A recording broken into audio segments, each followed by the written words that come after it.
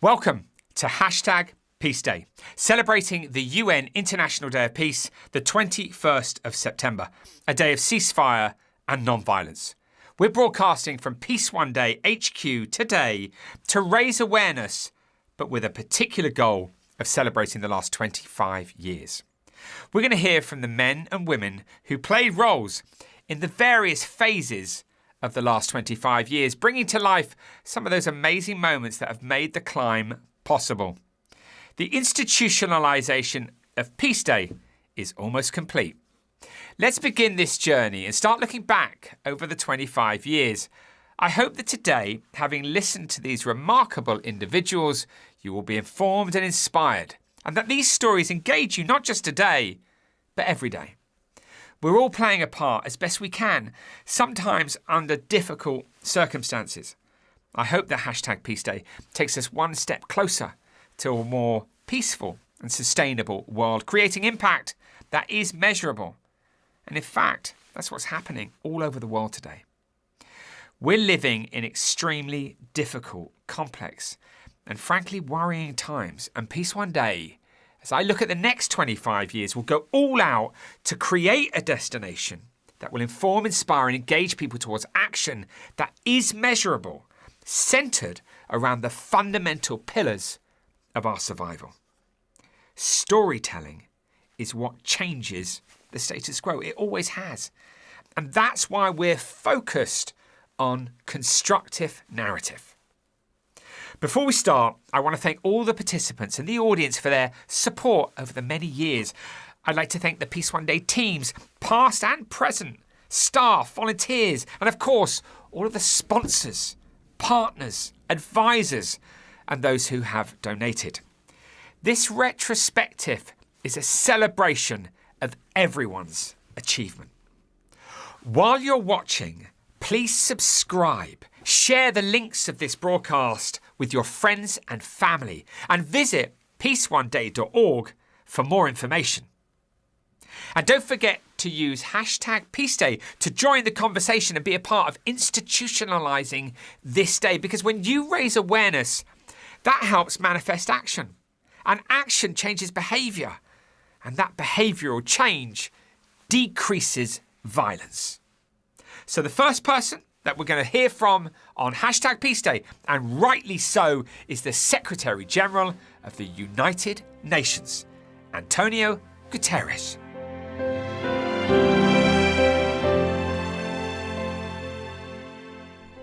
Everywhere we look, peace is under attack.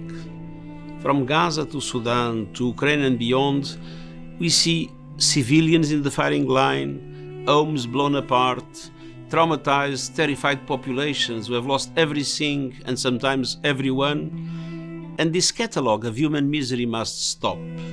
Our world needs peace. Peace is the ultimate prize for all humanity.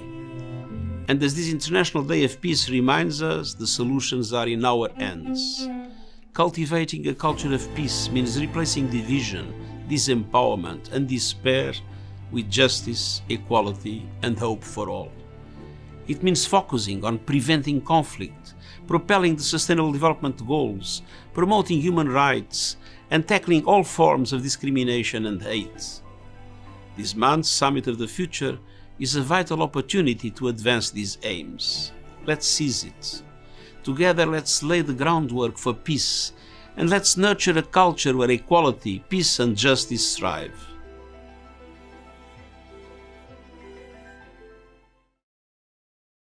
Thank you to the Secretary General for his Hashtag Peace Day message. Next, I'm honoured to introduce the Secretary General of the Commonwealth, the Right Honourable Patricia Scotland KC, whose support from the very beginning has been inspirational. She's played a fundamental role over the last 25 years, and it's an absolute privilege and an honour to have her support. It's exciting to sit down and be in her company. She's a force like no other. Let's go to her interview right now.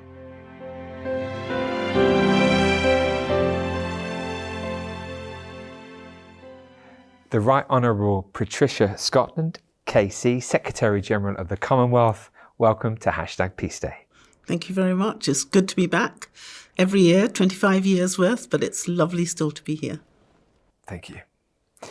So the first question I wanted to ask you is there's been a few milestones for your journey to become the Secretary General of the Commonwealth.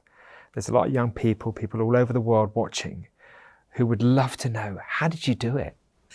I think it's a really extraordinary thing that I can't quite believe either, because as you know, Jeremy, I was born in a small but rather beautiful island in the Commonwealth of Dominica. And I'm one of 12 children. I'm my parents' 10th only child out of the 12. There were 7 boys and 5 girls. And I never really believed that I would achieve any of the things that I have apparently now done. So I left the Caribbean when I was really small. I grew up in the East End of London. I became a lawyer at the age of 20. I did my degree. At 21, I qualified. And then at 35, I became the first black woman ever to take silk, which is a senior barrister, a Queen's Counsel. That's what they called in those days. And I always thought that I would stay in that profession. But since really 1997, things changed, because I went to the House of Lords and I became Baroness Scotland. It was another surprise. And then in 1999, I became a minister. I was the foreign minister in the House of Lords. And then in 2001, I became deputy to the Lord Chancellor, minister responsible for civil justice. And I became a Privy Councillor.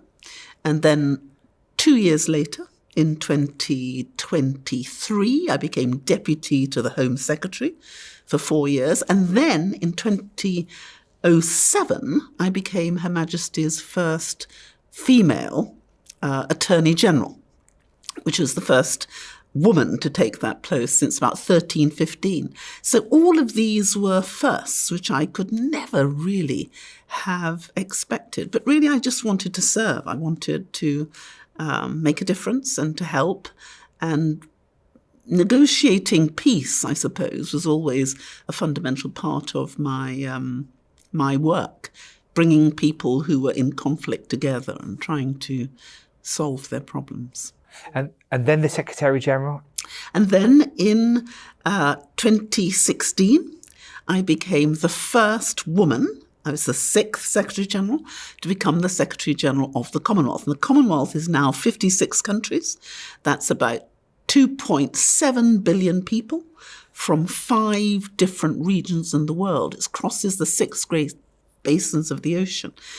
And it's been a phenomenal journey, because the fundamental thing at the core of the Commonwealth, it brings all these different countries and peoples together, is how do you create harmony? How do you create peace? How do we help each other to do better and to deliver the Sustainable Development Goals? And really the Sustainable Development Goals were created almost by the Commonwealth. In 2012, the Commonwealth came together to say, what are we about? Why are we together? Why are we this family? When we're so many different, got such a difficult history. Why are we sticking together?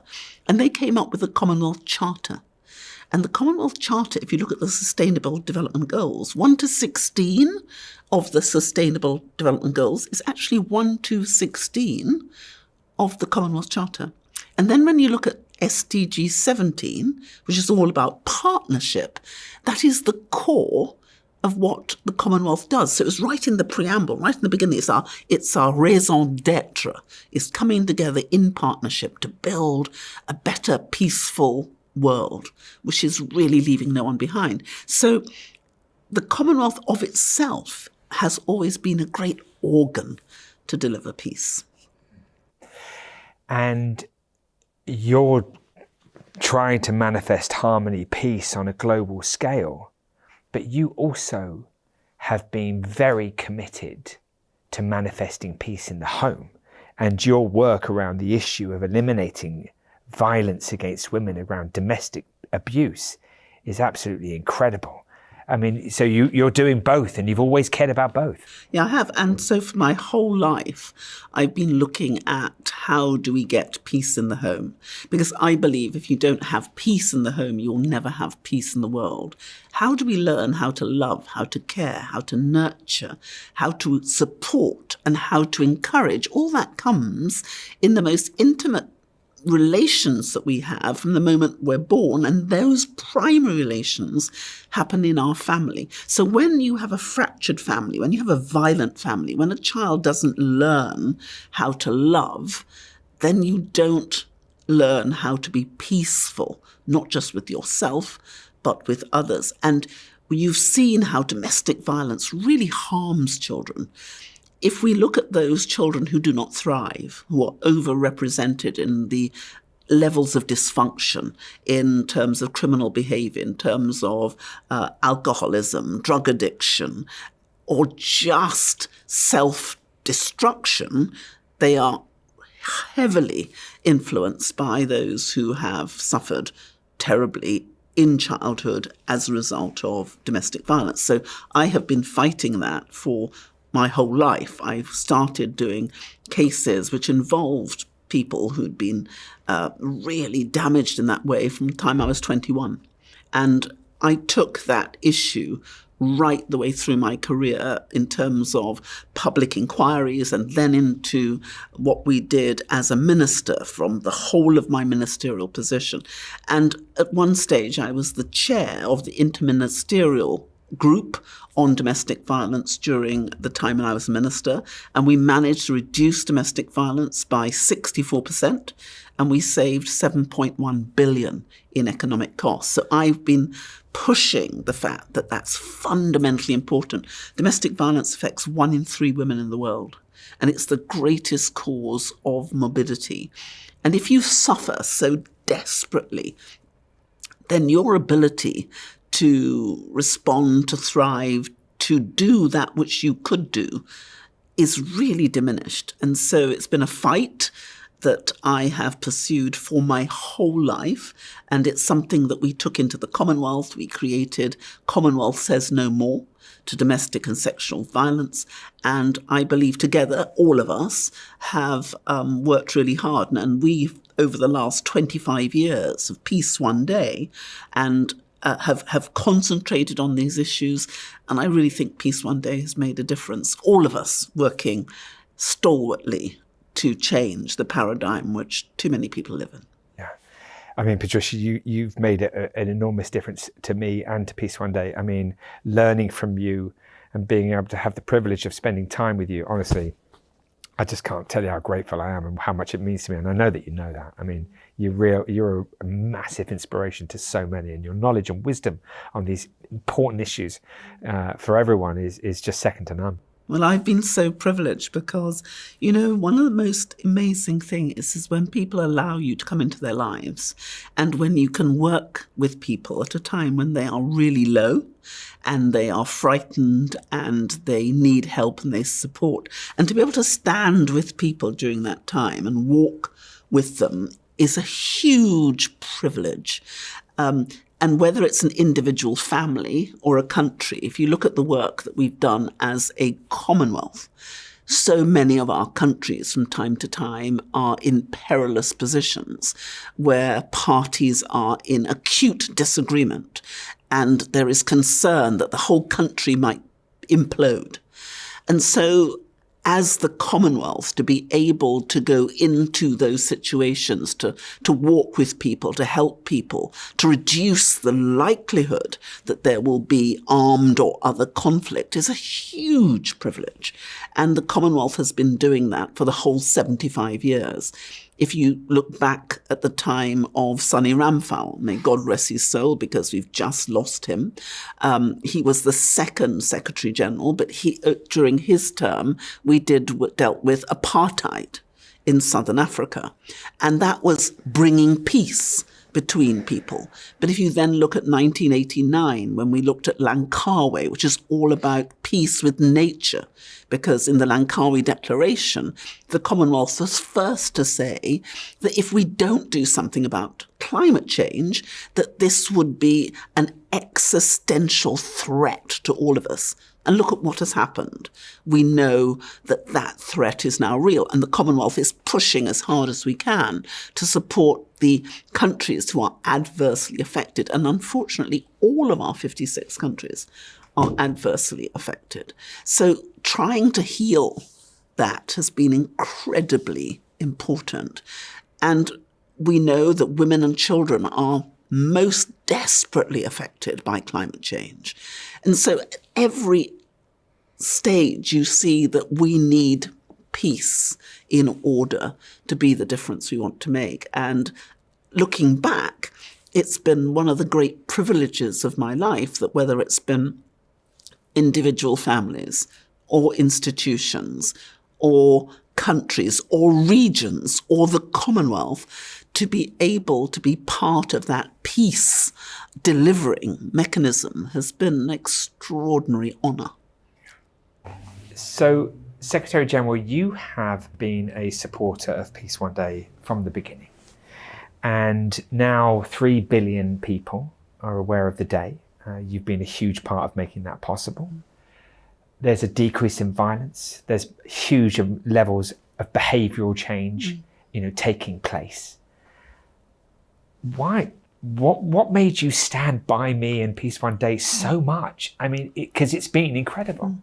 Well, I just saw that what you and Peace One Day were trying to do was something that the world desperately needed.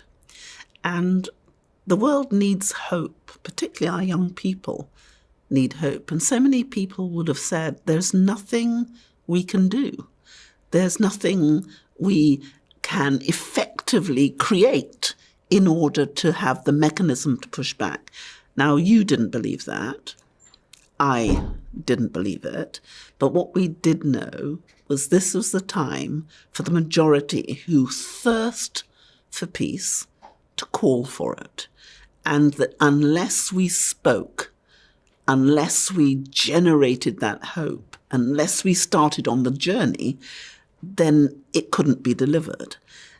And I think it was because I kept on thinking, and I know you thought too, it's always said the only thing that enables evil to prevail is if good men and women remain silent.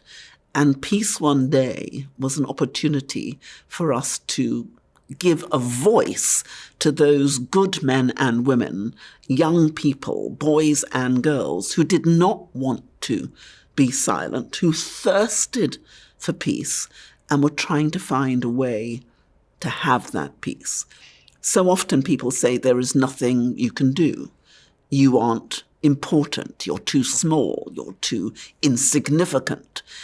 And Peace One Day was saying, no, we can be the difference, as Gandhi said, that we need to make in the world. Or remember what Nelson Mandela said, everything looks impossible until it's done. And what Peace One Day was saying was, firstly, we can have this day. A day in the calendar, 21st of September, when the whole world will come together for peace and do something positive, creative to deliver it. And someone had to start it, and that someone was you.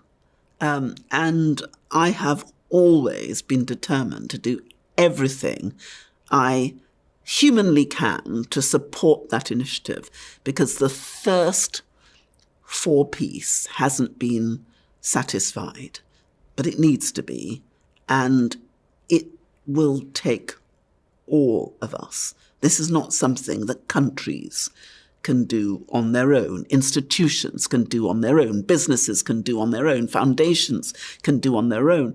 This is something which needs all of us individually to make a commitment and to understand that we can do this if we choose. And the fact that you and all the billions of people who've now been touched in the last 25 years are doing this is hugely important, because I've heard from so many people that they've been amazed by what has been achieved in the last 25 years. And the most important thing, I think, which has been achieved is hope. People have hope. Do you remember all those people who said it won't make any difference? Why are you bashing your head? There'll be no quantifiable change. Well, there has been. There has been quantifiable change. The world is more peaceful. There is more hope. Young people have been enabled to see their actions make a difference. And so for as long as I am here, in whichever capacity I happen to be, I'll always be supporting you and Peace One Day. Thank you so much, Secretary General. That means so much. And I think that's a beautiful way for us to conclude. And I never want to, because there's so much I want to ask you. But I know that you have a lot to do each day, especially on a day of peace as today. The last thing I'd like to say is to the young people of the Commonwealth, 2.6 billion people that are a part of the Commonwealth, and indeed other young people around the world. What message do you have for them in terms of inspiring them to believe that they can make a difference by themselves, but also by working together? Well, I think I'm incredibly proud of the 6% of the Commonwealth who are under the age of 30. That's probably more than 1.5 billion young people. And what I've seen is that their energy, their passion, their real courage can be the difference we need to see in the world. And so I would say to them, never doubt yourself. Never believe that you are insignificant. You are as powerful as you choose to be. And if you all come together and choose peace, then peace will choose you. And you will make our world happier, kinder, better. So what I'd say to the young people is, please don't give up. We need you. We will walk beside you and we'll cheer you on when you do that which we dream of doing but have not yet achieved. So I'd say, go for it. You can do this. And if anyone tells you they can't, just say to them, watch me. Secretary General, the Right Honourable Patricia Scotland, KC, thank you so much and happy Peace Day. Happy Peace Day, Jeremy.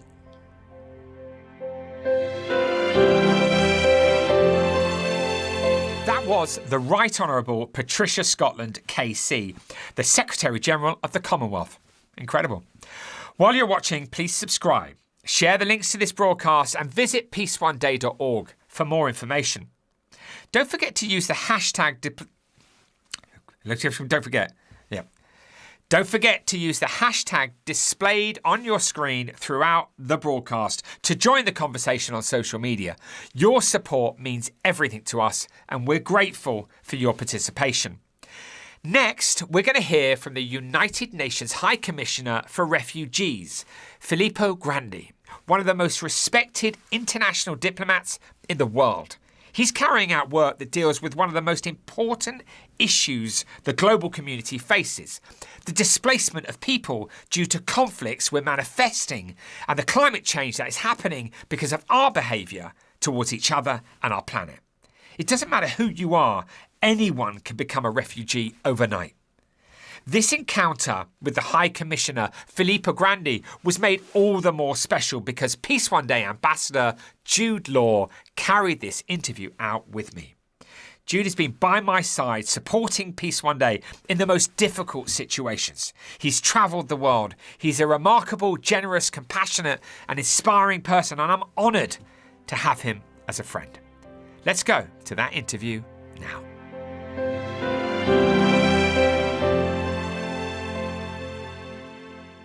The United Nations High Commissioner for Refugees, Filippo Grandi.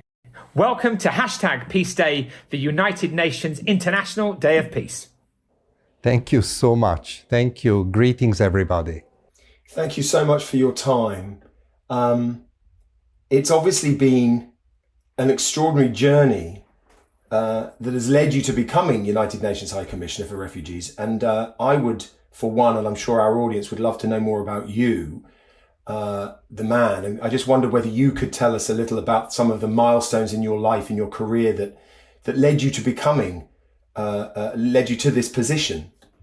Yeah, that's a great question. I grew up I'm Italian. I grew up in Italy in an environment that valued many things, luckily, and valued two things that I have always cherished. One is doing something that could be useful to others, and the other, be curious about the world. So growing up, I kept thinking, what can I do when I am an adult that marries these two things? And somehow, one day I found myself working as a volunteer. I was in my mid-20s after school, working as a volunteer in Thailand. You have to picture, I'm an old man by now, so we're talking about more than 40 years ago. And the Cold War borders passed through the place where I was working, the border between Thailand and Cambodia, which was then in the other sphere of a divided world. And guess what? The problem I was asked to work on together with other people was a refugee issue. And this is how I got into this 40 years ago. I got into what is called now, back then I'm not sure how we called it, but what we call now humanitarian work, through the refugee challenge, at a place where all of this was deeply intertwined with international politics. And there I don't know if I understood that so clearly, but I had my first intuition that all of these were spheres overlapping and incredibly fascinating, besides being hopefully useful to saving people's lives and to make people's lives better. That was the beginning, and since then it has been a long but wonderful path. Thank you. Thank you so much for that. The world is in crisis. There are 120 million refugees and displaced people in the world today, and numbers, sadly, and nobody knows more so than you, keep growing. UNHCR is an incredible organisation. And I wanted to ask you, what fundamental geopolitical changes do you think we need to take, in order for the world to live together in peace? I think what you said at the end, your last word, sum it all up.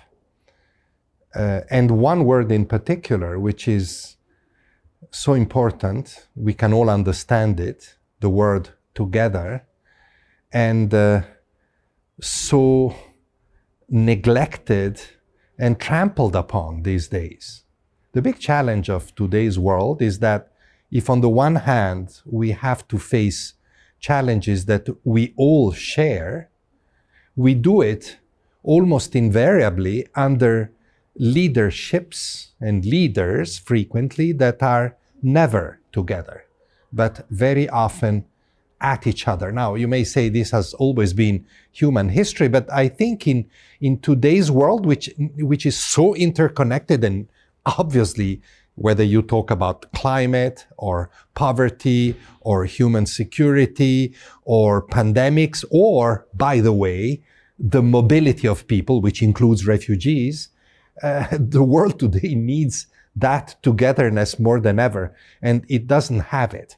So that's a political challenge.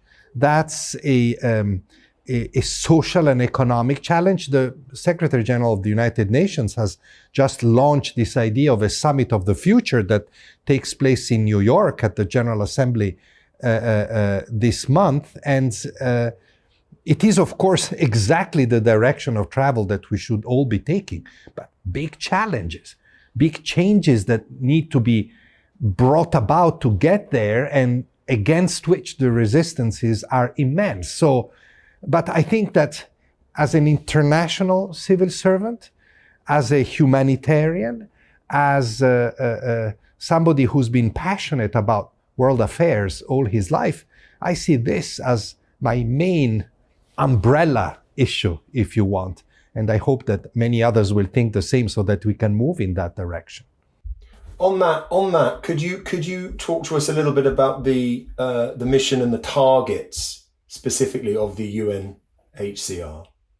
Yeah, of course, the UNHCR is the main refugee organization in the world, and it is the refugee organization of the United Nations.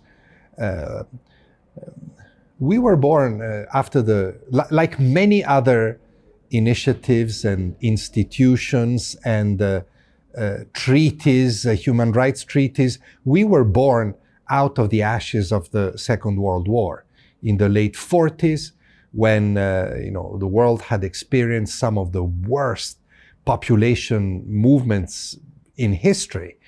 And so there was, that was the beginning of already a divided world with the Cold War, the Iron Curtain in Europe.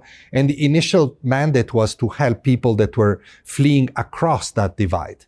And then, of course, the world evolved. There was decolonization, conflicts in Africa, Asia, dictatorships in Latin America, and more variations on the theme of flight, of exile, of having to abandon one's home in search of protection. And therefore, the mandate of UNHCR, from being very much focused on individuals, on legal issues, became much more that of a humanitarian organization trying to help assist masses of people on the movement. But that protection angle, we call it like this, that ensuring that people that flee because of war, persecution, violence, discrimination, that these people can find protection in another country, or increasingly in a safer area of their own country. We call these people displaced, internally displaced. And then just one more word to say, that's not the only part of what we do. We are also mandated very clearly to work with states, essentially, in finding solutions for these refugee or displacement flows. And that's a part of my work that I cherish, because we should not think of refugees as people that, have chosen this destiny. All refugees want not to be refugees anymore, but we need to create the conditions for this to happen in safety and in dignity. That seems to me to be one of the common issues, that this sense that they are others in our environment, and I wonder, is there also an element of your work that is educating or trying to educate folk to recognize their situation, as opposed to react because they feel that their home or their environment is being invaded or filled up, if you see what I mean? Yeah, it is a very important part of our work, if I understand your question correctly. Especially now, today, in the era of, hate campaigns and social media, right? Exactly. Yes, that's why I ask. Exactly. And, this is unfortunately, the people we work for and with, the refugees, the displaced, the stateless people, these people that are in flux somehow in our world, they are easy targets because they're so often marginalized and excluded. And it's a spiral, isn't it? Hate campaigns against them, marginalize them. Often marginalized people become a liability in a society, and that fuels further hatred and marginalization. So our work is also to create awareness, first of all, of the real plight. Why are they leaving? Not out of their own volition. And then, of course, a message of solidarity with these people, but also say, look, if these people are included, has become such a key word in our jargon. If these people are included, in the education system, they have access to jobs, to healthcare, they can become such a formidable contributor to the societies hosting them, besides getting ready for doing what most of them want to do, which is to go back home. Very interesting. Can I ask you, Filippo, today we are broadcasting on the 21st of September, Peace Day, the UN International Day of Peace, a day of ceasefire and non-violence. Around 3 billion people are now aware of this day. There are people acting and observing in every country of the world now. There is behavioural change where violence is being decreased in our homes, communities, schools and places of work. How important is a day like this? How important is it for us to come together and stand as one? A few weeks ago, I found myself in another situation where the message somehow from a completely different angle was very much the same, the opening of the Olympic Games. The opening of the Olympic Games is also a moment in which there's a call to the international community to pause conflict, the Olympic truce, right? And what you are doing, and to me it's such an extraordinary initiative, is the same. Let's pause at the beginning of the biggest meetings of leaders and governments and increasingly civil society. Let's pause and let's reflect on peace. And many people saying, well, who is pausing? Nobody's pausing. People are being killed as you carry out this initiative. People are being killed in Ukraine, in Gaza, in Myanmar, in Sudan, in Eastern Congo, and you name it, in so many other places. Yet I think it's important to do it. I say so often, and I'm sorry if I sound like a broken record here, that we live in a world that does not know anymore how to make peace. And therefore, reminding the world that peace is the foundation of everything else, of development, of health, of living together, of prospering together. And of course, for the people I work for, it's the door that opens the possibility of going back to their homes or finding stability somewhere. It's important to have these global occasions in which, much as we sound idealistic, and we're not, I think, we are more realistic than those that wage war, it's important to remind them of the importance of that.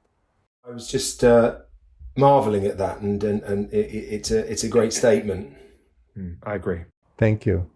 And of course, Filippo, you'll know that myself and Jude were in Afghanistan a number of times, and because of UNAMA and your colleagues, NATO and ISAF, and the president at the time, the Taliban did agree not to kill or kidnap on that day, and UNICEF, WHO, and other UN agencies were able to go in with 10,000 vaccinators and vaccinate 1.4 million children.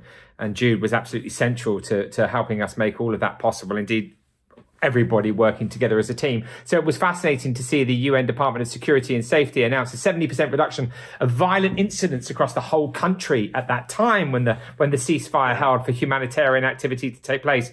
So you're right. I think it's central that we never give up on the idea of informing, inspiring and engaging people, even if it's only for one day. And of course, when you're actually got a directed campaign, great things can also happen. And nobody needs to tell you that. If I have one more minute, I'd like to say, I remember vividly, I was a young man when the Berlin Wall came down. I was with UNHCR and I was serving in Africa and Sudan in those days. I remember the extraordinary excitement that the whole world felt. The biggest division on earth had fallen, and a future of peace potentially was opening up. Now, as things turned out, unfortunately, it wasn't all that good, although there was a lot of progress in some parts of the world. But I think that since then, we've gone back into so much conflict and crisis and problems that we have forgotten that that moment of excitement was very real. And if we're all working together on that, it can come back again. Finally, High Commissioner Filippo Grandi, could you tell us if people would like to support your organisation, how do they best do that? I always say that the best way to help us is to become aware of, there was a question earlier that one of you asked about making people aware of who refugees are, essentially. And the best awareness comes from being with these people. if you know a refugee, you'll talk about refugees in a different way. And so that's the best way. And anybody can do this in any community anywhere in the world. Get a little, get going with a little bit of voluntary work, and it's always possible. And then there's many other ways. Of course, financial contributions. Of course, some people work with us or would like to work with us. They should, try to do that, try to become experienced enough to be able to join one of the organizations. There's many other ways. But that knowledge, that human contact with the people we're talking about, and then talking about them in a different way, is perhaps the best contribution an ordinary person can make to the cause of refugees.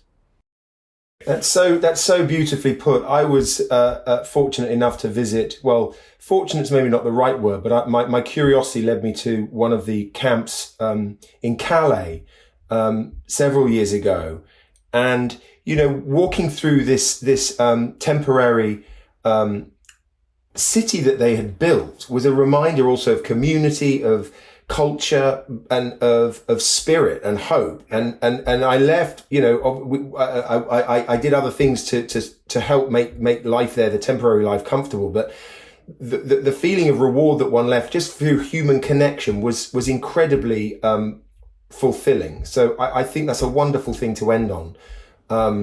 I thank you so much for your time and all your hard work. And it's a real honor for us to have you here talking and celebrating Peace Day today. Thank you. Thank you. Thank you very much, both of you. And let this Peace Day remain and continue and inspire. Thank you very much.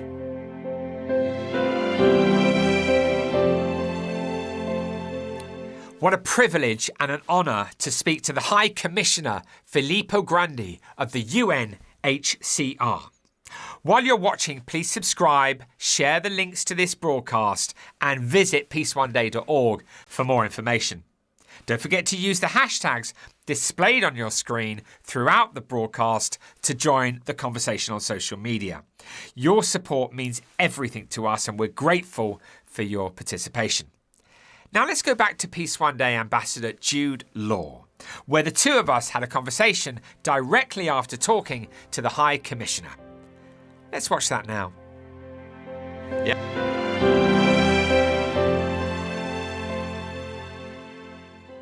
I just wanted to thank you and Peace One Day again for an opportunity like that. Over the many years we've been working together and that I've been contributing, I've always had I've had the good fortune to, through you, to spend time with people like the High Commissioner there, really motivated, intelligent, inspirational individuals who are acting, doing, and really trying to create a better world, a peaceful world. And, every time I do it, I'm like anyone else. I'm running around busy or, trying to squeeze stuff in. But every time I do it, I leave feeling more enlightened, more inspired, a little better off in understanding and appreciating the world's issues, but always feeling better. And I feel like Peace One Day is fundamentally that. It's an opportunity to learn, to inspire, but also to walk away feeling like you've contributed to a global community, to a sort of global hope. So thanks. Thanks, Jude. That's very kind of you to say so. And you know how I feel about the support that you've given for over 20 years. I mean, it's remarkable. And as we sort of reflect back, this year's Peace Day, I decided that I would go to the woman at the Foreign and Commonwealth Office who helped get the resolution through that nobody knew, and get Adrian Edwards, and go to Dave Stewart, who wrote the first ever song, and speak to Ahmed Fawzy, and speak to Richard and the Secretary General. It's a lot of years have passed, and great to go back and touch those folk again. I just wanted to ask you, as we sort of reflect back and think back, I mean, there's probably a few fond memories that you've had, or special memories, ones that you have sort of stuck with you. I mean, I think everybody knows now that you have gone out of your way to support me and Peace One Day, by going to places like Afghanistan and the Democratic Republic of Congo, and indeed many other places. But I think if we think back over these 25 years, what are a couple of memories that spring up for you? Too many to unfortunately share all. Certainly our trip to Afghanistan, both trips, but I think the I remember the shock of the first trip and the communities we were going into, and especially the young people, and this sense from them that we were trying to explain what peace was. They had no concept of it because they'd grown up in an environment of conflict. And their eyes lighting up as you described what a peaceful environment, what a peaceful community might be. I found that deeply moving.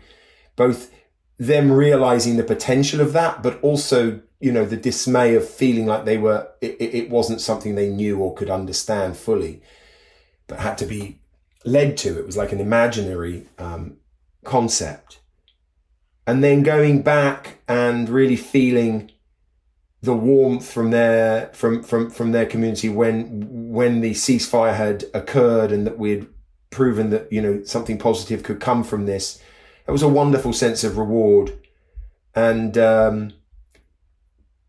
then again this disbelief that was sort of thrown our way when we announced that we were going to go to the DRC and have this concert, and people assuming that it would turn into just, I don't know, chaos and riotous, and we pulled it off. And again, it was just glorious to see this mass of people having a wonderful time and celebrating and reveling in the potential, in the hope, in the idea of peace.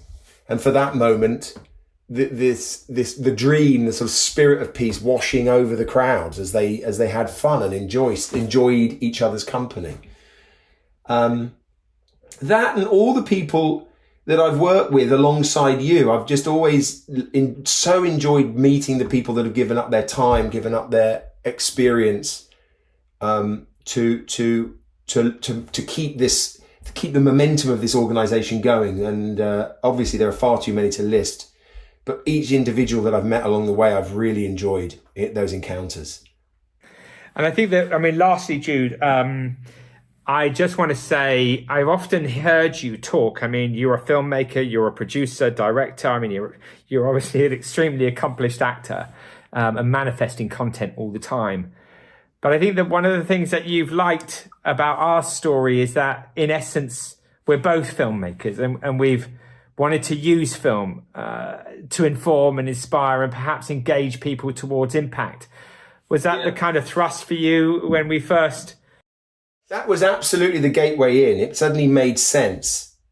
I didn't want to get involved in anything that didn't sort of make sense to what if I couldn't contribute. And suddenly it was exactly that. I think we had a conversation and I recognized suddenly, yes, he's a filmmaker too, and I wanted to contribute my abilities as a filmmaker.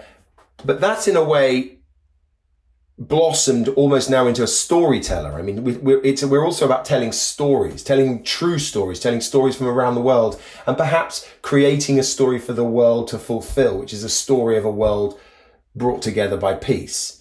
And stories, whether it's, thousands of years ago, sat around a fire, sharing stories of, the threat of the dark forest or the hope of a new season or a new a summer or a pasture, that you're walking to. The idea of hope, the idea of sharing stories that inspire that, whether they're true, whether they're fictional, are a part of our DNA. They're a part of who we are. They're how we express ourselves and how we communicate. So that idea of filmmaking, storytelling has absolutely bonded what I do and what I love and what I understand to the organisation and to what you do, and what I hope involves everyone else. Jude, thank you. Thank you for that. Thank you for everything. Thank you for over 20 years. I can't believe it. Well, I can when I look at how old I look in this footage. the various haircuts and facelifts over the years. No, I'm joking. Well, listen, mate. Thank you for those decades. I love to you. You know. I mean that. And congratulations, mate.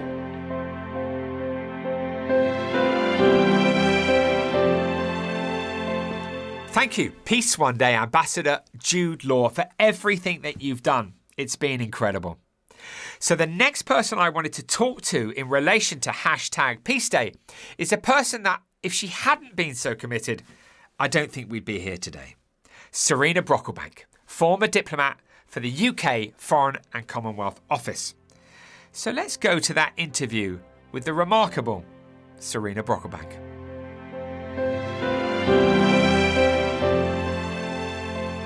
Serena Brocklebank, welcome to #Peace Day. Thank you very much. It's lovely to be here. Good to see you, Jeremy. So, Serena, for Peace Day this year, today, we wanted to look back of the 25 years, a kind of retrospective. Because when you do something like I've done, like Peace One Day has done, you know, a lot of people sort of say, oh, it's amazing. But actually, there's an awful lot of people behind the scenes who made it all what it is. And you were one of those people. In fact, you were fundamentally important to the reason why the 21st of September is a day of peace. But before we get to that, could you just tell me a little bit about your journey? Because you've done some extraordinary things. Tell me a little bit about your journey and some of the milestones that have brought you to this moment. So I joined the Foreign Office back in 2001. I had actually, before that, done a variety of things. I'd been a lawyer very briefly and I'd worked in outdoor education for a while. And then I came into the Foreign Office, very excited to be there. And my first job in 2001 was in the United Nations Department. And so I had only actually been working for the Foreign Office for a few weeks when I came across your good self. Okay. And actually, also since then, before we get onto that, you climbed Everest, didn't you? I did, but that was afterwards. That was after our connection at the beginning of the time of the resolution. But my career in the Foreign Office carried on for a few years, and I ended up working in Nepal, in Kathmandu, and part of me obviously was working in the diplomatic service, but there was still a big part of me that was that outward bound instructor who still loved being in the mountains.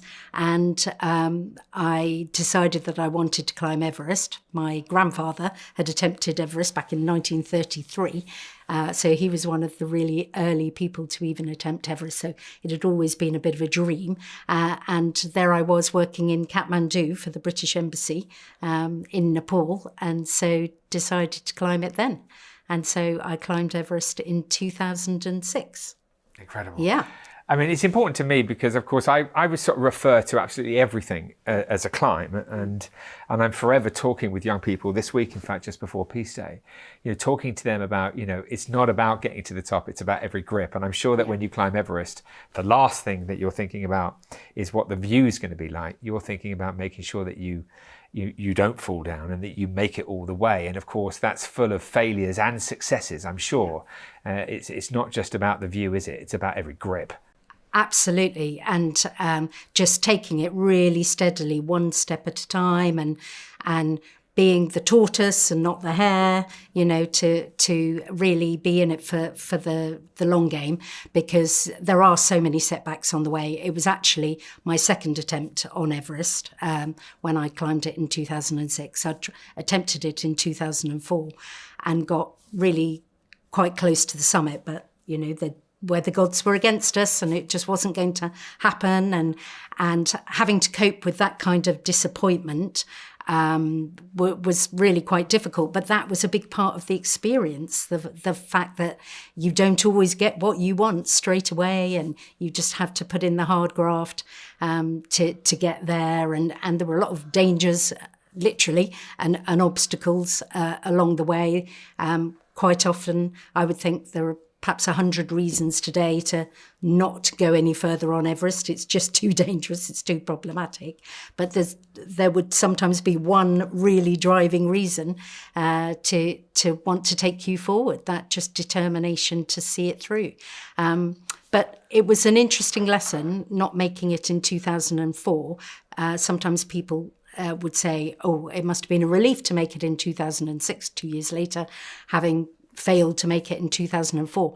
And I didn't see that as a failure at all. I saw it as a real lesson in humility, actually, and trying to be rational when you're up at really high altitude and rational is far from what you feel. You know, you're oxygen deprived and you want your goal, you want your summit, but having to make the sensible decision to turn around so close to the summit, to come back down, because at the end of the day, you know, being alive and your safety is much more important than anything else. And then going at the goal and another time and just biding your time. So there are lots of metaphors in there for how to live your life, really, because there have been other stages, and, you know, that ties into the resolution and trying to push for the resolution and getting setbacks on that as well. You don't always get what you want straight away, and you're maybe going to have to try and take a different path and a different technique. But patience is key as well. Yeah, it is. Patience and determination, hanging on in there. Yeah. I mean, I think that everything that you're saying, we can all identify, and that life is about, you know, what you do when you're down, not necessarily what you do when you're up. Yeah. And it's character building, and that's where we get our wisdom from. And I'm really into this. This is why I wanted to start this conversation with a conversation about climbing Everest, because, you know, I've been on the road 25 years, as you know. Yeah. I've never wanted to stop climbing. Yeah. You know, I've really wanted to see the day by 2025 that 3 billion people are aware that it's, you know, the institutionalization of the day is there, and we're obviously really close to that. But let's go right back then to 2001. So when we started the journey, we found out that there was a day of peace, but it didn't have a fixed calendar date. It didn't ask anybody to stop fighting. It wasn't a day of ceasefire and non-violence. And so there were some fundamental issues with why nobody knew about this day, or very few. Yeah. And obviously, if we were going to have a day of peace, then wouldn't it be wonderful if it had a fixed calendar date so we all knew when it was? And that was the resolution that we wanted to manifest. And that led me to the Foreign Office. But I want to just ask you about that period, because obviously for me, it was a really slow process. It was incredibly difficult. And I mean, so, you know, what did you think? I mean, you've just arrived at the Foreign and Commonwealth Office, and you hear about this idea to create a day of peace with a fixed calendar date, a day of ceasefire and non-violence. What were the challenges? So, yes, I'd only just arrived, so I was still getting my bearings at the Foreign Office, really, and working in the United Nations Department. The main part of my work was working on UN elections, and I was asked to liaise as well as a part of the job with this chap, Jeremy Greenstock, who is extremely keen to get a UN International Day of Peace fixed to a particular calendar day. And they said, please liaise with him.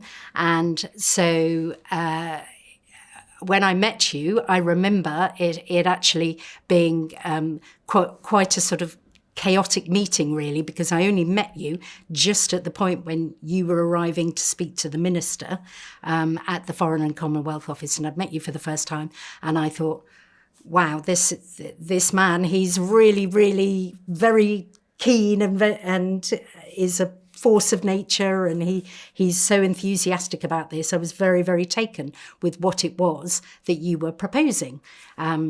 And really, there didn't seem to be a problem in terms of trying to get a UN resolution together to fix it on a calendar date. That didn't seem to be a problem. But the ministerial meeting didn't go particularly well. And so that was a bit of a setback at that time. And the grumblings at the time were maybe it's too ambitious to be looking at something that will be a global ceasefire day, and looking towards trying to piece together a resolution that's going to be credible and that we're going to be able to get unanimous support in the United Nations. That seemed to be the sticking point. But I remember liaising with you quite a lot during that time. Like you say, it had been going incredibly slowly. The wheels had been moving very slowly indeed. We'd had that setback from the minister who seemed a little bit cynical about the whole thing. And I guess what was interesting for me at the time was I was a very small cog in the Foreign Office machine. I was brand new to the place. But I suppose what was almost an advantage was I was also fresh and enthusiastic, and I could see these great ideals of what you were promoting, and I was fully behind it myself and thought, well, if I can just keep reminding my colleagues and my more senior colleagues that this man, Jeremy Gilley, and his proposal for this resolution, he's not going away. He is determined to do this, and we really need to give it some serious thought. What really are the blocks here? And this idea of a ceasefire, and we managed to morph that more into a day of non-violence, to broaden out the appeal and the credibility for other nations to get on board with the idea. And we just sort of looked to the ideals of the United Nations, really. I mean, the United Nations as a concept, it's very rare that nigh on impossible for all the nations of the world to be united. So why not strike for these high ideals that were embodied in the resolution? So it was a case of just keeping in touch with you, reminding my colleagues in the UN department that we could perhaps find a way forward for this. And it was a bit of a case of timing as well, just looking at the right time where the UN in New York could take on board a resolution, and getting the key players on board as well.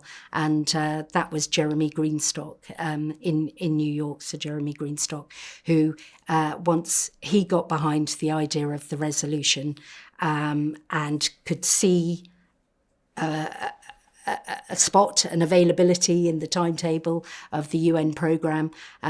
So in August, it became apparent that there was going to be a slot, and it happened on the 7th of September. And I remember after all this, be patient, be patient, be patient. It was then a case of hurry up, quick, it's going to happen, and it's going to happen really quickly. I think what happened in New York was that the feelers went out to other countries. We'd got Costa Rica to co-sponsor the resolution, and the feelers had gone out, and the mood music was good, and everyone was receptive to the idea. And we decided that this is the time. Let's just do it, and let's do it really quickly. So I'm sorry that we made you wait so long, but then when it happened extraordinarily quickly. Yeah, incredible. And so for people who would like to see the process that you've just discussed, of course they can see that in the first Peace One Day documentary. In fact, they can also watch The Day After Peace. But the first Peace One Day documentary really goes into the detail of exactly what you were speaking. In fact, why don't we just look at that interview now with the Minister, John Battle. A letter came through from the Prime Minister, Tony Blair, requesting I meet John Battle, the MP responsible for UN issues. It was the first time I'd been given a meeting with a Minister of State. Thank you very much. He looked underneath the bonnet, he said, I can't believe you got here. The Undersecretary General for Political Affairs, Kieran Prendergast, said to me, Jeremy, go back, go to England, get their support and create a new resolution. Yeah, because I can't give you a commitment here and now to say that we're going to support a resolution and do a certain way. Okay. Is that what you wanted? Well, I mean, I'll just call the interview off if that's what you wanted, because there's no way I can give you that kind of commitment. Because I don't know what the conversation is in the background. I've not been briefed on Stuart Eldon overnight. Okay. Well, I mean, I was going to... I'm going to get to that, but I'm not going to... If you don't... I understand that part of the situation is that... You can't get you lot there, me sat behind a chair and say to me, well, I support that. You'll get vague noises about we'll be warm about it, but there's no way I can commit ourselves to resolutions. Resolutions have to be worked through. You've got to build support for them. No, understand. No, I understand that but I don't know how well you've been briefed, Mr. Battle, so there might be a situation where you were here today to say, Jeremy, guess what? We can do this. But I mean, I'm not on running on a film. I'm not. We could have had the conversation before, but running on a camera, that's not a way to do it. Yeah. No, and I understand that it takes time. I mean, what I've done is I've always filmed the journey of creating a global ceasefire day, and I understand that you don't need to make a clear commitment here today. That it's a process, and it's exactly a process that takes time, and one that we respect. and very patient. Otherwise, it won't happen. You need to be patient with the process, or it won't happen. Absolutely. And we need to be patient with the process as well, because unless you get support, it won't happen. Yes. Putting resolutions together in the UN is the hardest thing in the world. Yes. To get the commitment of others to do it. Yeah. Okay. So I think that perhaps. But in principle, there's no opposition to it. Okay. What you're trying to do is focus it. But if you're saying to me, put a gun to your head, to use a metaphor, No. can you give me a resolution and say you're going to go for a new resolution? The answer now is no. Right. Because we've got to work through the process of it. Yes. And we'll do that. But we're willing and positive about working through the process of it. I think Tony Brenton's words were, what was it, positive consideration. That's correct. But that's a bit more active in my mind than just positive consideration. We'll look at it. I'm actually wanting to make it happen. If we can work together to make this happen at this year's General Assembly. I'll have conversations from here with Tony Brenton and with our guy in New York and see what we can do practically now. Okay. Good. Well, Mr. Battle, I didn't. Thanks very much. Yeah. Very kind All of you. the best with it as well. So yeah, that was a really interesting scene that we've just watched with the Minister John Battle. And you're right, it was amazing, Serena, because you created a kind of a wave of excitement and enthusiasm, didn't you, at the Foreign and Commonwealth Office with Clive Wright and other members of your team.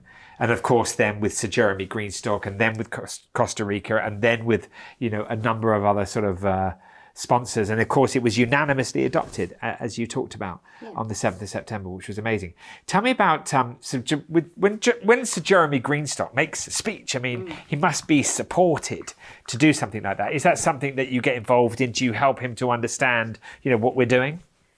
Yeah. So I was really a very small cog in the machinery of the Foreign Office at that point. But as you've described, I think it's about enthusing other people, making sure it's always in their frame of reference to be thinking about this idea, because it could have easily got sidelined with the busyness of everything else that was going on.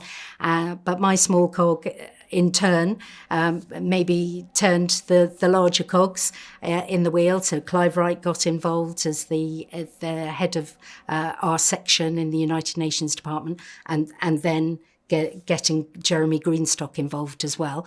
I had been fortunate enough to meet him on a couple of occasions before the resolution took place in Geneva and New York. So he was a known face, and I was a known face to him. And what was rather lovely, if not slightly terrifying, was at the moment that he said, right, we've got this slot, we've got this availability, I need the background, I need a speech, I need it in about 3 hours' time. And so I remember having to draft that really quickly. And that was quite a key bit of work for me, because I was still, very new and junior at that point. And it was lovely to hear, partly through your film, that the speech was read out pretty much word for word. So it was lovely for me to feel that Jeremy Greenstock was very much trusting what we were putting forward to him. And I think it's also a reflection of how much we had talked about it and how much we'd really thought about what we were putting in that speech and what we wanted to be presented to everyone in the United Nations. And, I don't want to take too much credit for this at all, but the fact that it was so well received in the UN, went through very smoothly, unanimously adopted. Nobody could see a problem with what we were suggesting. Even the wording of global ceasefire and a day of non-violence was incorporated. It was accepted, and it was so lovely to think that people could unite behind these ideals, however hard they are to achieve. Yeah, it was amazing. I mean, it's incredible. I'm so pleased, Serena, that you took time, on today's Day of Peace to tell your story, because I think, as I said at the beginning, I've gone on this journey, but there are people like you, Serena, who were just fundamental. And now the audience knows that there was this woman at the Foreign and Commonwealth Office who was the champion for the reason why the 21st September is now the World's Day of Peace and why it's a day of ceasefire and non-violence. And as a consequence of that, then what happened, of course, as you know, was the ceasefire held in Afghanistan, and millions of children got polio vaccinations, and now 3 billion people, know about that day. I mean, you work with a lot of young people. How does it feel to have been so instrumental in the establishment of something and now know that millions of people are celebrating it all over the world? Oh, it's delightful. I'm so proud of everything that we achieved at that time and what you have gone on to achieve for the nearly 25 years after that time is absolutely incredible. And I'm really proud of being involved with Peace One Day, and it's been lovely over the years to stay connected. I've come to a number of events that you've held over the years as well. I remember going to that first big celebration in Brixton Academy, and then to a celebration at Wembley Arena. I came to see the film in New York when that was launched, and also at the O2 and at the Globe most recently too, as well. So it's been really, really lovely to stay involved with your organisation, be it on the sidelines, and to be a very small but hopefully important part of what helped create this day. Yeah. And everything that's flourished from there, with all the fantastic work that you've done and all the support that's been generated. Well, it's wonderful that you say all of those things, because obviously Adrian Edwards has been interviewed in relation to Afghanistan, and Dave Stewart, who produced that first Brixton Academy show with me and then wrote the Peace One Day anthem, has also been interviewed, for today. And Patricia Scotland, the Secretary General of the Commonwealth, has been interviewed, for today, who was there at the O2 Arena when you were there, and of course Jude Law. So I mean, it's really amazing today on Peace Day 2024. We've heard from some of the men and women who have supported Peace One Day, and without that support, of course, none of the success would have been possible.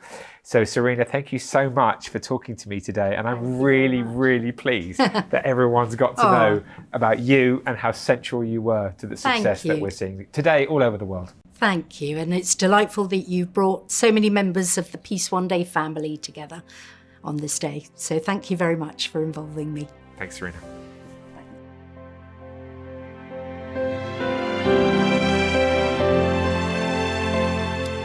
Thank you, Serena. Amazing that we've come back together 25 years later and celebrated this moment. And of course, the part that you played in the creation of #Peace Day. Thank you so much. Now let's hear a remarkable story of a man who epitomises with everything that he does what peace is really all about. He has one of the largest social media followings in the world, the inspirational Hakki Akdeniz.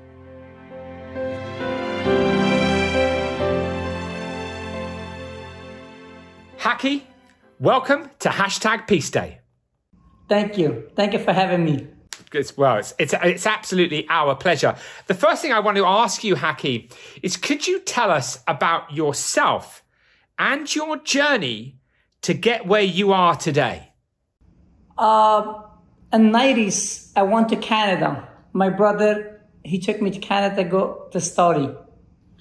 Actually, I worked with him, but I was not too good in school. So I was much better working in his pizzeria. So I didn't go to school, and I was just working hard. And it was good for my brother, so he doesn't have to hire another guy, save money. And it was good for me because I don't go to school, so it was everything perfect. But when I got 18 and I couldn't get my green card, so they deported me in Canada.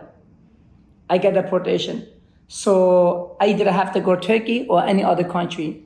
I have a friend of mine live in New York City, and I call him. I say, hey, if I come to New York, it's okay. Can you help me for just beginning to get a job or to place to stay? He said, yeah, Hakki, absolutely. Come over here. I'm your brother. Don't worry about it. So when I get here, that my friend, he make me wait 2.5 days at the Port Authority bus station. So every time I call him, it was a payphone, like quarters. You put a quarter, you make a phone call. And then he make me wait 2.5 days. Every time I call, he say, Hakki, I'll be there in 1 hour, 2 hours. Anyway, always give me hope, but he never show up. And the last day he was so angry, he was like, just hang up and use a bad word. He hung up the phone. I got my small luggage and I walk on Times Square. Those highest buildings, lights, a lot of people. And I have money. I stay like motel because the hotel there was like $200-300 back in the day. And I have only just $240 in my pocket. And my money finished, like I think like 5-6 days at motel. And the last day that I have to pay, I don't have enough, so I walk away. Just take a train, walk on the street, about 2 weeks stay on the street. And then until I find like homeless shelter, it's called Bowery Mission. I always say it's my second home. And I stay over there for like 96 days. And then I find a job at the pizzeria in Hoboken, New Jersey. And I work over there. And the first paycheck, I have to say this, New Jersey was the place I work is far from New York. Because the day when I go to New Jersey, I got lost. It took me like 8-9 hours. And it was just so hard to get there. And when I start over there, it gave me the job nighttime. So when I finished like 4 a.m., I don't know how to come back to New York. And I stayed outside. There was a park over that bench. I sleep over there. And next day, it was same thing. I did like 4 or 5 days. And I told my manager, he told me, hey, Hakki, you look so tired. You look like unclean. What's going on? The manager, by the way, he's working for me right now. He's my best friend right now. I love him, Jaffer. He's a great guy, yeah. So I told him the story. He told the boss, I said, please don't tell the boss I'm homeless. Because if he know I'm homeless, he's going to fire me. And then he go tell the boss. The boss came down and he said, you okay? I said, well, yeah. And then there was the first paycheck I get that day. I cried like crazy in the bathroom. He said, don't cry. I understand. There's a little bit of money, the manager. I said, no, there's not a little money. There's a lot of money for me. $300, it's a lot. Because from the street to go and get $300 is a lot of money for you. That $300 that day, it saved my life. It changed everything. And then, actually, that boss, I thought he was going to fire me. But that day, he took me his house. And I stayed with him for almost like 3 weeks until he get a room for me. And until now, we are like so, I'm not saying maybe best friend, I think. We're so close. Yeah, his name Jumali. I love that guy. The first boss, the first place they gave me to stay. That's an incredible story. So now but you now are in a very different situation. You got that first paycheck. Give me, just so the audience know, just tell us, what you've now built in terms of a business.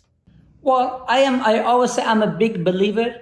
I hate to give up on anything.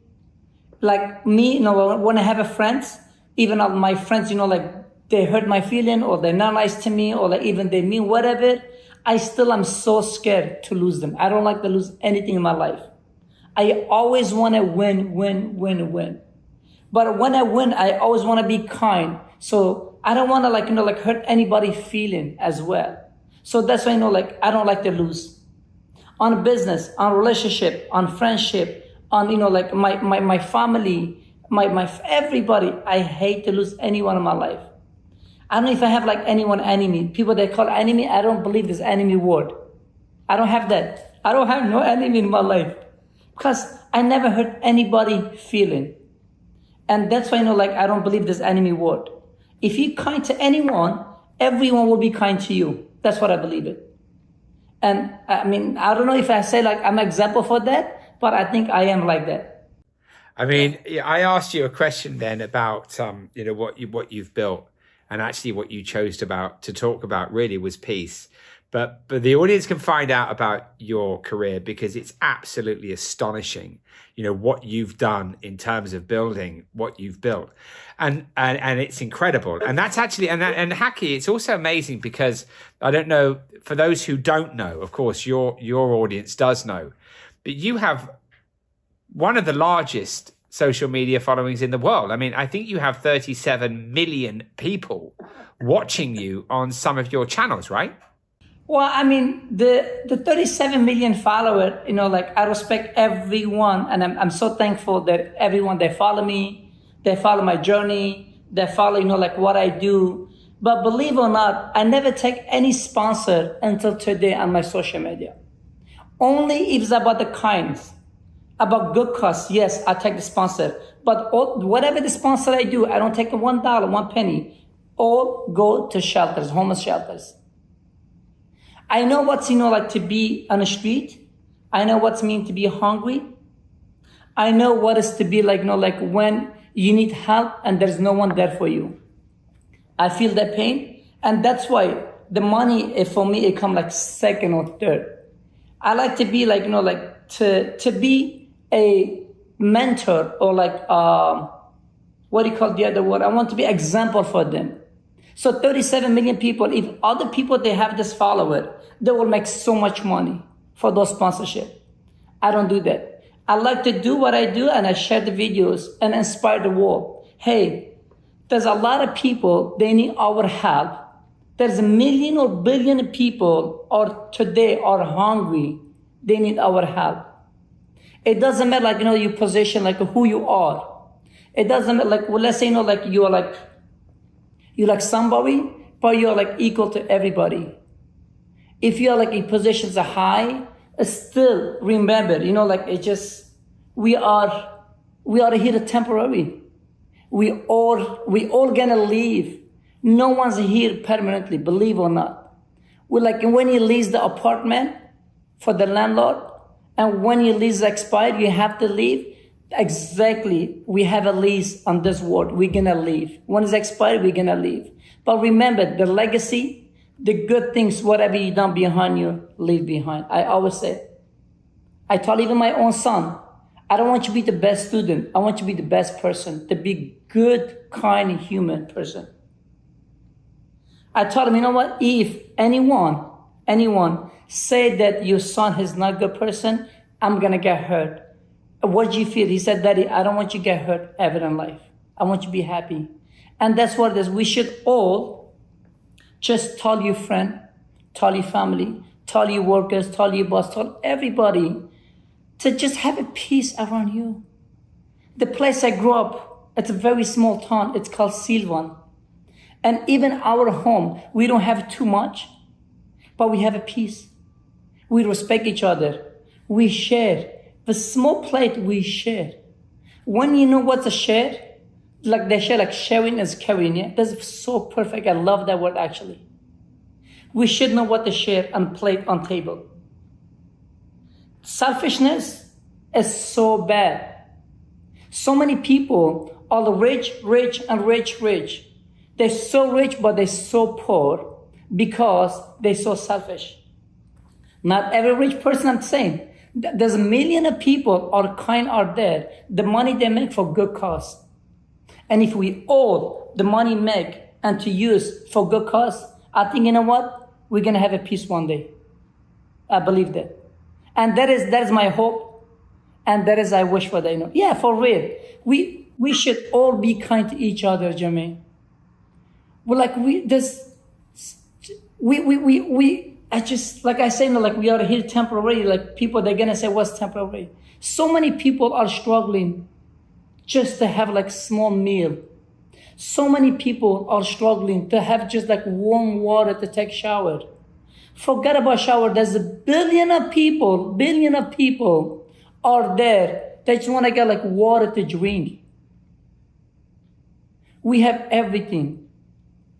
And that's why I say we should be kind to each other. To be nice to each other. To share what we have. Not to just hurt each other. And that's why we're going to have a peace one day. Believe it or not.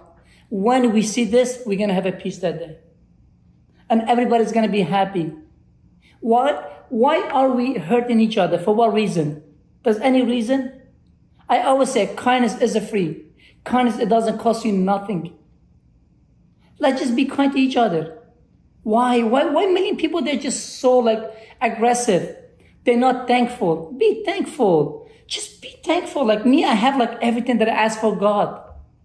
I ask him one, he give me everything double. I ask one child, he give me 2.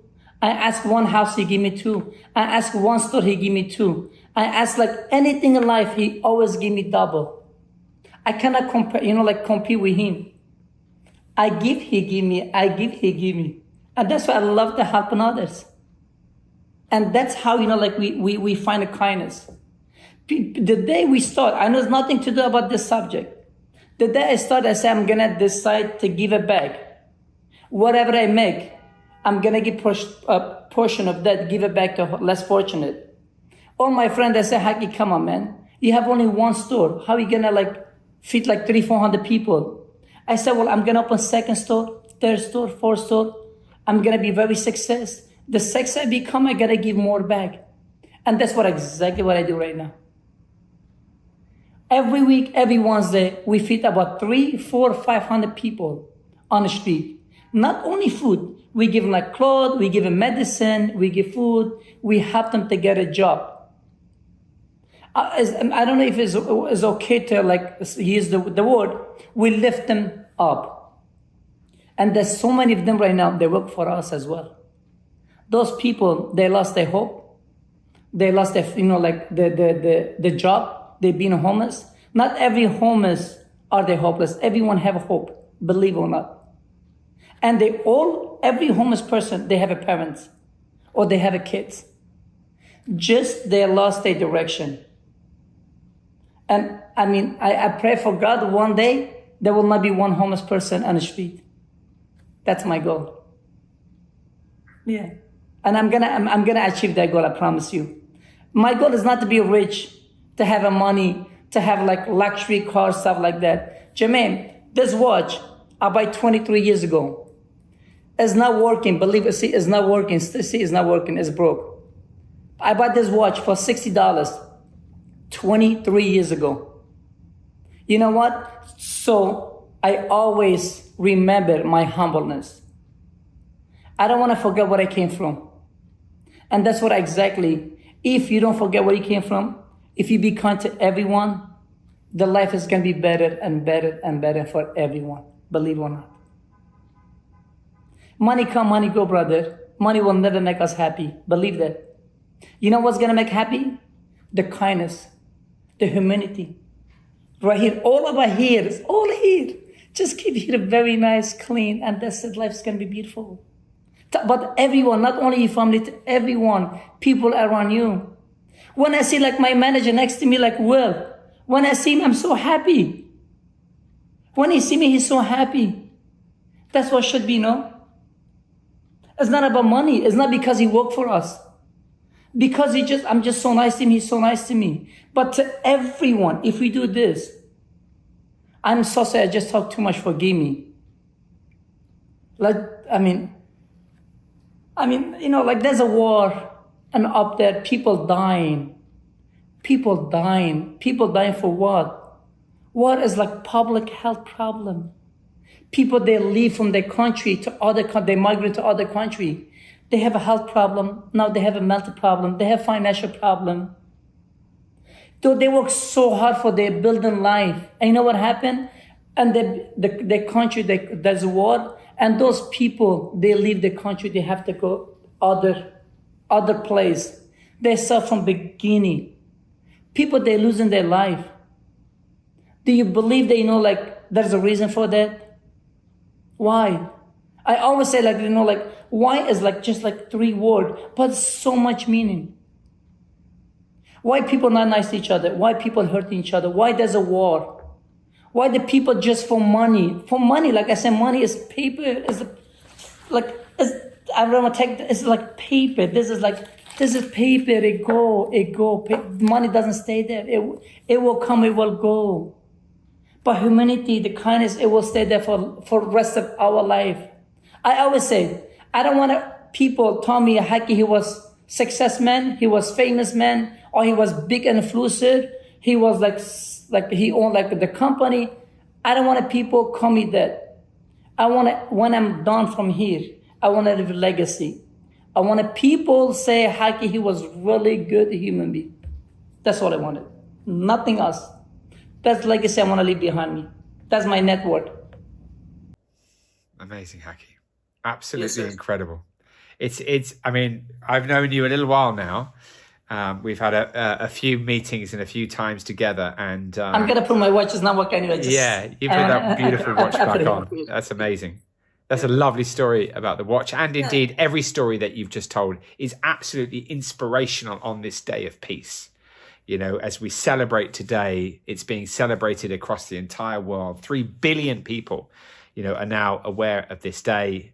That amount of people creates something called behavioral change, where we know people are decreasing violence and being nicer to each other. Incredible. I want to ask you, you've told your network, you've told a lot of people that the 21st of September is a day of peace. Why is the day of peace so important to you? Not just to me, it should be important to everyone. Because we all, like I told you, we all have a parent. Like so many people that, I mean, every human being have a parent. Everyone. And every parents want their kids be very healthy before wealthy. Health. And if there's no peace, there's no health. Forget about wealth. Wealth, there's another side. The health's most important thing, and for parents. When my son, he have a coughing, I feel so bad for him. When he I have a 2-year-old, the little one, he fell down a week ago at the park, and he just bleeding, and he cried scream, and it make me cry. With that scream, the way he cried, and I see that little just a little bit scratch, a little bit, it make me so sad. At that day, I just want to give him a hug. I want to kiss him. I don't want nothing happen to him again. So every parent, they don't want their kids get hurt. And the war, people getting hurt, brother. That's why we need peace. I hate about politics. I will never talk about politics. But peace is nothing to do with politics. Peace in your house and outside your house and everywhere in the world.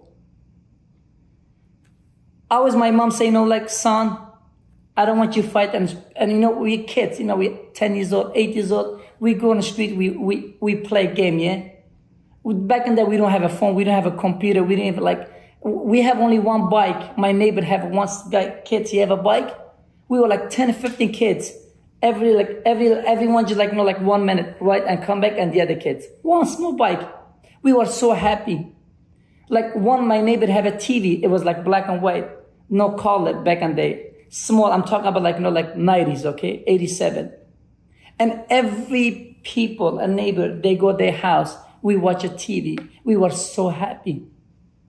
We don't have much, but we were so happy. We have a peace in home.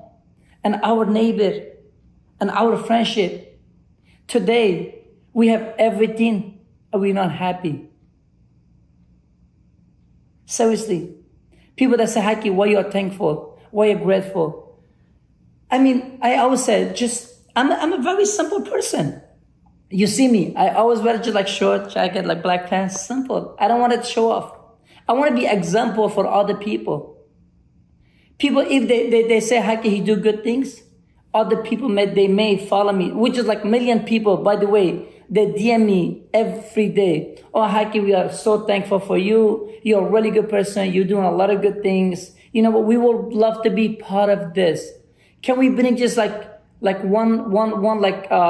apple? The lady, she came to me, seriously. She gave me $1. She said, no, I don't want to buy pizza. But how much pizza cost? I said $3. She said, if I give you $1, could you this $1 give slice to homeless people? See, even you have a little bit, sometimes is a lot. That's all she can afford to pay that day to other people. And she want everybody be happy, yeah? Because she have $1. See, $1 is a lot of money sometimes. And millions of people, they have $1 billion, but they're still not happy. They don't have peace in their home. Hakki, you've given us I know. To be grateful is most important thing in life, believe it or not. Thankful and grateful, I think is the biggest gift in the world that we have. I mean, what can I say, Jermaine? What can I say? You've said it all. Hakki, you've said it all. And it's absolutely inspirational. to hear your words and wisdoms and insights in relation to the importance of why we should have peace in our homes, in our schools, in our communities, in our places of work, and in the wider world. Everywhere. Everywhere, absolutely everywhere. Thank you for sharing all of those thoughts today. And thank you also for telling so many people that the 21st of September is a day of peace, a moment for them to bring their families together, to be as one. Hakki, you're an absolute inspiration, man. And I'm really pleased to be getting to know you. Good luck. Take care. Thank you so much, brother. Thank you for having me. God bless you for what you do. Nami, God bless you for what you do. To tell people we should have a peace one day. And that's very important. Believe on, that's very important. I want to thank you for bottom of my heart, brother. Thank you. Thank you so much, Hakki, for sharing your story and helping us raise incredible awareness of this day, and for the wise and inspirational words that you've just shared. I look forward to continuing our work together. Even after #Peace Day was established through the General Assembly of the United Nations, it was so important to silence the cynics and prove that the day could work in a complex place, that it had the potential to be a lifesaver, and indeed it was in Afghanistan. So let's find out about that process with the remarkable Adrian Edwards, former UNHCR representative for Australia and the Pacific. Let's watch that interview now.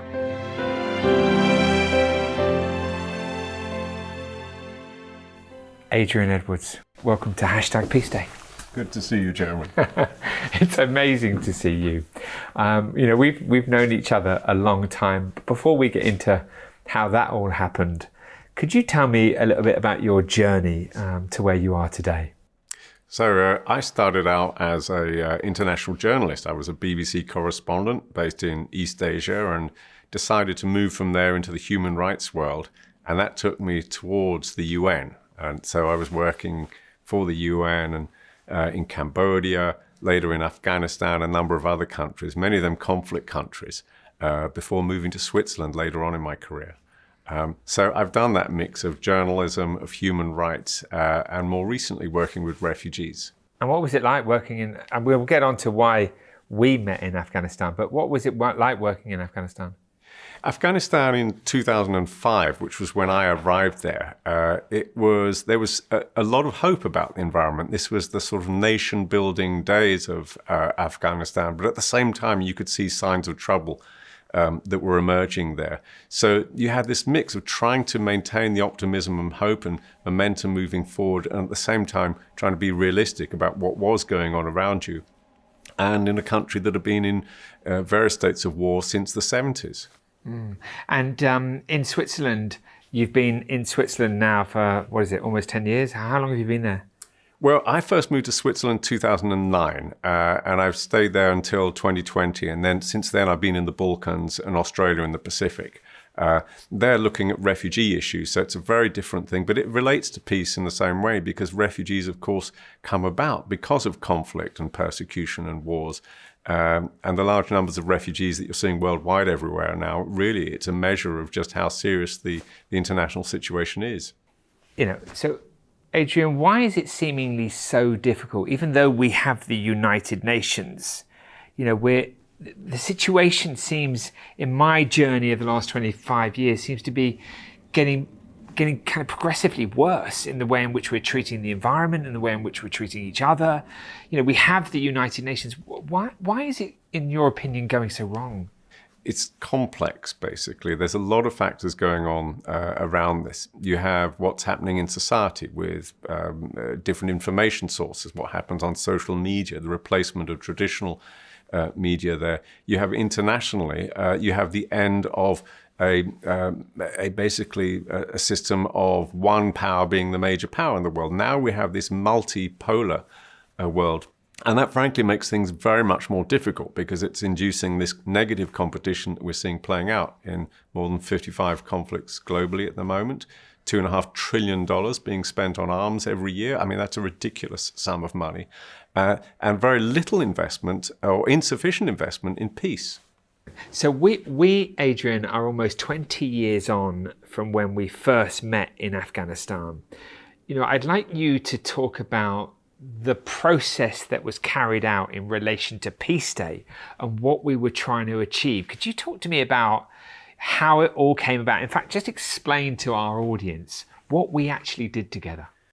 It's actually very hard to explain to someone convincingly how we got to a day of peace in Afghanistan, because it came about organically through chance meetings and a lot of things that happened. But essentially, your visit there with Jude, that triggered conversations that you and I had in the garden of the house where I was living, and then we spoke to others. And there was a sense, well, look, you know, nobody's tried this before. Why don't we try it? So we went ahead with it. And, you know, as you'll remember, we had press conferences there. We introduced the two of you to the Afghan media. There was, I think, you know, people didn't know who you were, who Peace One Day was, who any of this was. But we tapped into something that existed there, because the reaction we had was quite extraordinary over the space of a few months. You had people coming forward saying, I want to do this. I want to whitewash the walls of my school. I want to clean my street. I want to do something. I want to organize a march. And organically, it sparked something that snowballed, and suddenly we had, out of almost nowhere, we had this great will to actually do something about peace. So we're talking about Peace Day, 21 September, a day of ceasefire and non-violence, which is in fact, of course, today when we're broadcasting.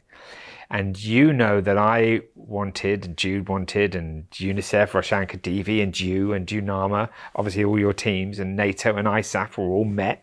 And of course, you helped us to instigate all of that, and the British government, many governments that we were with, and Fatima Gilani, who was the spokesperson for the resistance against the Russians in a very long time ago, who was obviously extremely connected as well. But we wanted to see a ceasefire take place, or we wanted to see if the Taliban would agree to not kill or kidnap on that day, and that would make it safe for WHO and UNICEF and other UN agencies to go into areas of conflict and vaccinate effectively over 1 million children against polio, and that worked. I mean, it did work, but I think what was so wonderful about how it grew and grew was it didn't become something that was being led by the UN, by myself, by any of us individually. It became organic. There was, and it was something that Afghans themselves were doing. There was one member of the team that I worked with, an Afghan woman who had been prominent in society from a well-known family, and I won't mention her name here, but she herself became a huge influencer on this. And so, we were tapping into connections that existed across society. And suddenly, out of nowhere, we were there with a peace day, a significant pause in hostilities on that day. It never went completely quiet in Afghanistan, but we were able to deliver, as you know, vaccines to over 1 million kids, reduction in violence that day, and suddenly something was real. And then people really took notice because, there'd been a lot of skepticism about this. Would this work? Do they know what they're doing? Why are they trying that here? We have an ongoing conflict. But the following year, you saw the major actors becoming much more significantly involved. So the power of an example and with the community behind it was incredibly important for that peace day in Afghanistan all those years ago. Amazing. And it's interesting you mentioned there's somebody you can't mention. And of course, I know the reasons why you can't mention, clearly security reasons. But I don't actually know that person either, right? So that was the amazing thing about Afghanistan, wasn't it? Or being there in that situation. And indeed in many conflict situations, where, of course, a lot happens under the radar that you don't know it's happening. And not everybody's talking about it, even between us. Things are happening. People are believing, in a cessation of hostilities for the duration of a day so that the 1.4 million children could receive the polio vaccination. It's absolutely fascinating. Unsung heroes. And so many times you must have friends, colleagues who sadly aren't with us today. Unsung heroes of the United Nations. not just in the United Nations, but the interesting thing in working in conflict environments where it's always the bad news that makes the news, is what you find is that daily life continues in these places. People still have to get their meals, and they have to cook, they have to clean clothes, they have to go to school if they have children, and so on. So society keeps doing stuff. And within society, you have the acts of individuals is what frequently makes the difference. So it's people standing forward, deciding they're going to do something about it. And you see that happening again and again. So what's the message I'm trying to get across there is that, recognize that this is a troubled world that we live in, but recognize too that the act of good is also part of our nature. And it's people taking that and running with the good side of things that makes, that I think again and again really makes a difference in every situation, in conflicts, in refugee situations, in politics, in daily life. Incredible. And as you said, there was a decrease in violence.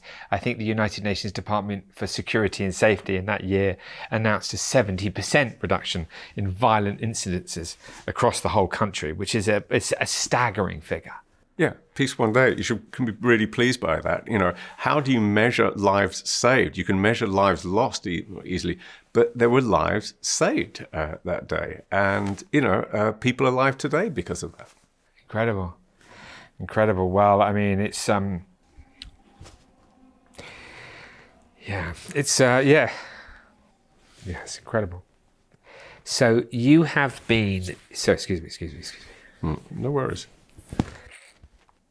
So Adrian, you've been supportive to Peace One Day for 20 years. What is it about the Day of Peace? I mean, why have you always picked up the phone to me?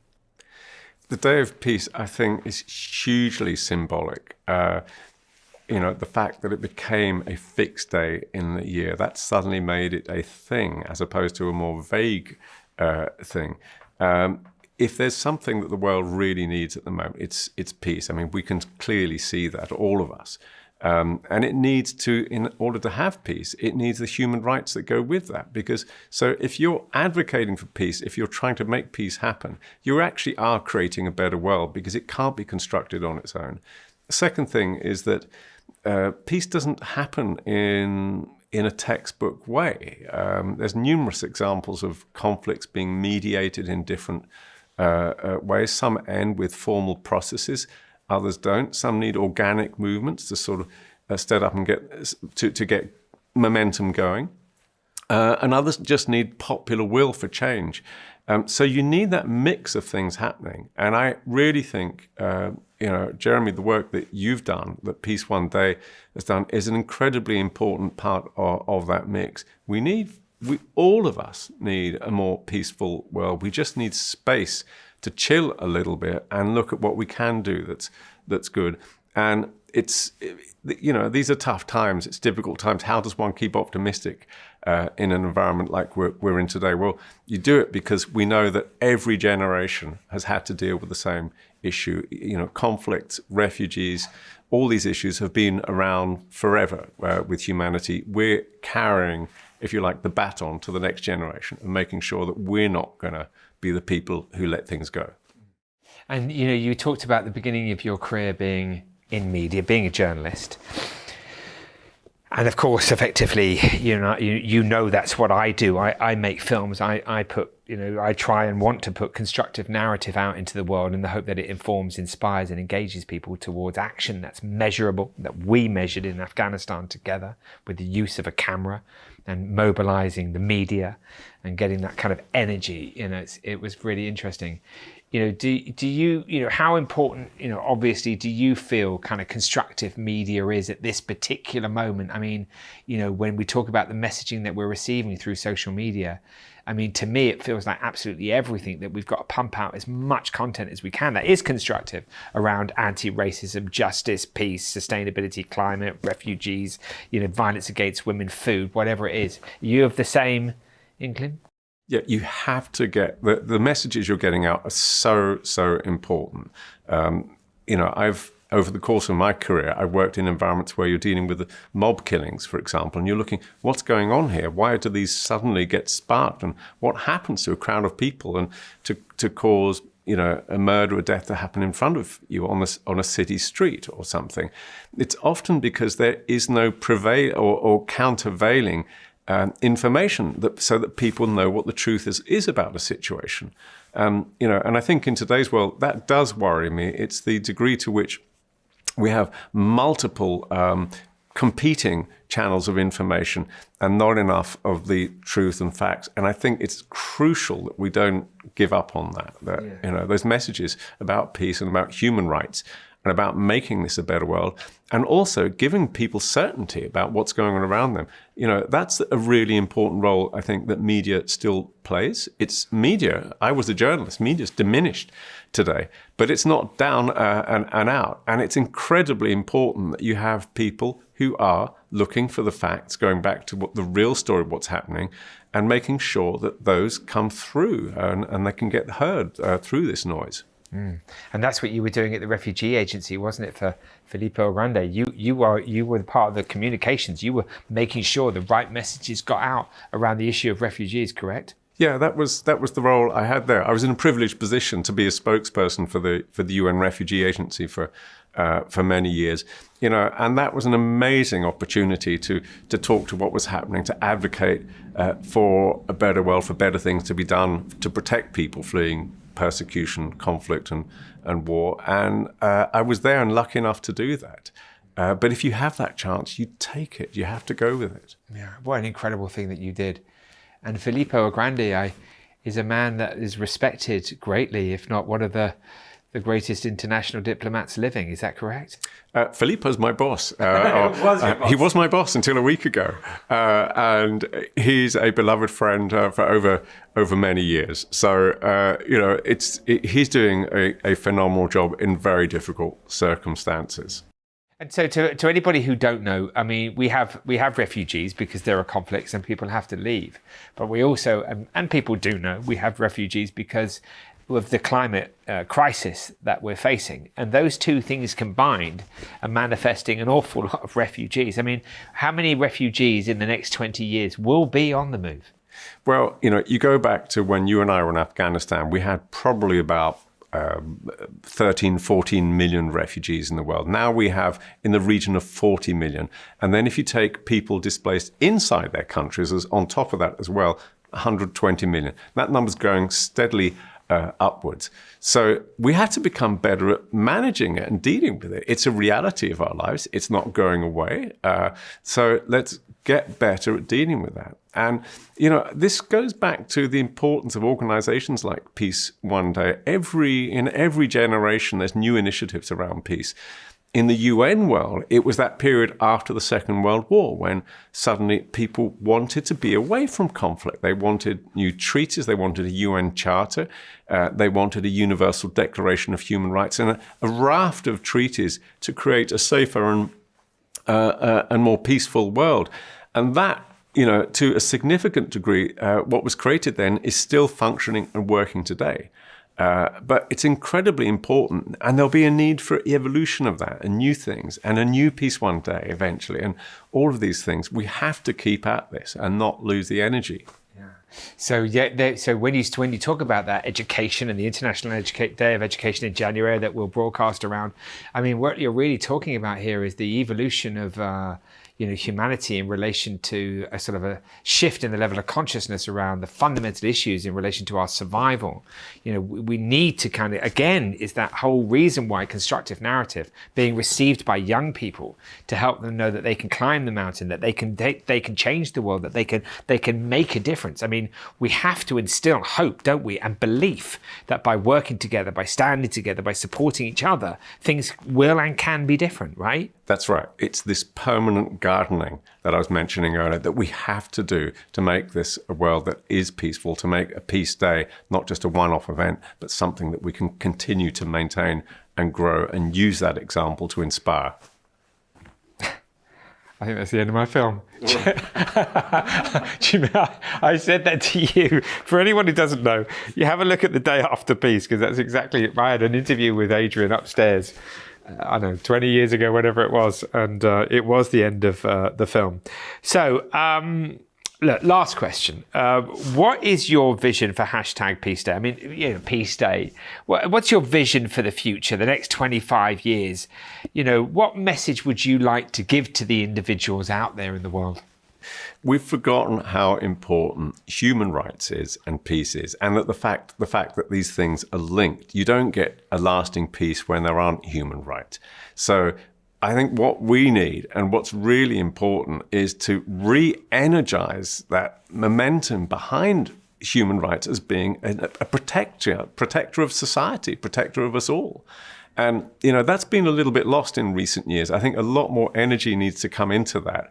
What Peace One Day is doing in looking at these different areas of climate, of social justice, of many different areas, is incredibly important because it's opening up to these discussions about how how more widely do we create peaceful societies, not just a moment of peace. So kudos to you for that. Yeah. Well, I really, look forward to continuing another 25 years with you, Adrian. I really hope in 25 years' time we're sat here. We'll be pretty old at that point, but talking about the new generation, the new Peace One Day, as you put it, and that's a lovely, hopeful thing to think about. And Adrian, thank you for everything that you've done for me and for Peace One Day. It's an absolute pleasure to see you. Thank you, Jeremy. Take care. Good luck. You too.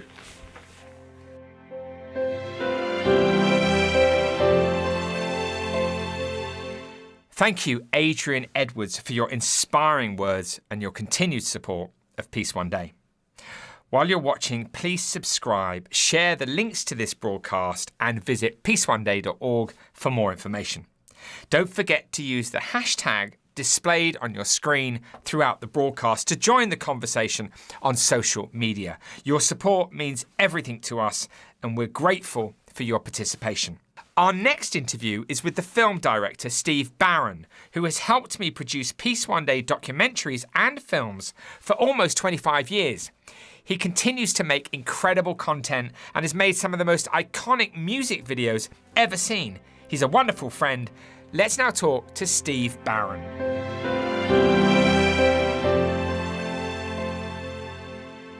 Steve Barron, welcome to hashtag Peace Day. Thank you. So, Steve, for those who are watching who may not know about you, could you tell us a little bit about your journey? And I'd like you to tell us a little bit about some of the iconic films that you've made, music videos. But please, for the audience, let us know about your journey. Well, journey really is through the film industry as a camera assistant. I began back in the day, back in the 70s, late 70s. Working on films like Superman 1 and A Bridge Too Far, and those pretty big movies. And then I got into, quite young, I was like 19, 20. I got into the music video world, and did videos for like the Human League and Adam and the Ants and the Jam back in the late 70s. And along came MTV. And I got approached to do a Michael Jackson video, Billie Jean, and then went on to make videos for Aha, Take On Me, Dire Straits, Money for Nothing. Through the 80s, I did a lot of videos, and some worked very well, and some not so good. But and then I got into movies. Did my first movie, Electric Dreams. My second movie was a surprise big smash hit, which was Teenage Mutant Ninja Turtles, which we had great fun doing. And I spent a lot of the 90s and 2000s doing drama. I now do quite a lot of drama, particularly crime drama, although I did the series The Durrells and Around the World in 80 Days, directing episodes, lead director on those shows. So that's my background, really. Yeah, incredible, absolutely incredible. Can I ask you, Steve? You've supported me for 25 years. You've supported Peace One Day for a very long time, and obviously we're incredibly grateful. I want to ask you, why have you stuck beside me in Peace One Day for so long? I had no idea. No. Well, Jay, as you know, we met 25 years ago, and I appreciated your your fight to get things better in the world, and immediately, and we talked about it quite a lot. And it was early days for you. You'd formed the company, and you'd done some events, and you were starting to put together a documentary. So I thought, as we became friends, I thought I could be useful to try and shape the first documentary, the bigger documentary, the Peace One Day, Day After Peace, isn't it, really? As the documentary built, and you were filming everything anyway, so it gave us a great background to be able to put together a proper film, and it was a pretty incredible story where you actually managed to put together a day of peace in the hardest place on the planet to find peace. And I was very proud of that and proud of the work you've done. So I've obviously just, when I can, popped in to help over the years since, really. So you talked to then, Steve, about helping me produce The Day After Peace. And I'm incredibly grateful. Without your kind of wisdom and experience, sort of mentoring me through that process. And we did come up with a really special piece of work that then sold, well over 100 countries. And of course, people can see The Day After Peace on the Peace One Day YouTube channel. And all of that you did for no financial gain, just pure love and pure support, which is just absolutely amazing. I mean, it's an interesting thing that I guess POD has done with film, isn't it? Kind of utilizing it to make things happen, creating constructive narrative that we hope informs, inspires and engages people, towards action that we can then measure around fundamental issues. I suppose that part of it is probably a part of it that's interested you, right? Well, that's how it's interested me, because it's how you've kept going, and the goal has always been to prove it can be done as you're doing it, and you finding the way of proving it is really smart, and getting the feed rather than just a kind of ethereal feedback. You get kind of hard facts out of it, and that's why 25 years later, Peace One Day is still so strong. It's because you go beyond what you've done, what you've done, just the action. You go into the reaction and into the cataloging of the right results from what you've achieved. Yeah, really interesting. I mean, and that just excites us, Steve. I know it does. I know we feel the same way, that if we can make documentaries that are then taking somebody towards impact, towards some kind of behavioural change, particularly in the context of all the work that we've done around education with Andrea and with others, to honour Andrea and to Eggs and all of those wonderful people that have been such a big part of this, Steve. You know what I mean? Like, I think that is, yes, it's, I think, why we keep going, isn't it? It's really why we keep going, because the impact of the storytelling, is what changes the status quo, right? Yeah, I guess that's a question you've got to ask yourself. Why you keep going, because you go beyond everybody in terms of relentless pursuit and achievements, and so that's a question I put straight back at you. How on earth do you keep going through all those difficult times and the struggle to reset as much of human nature as we can, Well, listen, I mean, look, with what's going on at the moment as we speak today, the wars that are happening around the world, of course, we're alarmed and frightened for so many, right, as we put the news on tonight. And the reason why I keep going, Steve, is very simple. We did create a day of peace. We did prove it could work. We have told a lot of people, and we do know that a lot of people manifest behavioural change, and that behavioural change decreases violence. I mean, those are the facts. That's the data you were speaking about earlier on. So if you can be involved in a creative process where the impact of that creativity leads to a decrease of violence, that's a really impossible thing to walk away from. In fact, I would never walk away from that, because I'm being creative. I love the arts and building frames. But then for that particular art to affect somebody's life where they might not be frightened when they go home because they're not going to get beaten. You know what I mean? Like that's like, you know what I mean? You can't walk away from that kind of thing. And so that's it. You know, that's what keeps me going. And then Steve, for us, I mean, it takes us on to the next question quite nicely, which is the final question really, you know, and that is, you know, the next 25 years, you know, we are now, as you know, what the lessons that we've taken from Peace Day, what you and I and John Batzik, to honour John, you know, all did through film, you know, is now put us in a position where we're going to do that for the elimination of racial discrimination, do that for climate action, do that for justice, for education, for the elimination of violence against women, for food, etc. You know, and that's really where, you know, this is going. And that's really exciting, that POD, you know, becomes a kind of effectively a media company, which is, you know, outputting constructive narrative around the fundamental pillars of our survival on a monthly, weekly basis. I mean, how do you feel about that vision? And will you have any time to help me? Of course, I'll make some time.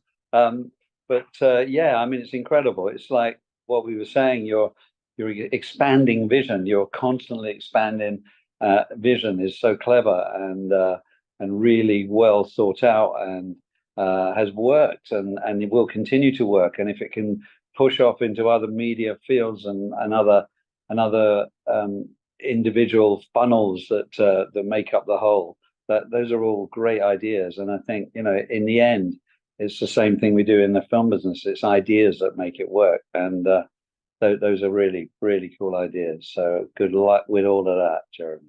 Yeah. Well, listen, Steve, I mean, genuinely, I mean, we spent a lot of time together and, you know, gone through some hard moments and some celebratory moments. And I just want to thank you and acknowledge you.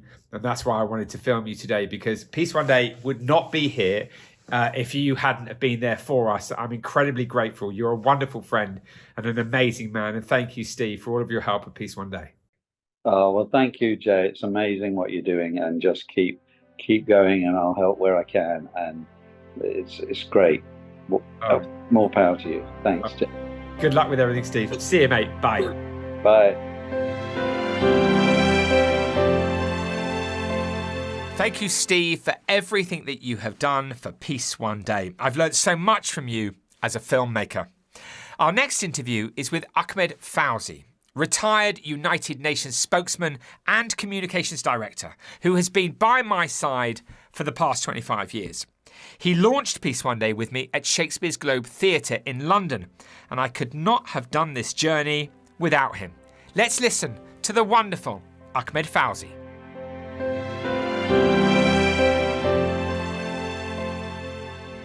Ahmed Fawzy, welcome to #Peace Day. Thank you, Jeremy Gilly. Always a pleasure to see you and talk to you. The first thing I'd like to ask you, Ahmed, I've known you for a long time, but for those who don't know you, could you tell us about your journey and why the manifestation of a more peaceful and sustainable world has been so important to you? Interesting question. Thank you for that question. It could be a very long answer, but just to be brief, I would first like to recognize those who have fallen in conflict around the world, and say that on a day like this, the International Day of Peace, I think of them, I feel for their families. They're not just numbers or statistics. They are names, they are children, they are sisters and brothers, mothers and fathers, uncles and aunts. And I think we should pause to reflect on why all this is happening around the world and why the rich world is not doing anything about it. And I'll come to that point in a minute. My life, my journey happened in phases, in chunks. The first phase was as a broadcaster, a journalist, and then I joined the UN. In those three phases, I have seen conflict, I have seen war, I have seen the suffering that is caused by war, with no gain, really, no gain. Former Yugoslavia breaking up, the Middle East in flames, yet again. And so I began asking myself, what can I do? What can we do as individuals to stop this madness? And I realize we probably don't have that much influence and power. Governments think they do. I think people do. You've seen what uprisings can do in countries. But I have found also that there isn't one main cause for war and conflict. There are many causes we can talk about. But first of all, that's why I took an interest, because I had joined an organization that wanted to end the scourge of war, as the first words of the Charter says. And I devoted the rest of my life to that thought. Ahmed, for those who don't know, could you just tell us about some of the individuals that you worked with at the United Nations? Oh, at the United Nations, and well before the United Nations, I think I didn't tell you that I was in the office of President Sadat in Egypt. I was the private secretary and press secretary for the First Lady, Jehan Sadat. But as such, I traveled with them whenever the Mr. and Mrs. Sadat went on a mission somewhere or a visit officially. I was there on the plane with them. So I observed the president at very close quarters and occasionally did an assignment. But I was with him when he went to Jerusalem in 1977. Sadly, he was assassinated in 1981 by Islamic extremists. And there we are. See, extremism is a cause of conflict. And then I worked with Dr. Boutros Boutros-Ghali, who was threatened also, but fortunately lived until 92, the age of 92. And he was the Secretary General of the United Nations when you were working with him. Yes, he was the Secretary General from 91 to 96.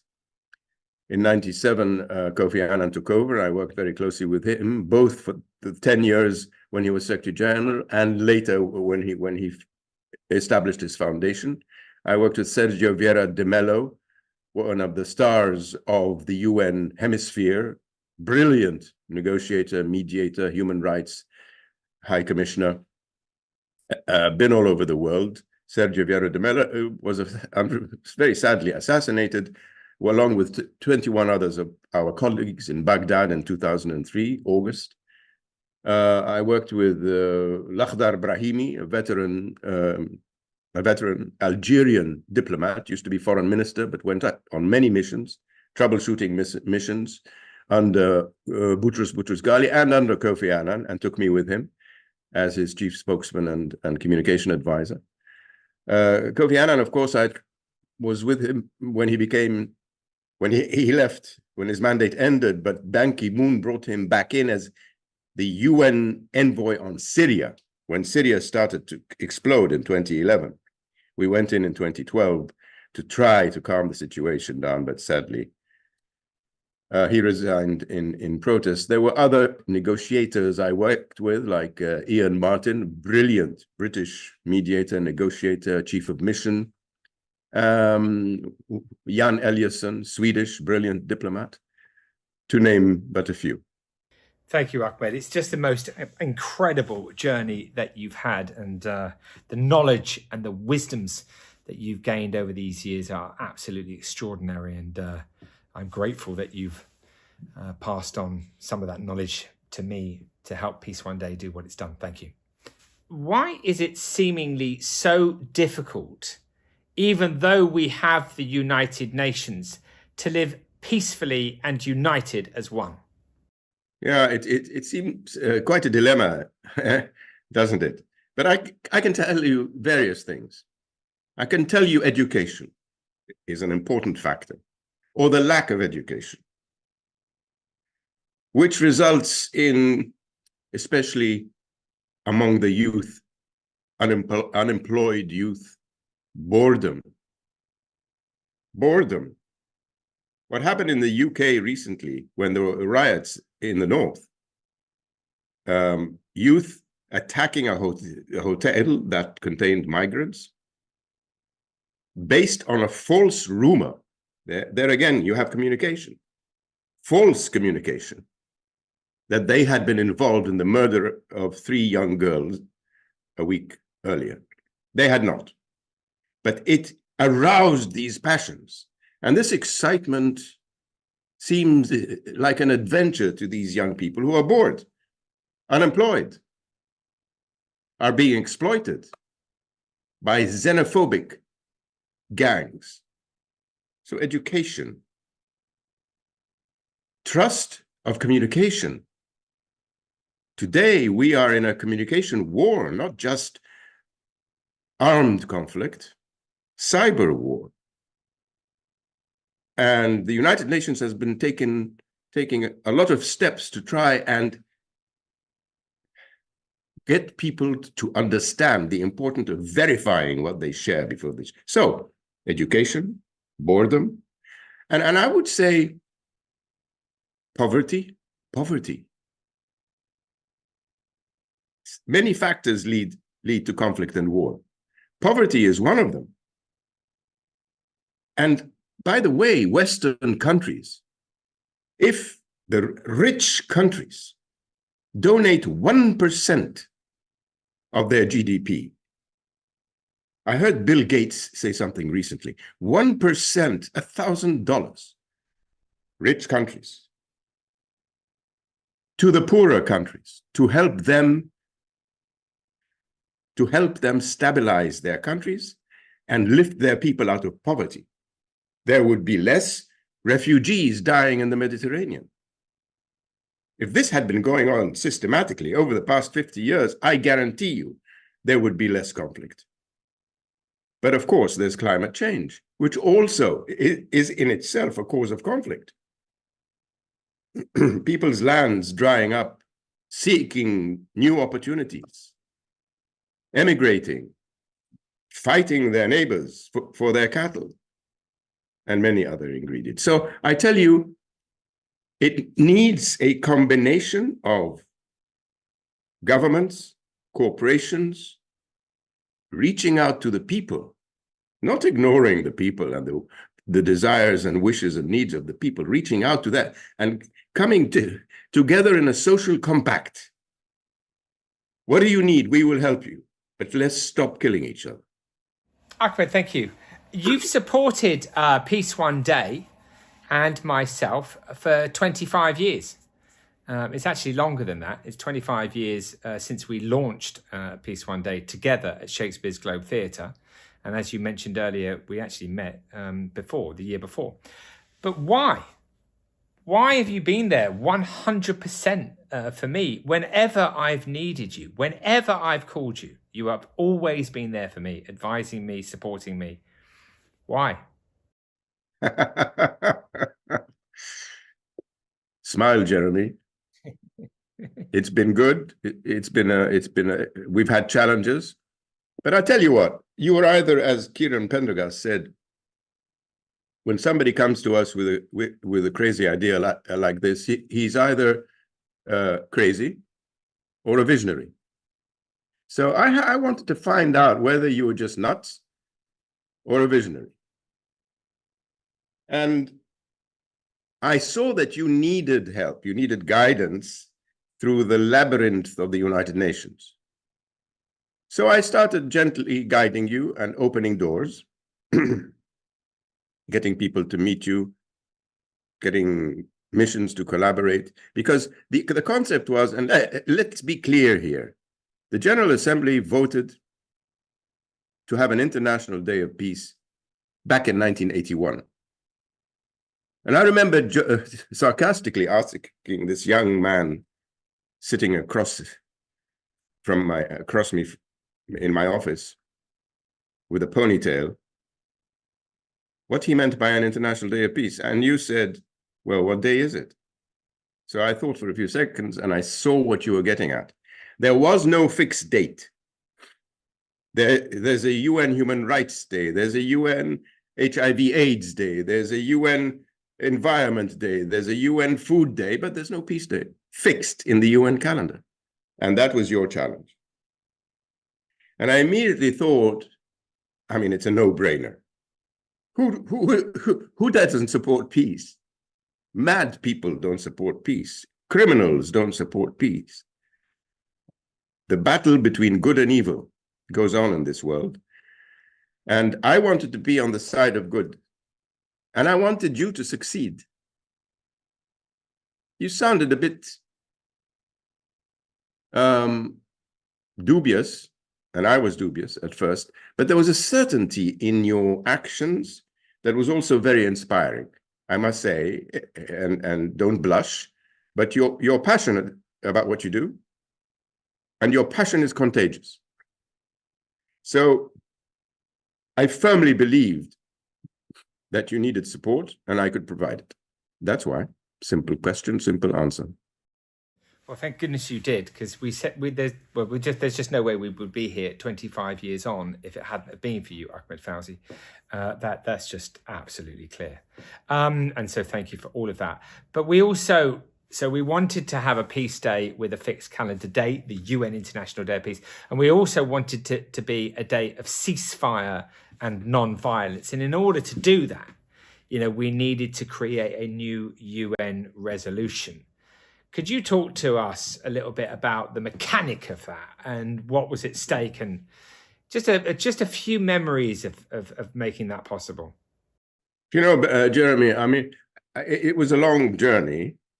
I encouraged you to lobby many member states, especially the UK, because they were behind the first resolution, and Costa Rica, which was behind the first resolution.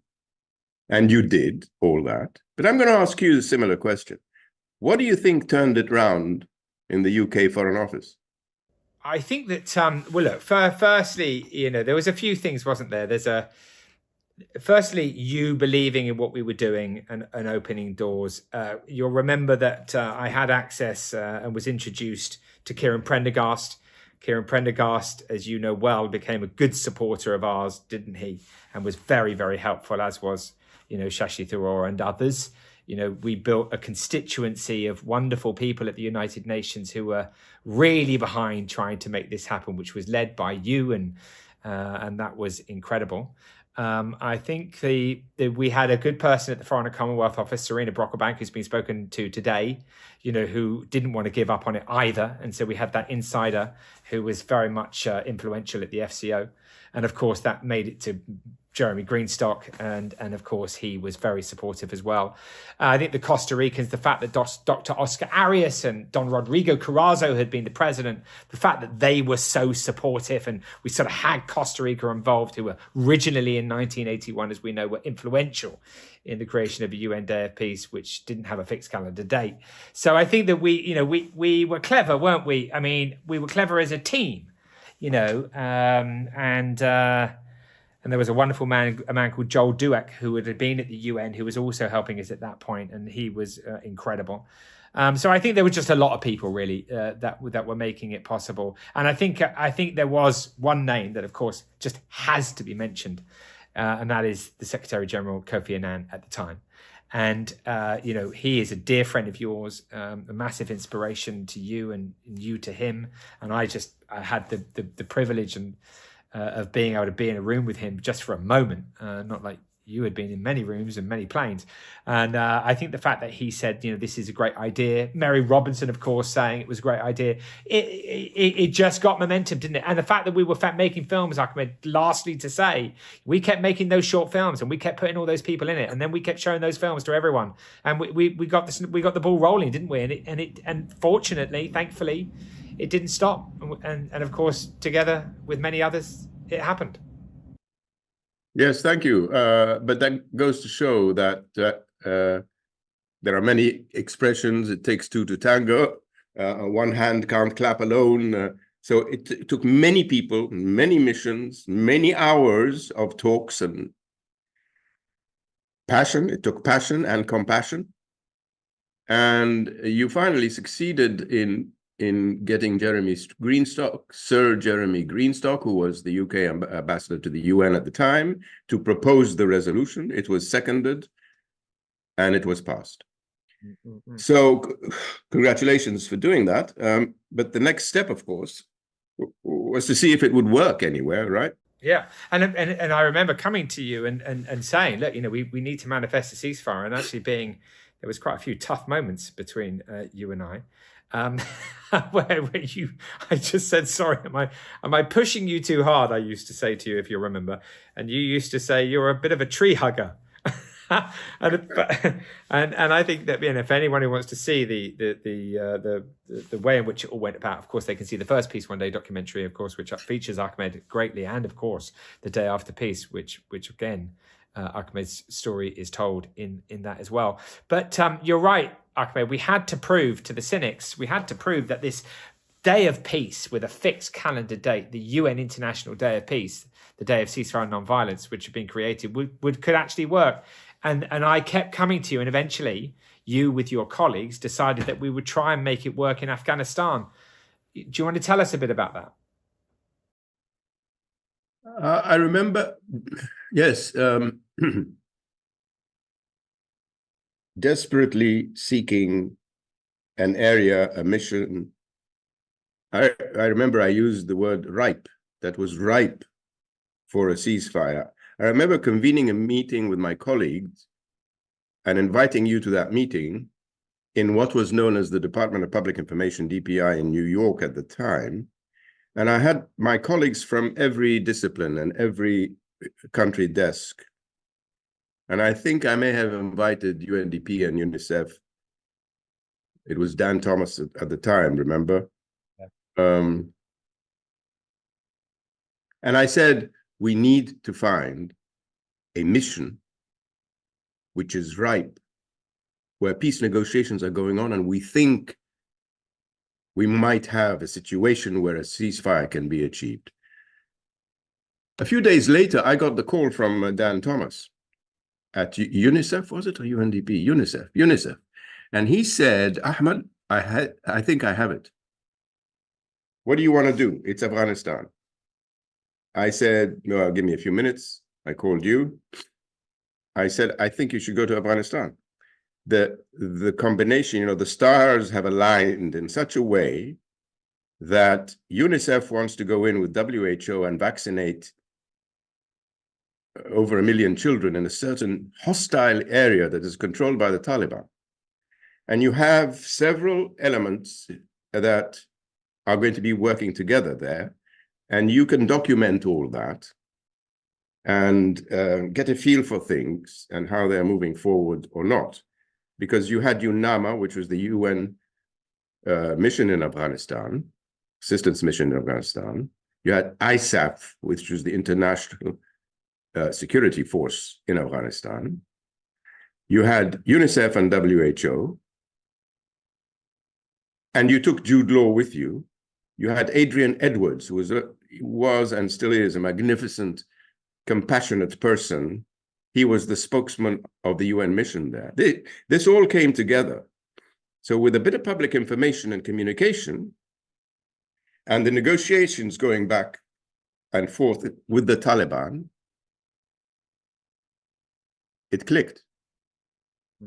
It clicked. And I remember seeing your film The Day After Peace, and you sitting in a tent or something with Jude Law saying, this is it. If it's not going to happen, it's not going to happen. And I don't know what I'm going to do if it doesn't happen. The next day it happened. We got a letter from the Taliban. The mission got a letter from the Taliban saying, we agree to a ceasefire on the International Day of Peace for 1 week. UNICEF and WHO sent in tens of thousands of workers to vaccinate over 1 million children against polio.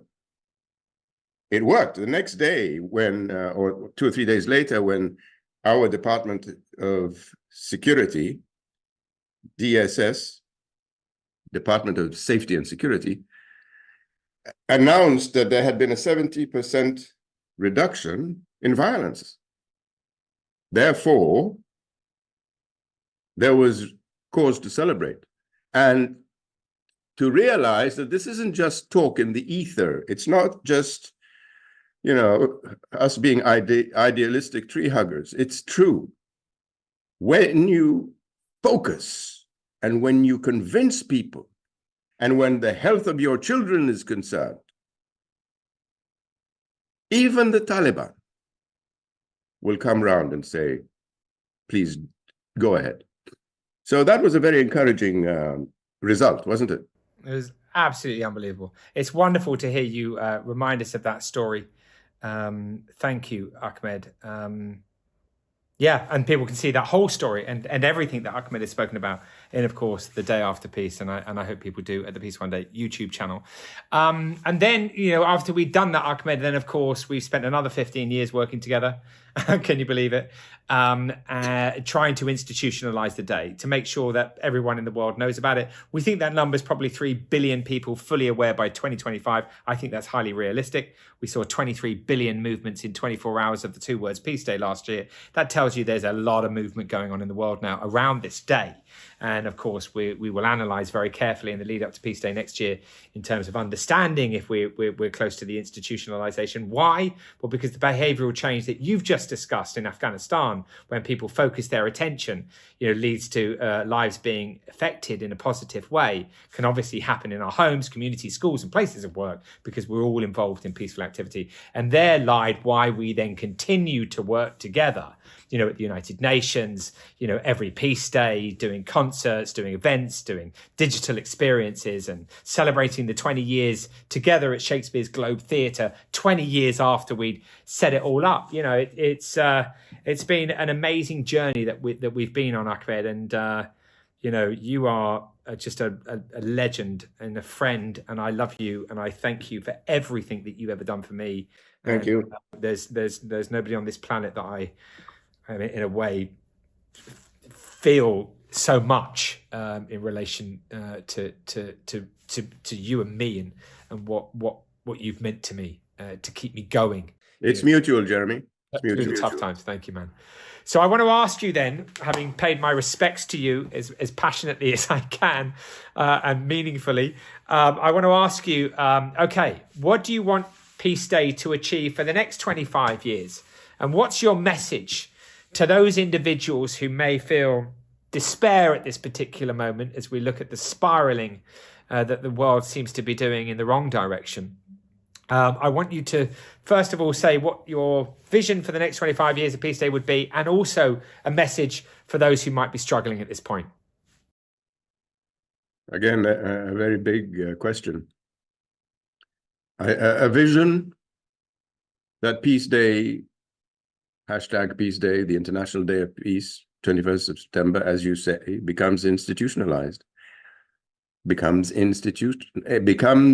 in the minds and the thoughts of every person, peace-loving or not, in the world, to think, oh, it's almost the 21st of September. What will you do to make peace?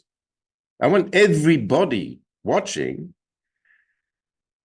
to tell their neighbors and their friends and their lovers and their enemies, Peace Day is coming up, guys. And it is possible to achieve. It is possible through helping the poor, eradicating poverty. Kofi Annan used to say, educate a girl and you eradicate poverty. A girl, because you are lifting her standard of living, she lifts her family's standard of living, and it has a roll-on effect in the community and in the society and in the country where she lives. So education, stability, security. As I often said, and this I didn't invent, but Kofi Annan often said, Jan Eliasson said, many of my colleagues said, there is no development without peace. A country cannot develop. We are fortunate to be living in developed countries, pardon me.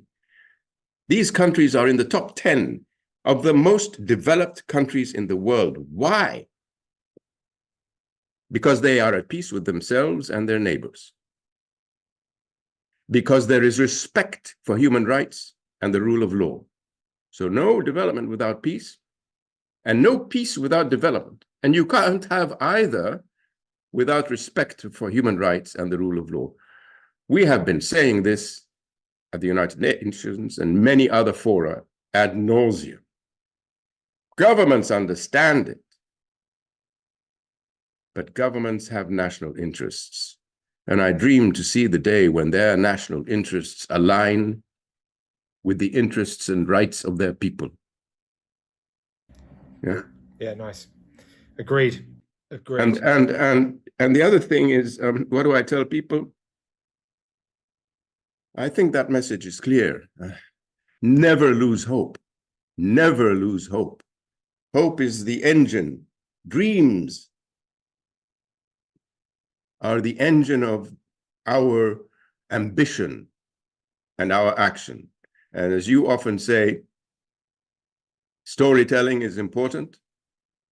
Tell positive stories to your neighbors and your friends and your children and your school children. Because that way you will, and what is it you say, those three words, Jeremy? Inform, inspire, engage. Inform, inspire, engage. And that leads to saving lives. Thank you very much. Ahmed Fawzy, thank you for joining us for #Peace Day. And by the way, you mentioned Kofi Annan and Mary Robinson. It just occurred to me that I have been invited to host the Kofi Annan Peace Lecture in Geneva on the 15th of October.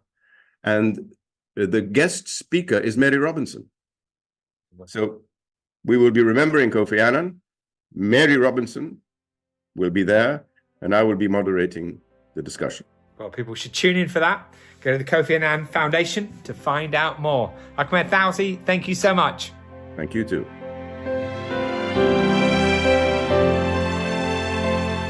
Thank you, Ahmed, for all your support of Peace One Day. We are forever grateful. Now to an individual who needs no introduction, a living legend who from day one was supporting Peace One Day and he's never stopped. Let's listen to Richard Branson's message of support.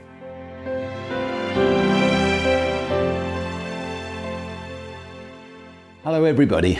Nearly 8 decades ago, the UN founders articulated humanity's commitment to save succeeding generation from the scourge of war and to practice tolerance and live together in peace with one another as good neighbours. This UN Peace Day, their message remains as relevant as it was then, if not even more so. The peaceful coexistence of nations and people isn't just a lofty ideal. It's the foundation of human progress and prosperity. Peace is so much more than just the absence of armed conflict. True and lasting peace is a vibrant and dynamic state. Where peace prevails and endures, societies thrive, opportunities abound, and nations progress together. The question is how far we would go to protect this peace. No current conflict illustrates this better than Russia's brutal invasion of Ukraine. Ukrainians' brave efforts to defend their country sends a compelling message that their nation's path to lasting peace is paved with courage, with resilience, and an unwavering commitment to universal principles. So on this Peace Day, let's remember that sometimes peace is indeed worth fighting for, so that future generations can inherit a world where identity, sovereignty, and freedom cannot be brushed aside by tyranny and the whims of power politics. Thank you.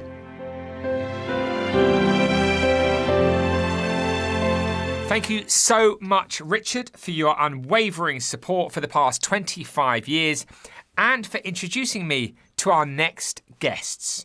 It's my pleasure to welcome May Pundak and Dr. Rula Hardal, co-directors of A Land for All. 2 states, 1 homeland. Let's hear about their inspiring work.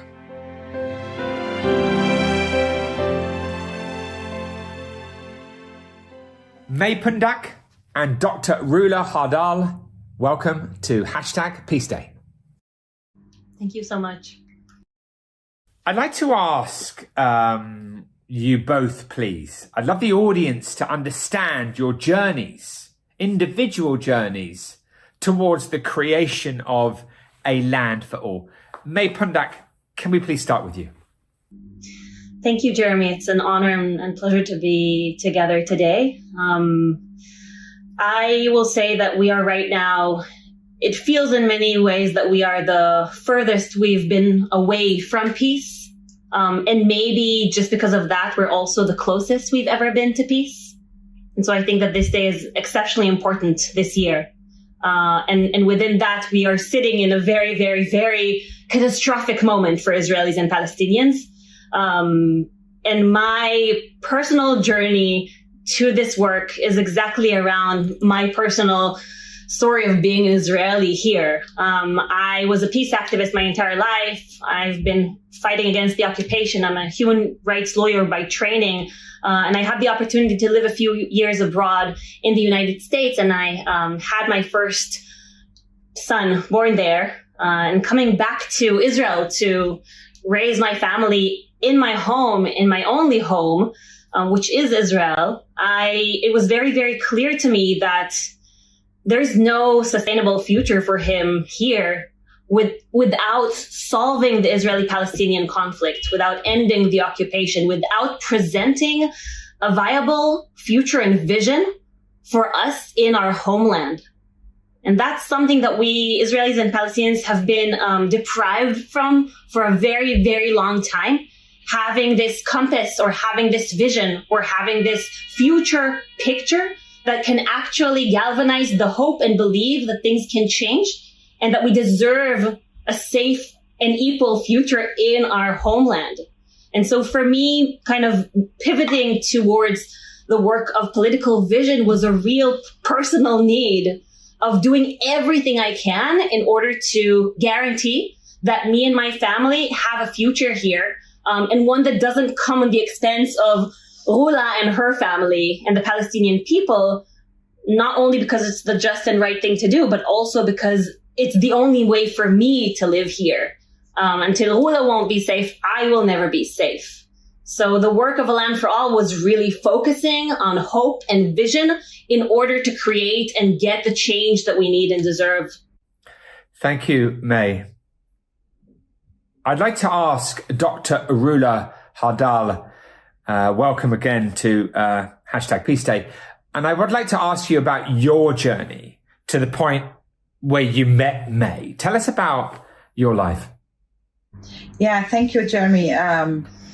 Well, it's a longer story, but I will try to highlight a few points.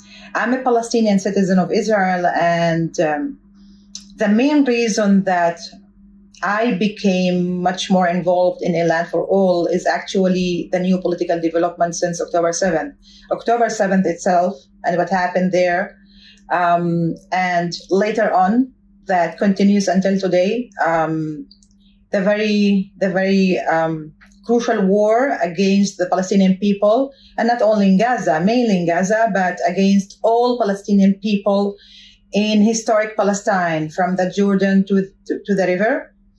I thought that, and being, a scholar who was dealing during the last maybe 15 years in these topics, teaching about that, searching the conflict and other issues related to the conflict, Zionism, the National Palestinian Movement, and so on, I thought that the most important thing that I can do after the break of this war is to advocate actively, not only academically, for solving this conflict and changing the reality. And I'm doing that again from my very basic position as a Palestinian in this land. I experienced for the first time in my life, following October 7th, existential fear.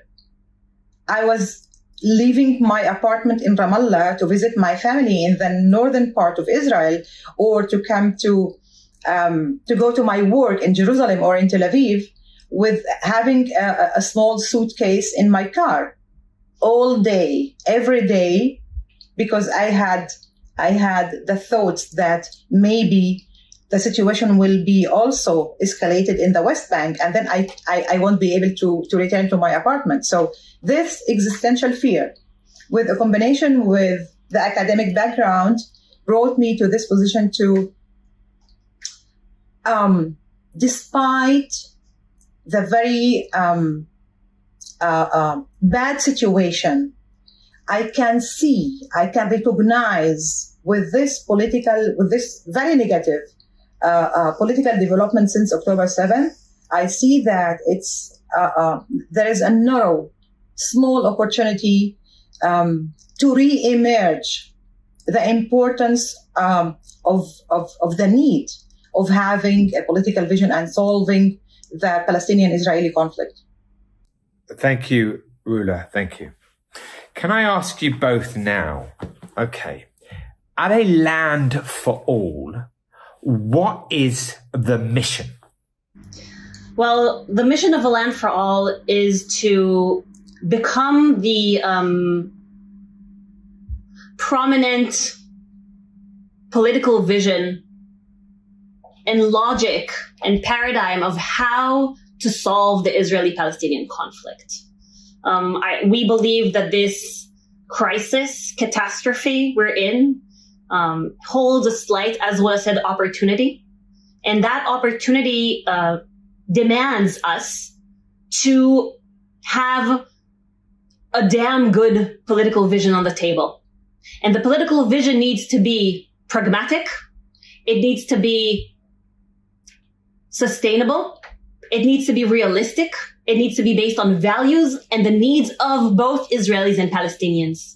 And so what A Land for All is, we are a movement, a joint movement, cross-border of Israelis and Palestinians who advocate for a just, equal, shared political vision that was co-created by Israelis and Palestinians that offer an updated version of what we know as the classic two-state solution or a non-binary solution that we haven't yet heard, that is an updated, relevant version.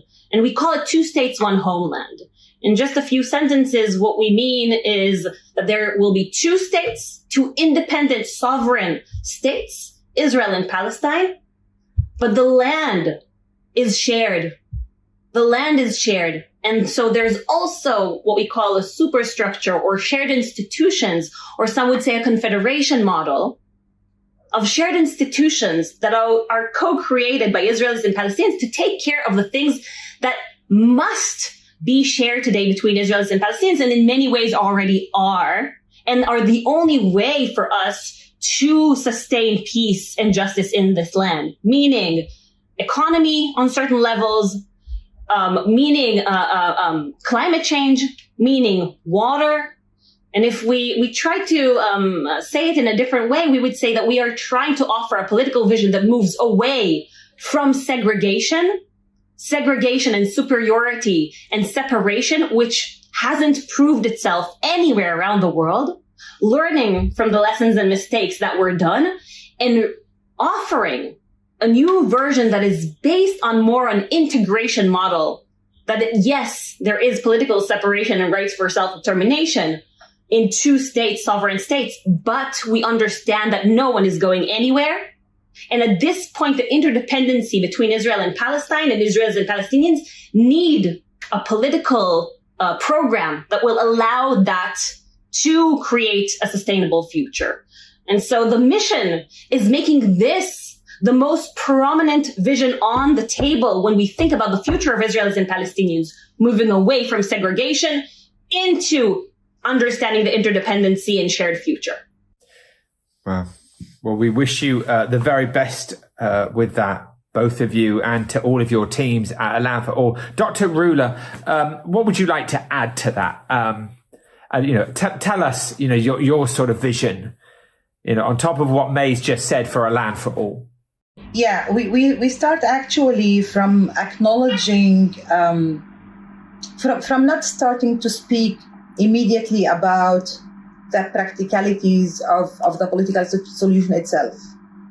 We start from very important, or the agreement of Palestinians and Israelis about very important values and principles of the right of belonging to this place. The agreement that we have in Israel-Palestine, in this place, two national groups, we have a reality of binationalism. And we need to acknowledge that. We need also to acknowledge the history, the collective memory, and the traumas of both people. And we need to start speaking about accepting this binational reality and be reconciled with it before speaking about the form of the political solution itself. Meanwhile, we do believe that the majority of the Palestinians and the Israelis on the ground, they still need their collective right of self-determination. And that's why we need two states. But we cannot ignore the reality that developed during the last 7 decades that is interrelated between the Palestinians and the Israelis. And that's why we add another layer for this solution. It's not enough to speak about two states. We need something integrative. We need to have a real shift in our minds when we think about solving the situation between the Israelis and the Palestinians. We know it's difficult, but we can imagine it.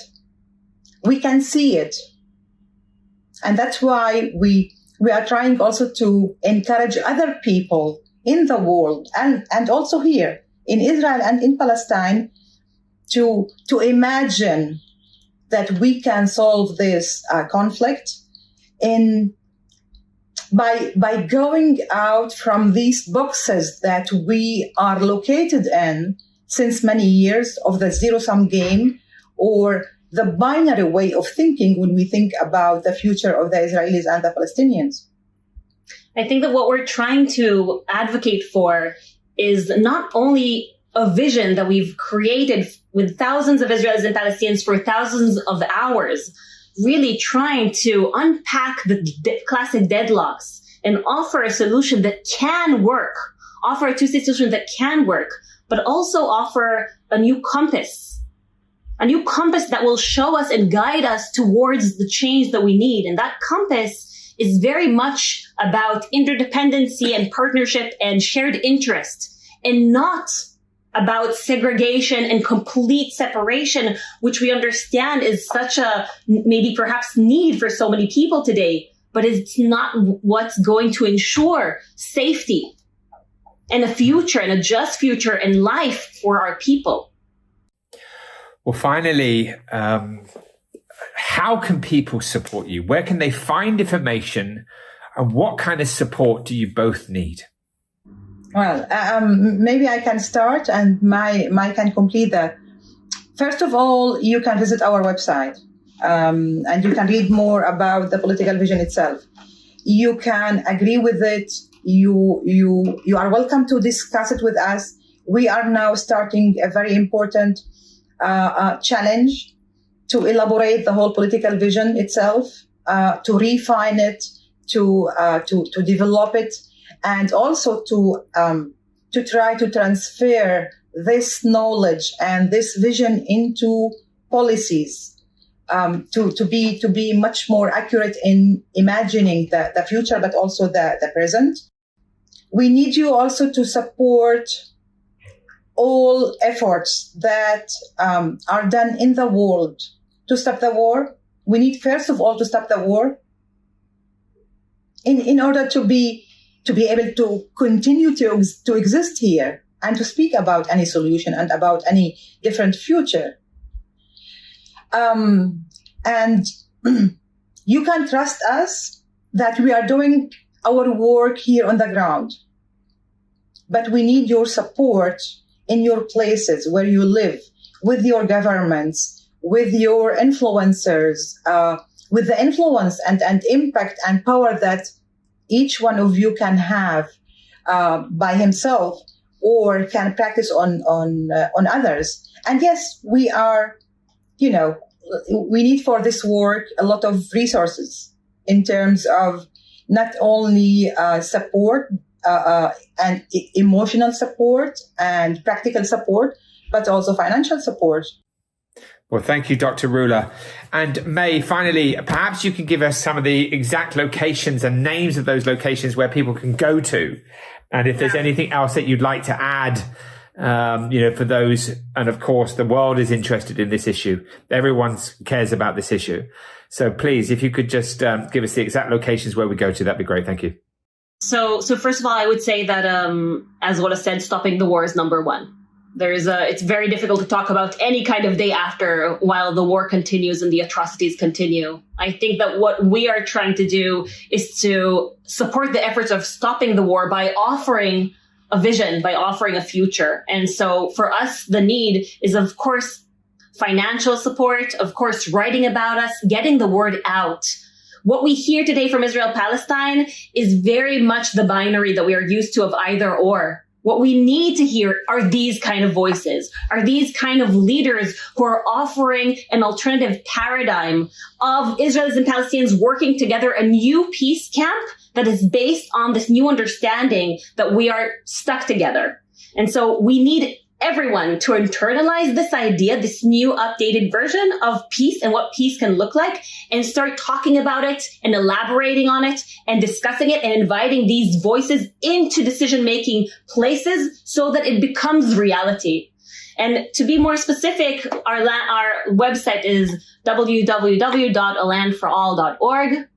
We are very, very happy for you to come and write to us and help us and support us. Our Instagram is 2 states, 1 homeland, which is kind of the tagline of our vision. 2 states, 2, the number 2 states, 1, the number 1 homeland, all in one word. And we encourage you all to really bring this idea forward and not give up on the hope and understanding that this is the time, this war, this catastrophe should be the beginning of the end, should be the last war between Israel and Palestine, should be the beginning of the end of the conflict. And for that, as Rula said, we are doing everything we can in Israel and Palestine, but we cannot do it alone. We need everyone to commit to it right now and double down on the efforts right now. May Pundak, Dr. Rula Hardal, we wish you the very best on your journey to create a land for all. Good luck. Thank you. Thank you.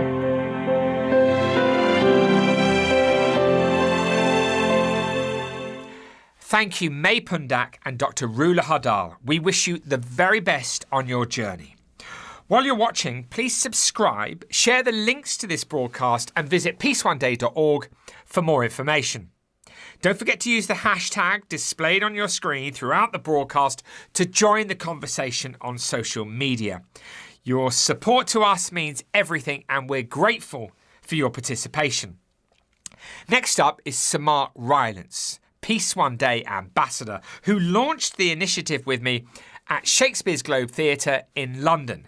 His friendship and support have been a consistent source of strength on this journey. Let's welcome Sir Mark Rylance.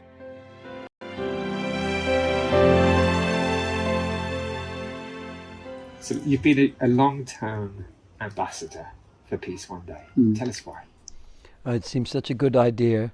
I mean, any idea that brings the nation states of the world together.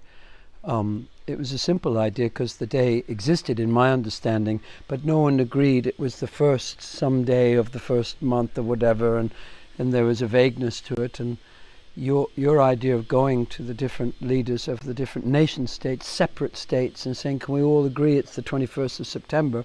It's just an example that people can agree about things, even though they are, every state is so different and individual, and we wouldn't want them not to be individual. But to have a day every year that's dedicated to that, and then the promises that you expressed to me at the time about the movement towards an annual day of ceasefire, and the many occasions when that occurred and you were able to achieve that, were just, made me so proud to have been part of the initial idea that peace could exist even when airplanes are flying over. Yeah. All right, let me ask you something else. What does peace mean to you? Peace begins in ourselves and expands out into the universe from there and back in again, in that it is to do with the movement from identifying yourself here and some opposing enemy over there as the other, and attempting to dominate that enemy. It may be trauma, it may be some awful tyrant. It may be a thought form in your mind. It may be a terrible teacher in school, or a government that you feel is oppressing you.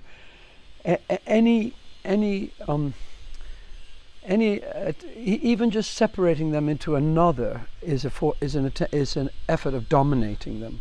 And to my understanding, in my life of 63 years, peace comes when you start to see, no, they're not another. They are part of me.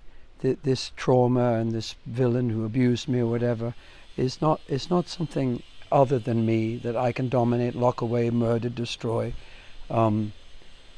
It is something I need to work with, and it's here in my life to be worked with. And it's actually, the more you engage in these practices of peacemaking with your enemies, then the more you understand them to be actually incredible teachers, the best teachers you'll ever find. And that extends up into one's relationships, my relationship with my wife, into relationships in the community, in the workplace, relationships with between nation states. So peace is an active engagement with the enemy. It's an active engagement. It's striving in friendship and strife. It's striving in friendship. Tolstoy, interestingly, a friend of mine tells me, felt that it was the only revolutionary act possible for humanity. The only one. All other revolutions were bogus, he said. The only revolution is loving your enemy. That's the only revolution there is. And we've needed it for many thousands of years, and we need it more than ever now, in that nature itself has, in the present story, is our enemy. The smallest parts of nature, it's something we have to dominate and control, and it's our right to control it. That's the story we're in at the moment. We are shifting rapidly as we realize we've taken on Muhammad Ali as an enemy. You know, you cannot make nature your enemy and survive. You have to be humble and make peace with nature, your own nature, and the larger nature of animals, plants, the universe. But it can begin with yourself. In fact, if it doesn't begin with yourself, it will not work, in my experience. How and where did you find peace? Again, I find peace when my mind shifts and I am thinking that someone is an enemy or opposed to me or hates me or wants to hurt me or destroy me. And I start to imagine, what's their perspective? What do they need? What do they feel vulnerable about? I'm human. I don't do it all the time. I get into conflict with people, and other them, so to speak. It's almost a verb for me now, to other someone, to make them other than yourself. That's not to say that I want everyone to be like me. No, I want them to be as much themselves as I'm trying to be myself. But it's really to move to a higher or wider or deeper perspective, where, you know, we're all sharing much more than we don't share. It's not, peace for me is not, you know, a yogic trance or sitting. I mean, I do all those things, meditations and different things, and they are very peaceful. But peace is a much more creative, happy. It's got strife in it. You're striving together. You're striving in friendship. You're striving in a connection. So, very, very complex situations. Being on film sets, multi-million-dollar film sets, you know, with terrible time pressure and all this stuff, and trying to create things. Long runs of plays, running a theatre. It's in all my relationships. It's not a retreat. It's an engagement. Peace is an engagement. It's an engagement, and it leads to a marriage, and a marriage is work, happy work. But a marriage, you can't. Peace is an attendance and a wakefulness to all the tiny little ways that we make something or someone other to us, and I think that would be it for me. You can argue in peace. In fact, you must argue in peace. You can be cross in peace. The difference between peace and non-peace is not trying to dominate someone else. Could you just tell us, two more little things, could you just tell us something about the role of narrative in relation to the manifestation of a more peaceful and sustainable world? The book I looked at coming to see you, and I don't know if we can promote books. I'm not Please promoting do. it, I'd like you but this is a book by Charles Eisenstein called Climate, A New Story. A New Story. And it's an amazing book, full of wonderful ideas, as Mr. Eisenstein always is. But his premise here is that we are in the grip of an old story that separates us heroically from the rest of nature, that we are God's chosen, and that we are the most conscious beings in the universe, and it's our job to garden or to rule nature, rule our own nature, garden it, that kind of and that we are moving inevitably, Charles says, to a new story, which is the story of interbeing. And so you'll hear me talking a lot about this because it's an idea that I find very, very hopeful, and I think it's going to happen one way or another, that we will realize that that we are a part of the earth, not separate from it, and we must live in interbeing with it, not only with each other, but with all the other beings that are here, many of which we may not yet be aware of. Not to mention the beings that are in the solar system, the galaxy, the universe, the cosmos. There's a lot coming in our consciousness, as there always has been, and I find his so I think becoming conscious of the narratives that you are fed as a child from your parents, your grandparents, your school, from culture, from Marvel hero movies, from Shakespeare, from all kinds of culture, from paintings, music, dance, not just novels and poems. Checking that narrative with your life. Does that narrative hold true? Observing other people who follow certain narratives. Does the garden flower around them? Is it beneficial, their work in their life? And so narratives are really crucial, and dominate. People are very hungry for a story. What should I do today? What should I do tomorrow, next week, next month, next year? What is the point of being here? I think it's something that comes to some people are very happy and content and not worried about that. For many of us, at least at some moment in your life, often when tragedy strikes, you're going to think, what is the story? What does this mean? Why did this happen? Can I avoid this happening again? Certainly in relationships, if you long for an intimate relationship with your partner or your children or your ancestors, certainly in workplaces, we're making these narratives all the time. You see how much effort the big corporations and the governments put into the story. This is the enemy. We've got to go bomb them or they're going to bomb us. These enemies are all around us. We've got to spend all the money we would spend on caring for our young people and our old people on making nuclear weapons to defend ourselves. Right, that makes sense. And then someone asks, when would we use them? How would we use them? Would we preemptively strike and wipe out billions of people and poison the earth? Would we be the first one to send? Would we send one after they were on our way or after we'd been bombed? What would be the point of that? When you think about it, it is a totally lunatic story. It doesn't make sense. That money spent on nuclear weapons, imagine if we put it into a university of diplomacy, of mediation, of peacemaking. I've observed these people through another charity, which is very much a sister organization of yours, Peace Direct, where they have all these people working in war zones, grassroots for people who for 60 quid can drive in a taxi to a village where someone has died and stop the two clans murdering each other just because this wonderful man Henri in the Congo, he knew how to say, well, wait, let's take a moment, let's have a cup of tea. Are you feeling hungry? Distract them, sit down.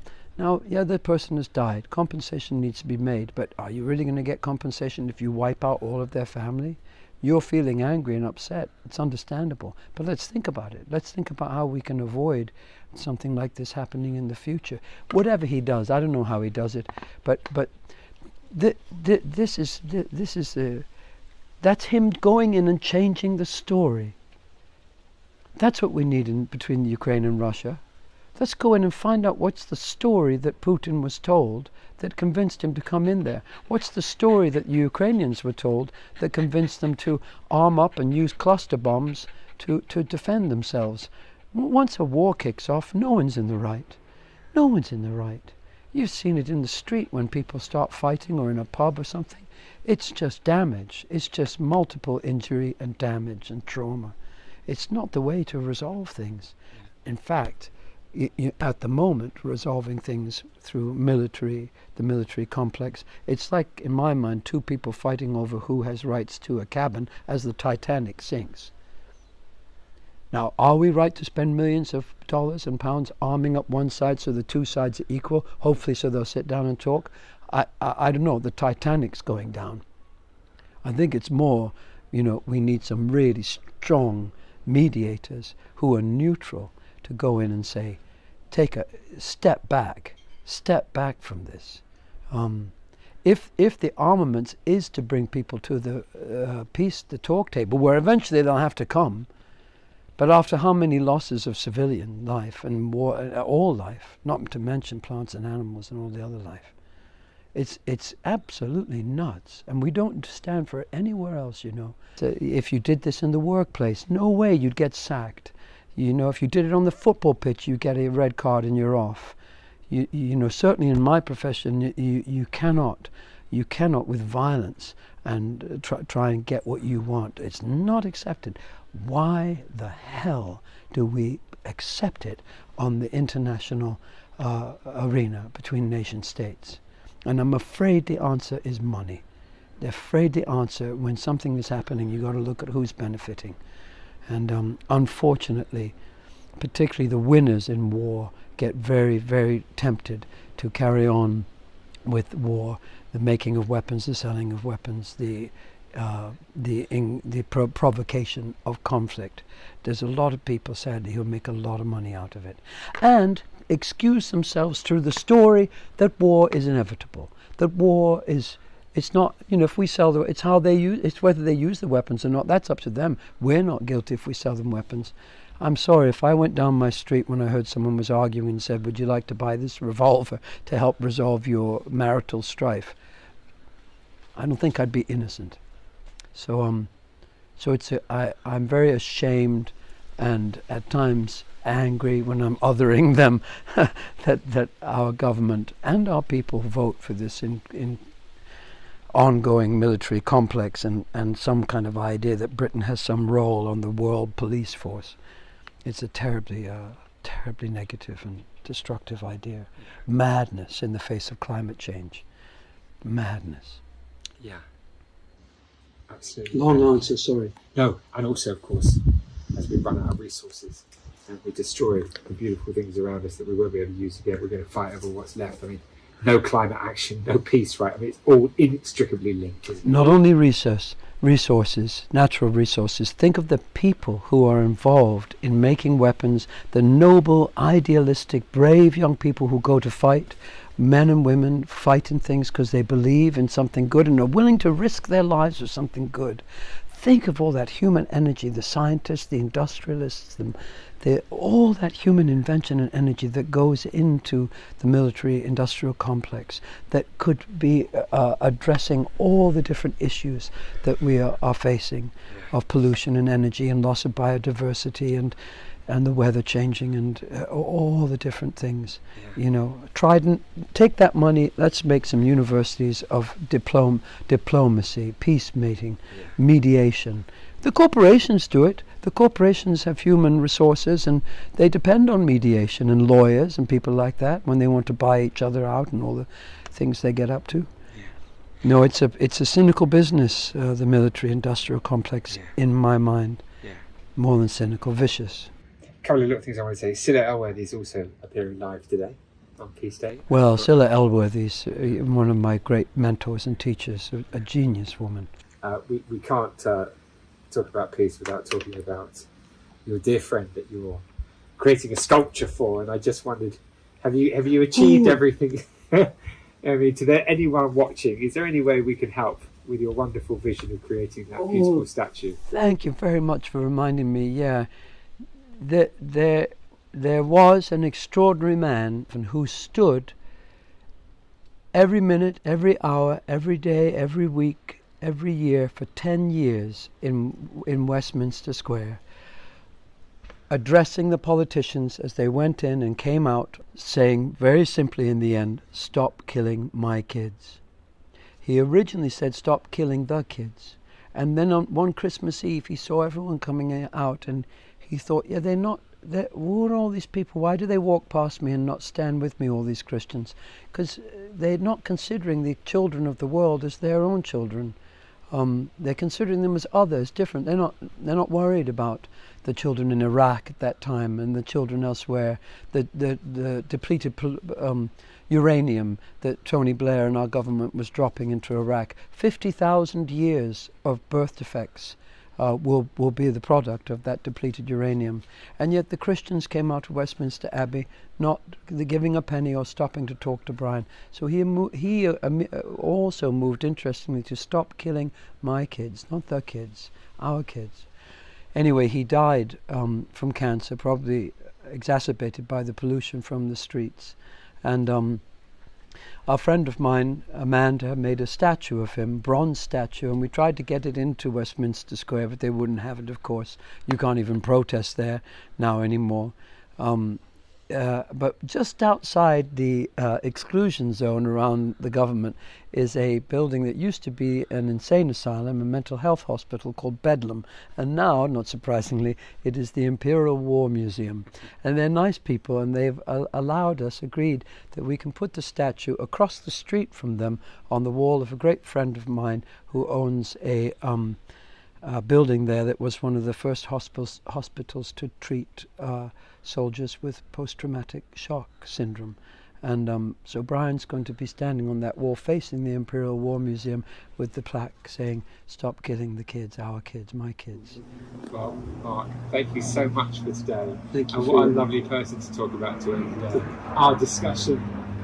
Well, good luck with today, everyone. It's a wonderful thing to be gathering on the International Day of Peace.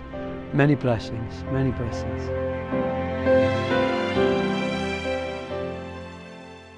Thank you, Mark, for your continuous support of Peace One Day. So grateful. Now let's turn to Robert Campbell. Robert played a pivotal role in securing a groundbreaking partnership that featured the Peace One Day logo on Coca-Cola bottles, which proved to be a powerful means of spreading the message of Peace One Day. I will always be grateful for his support. Let's hear from the amazing Robert Campbell.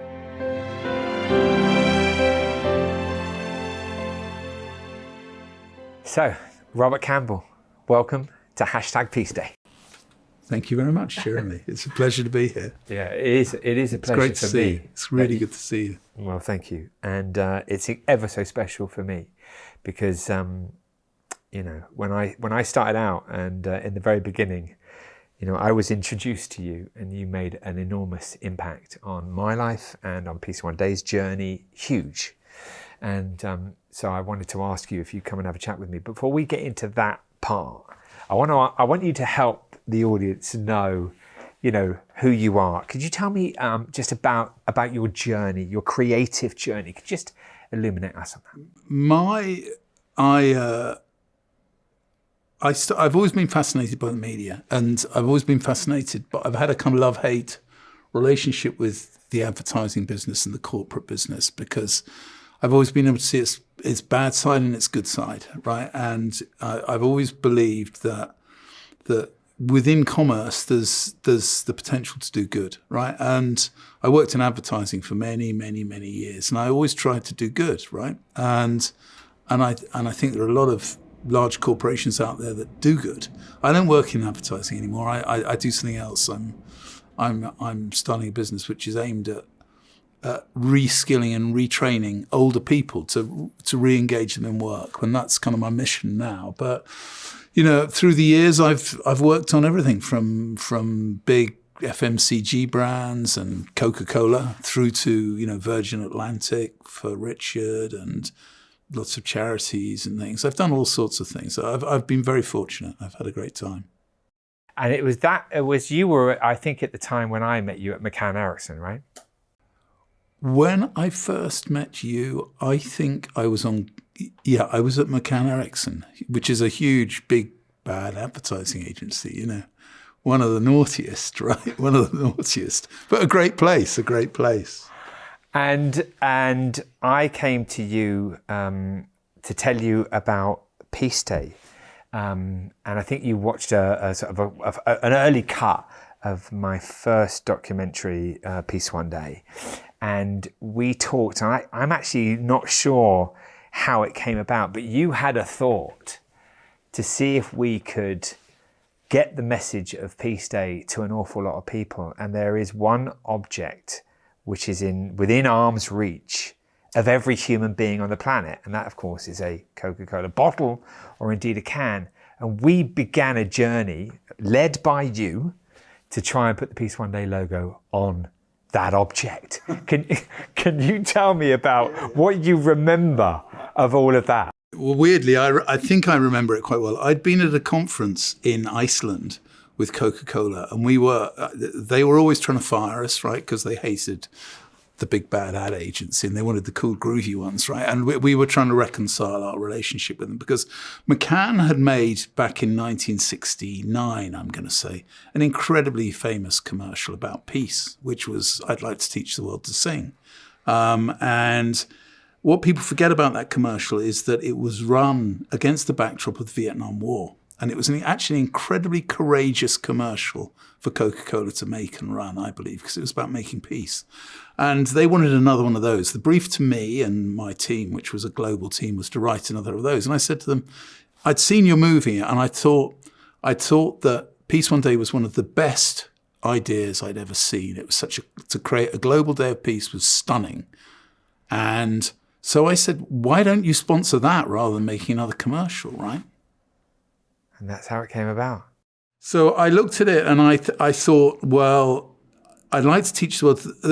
They called it Hilltop, that commercial. I'm not going to sing it. You probably remember it. We could sing it together at the end of this interview if you like.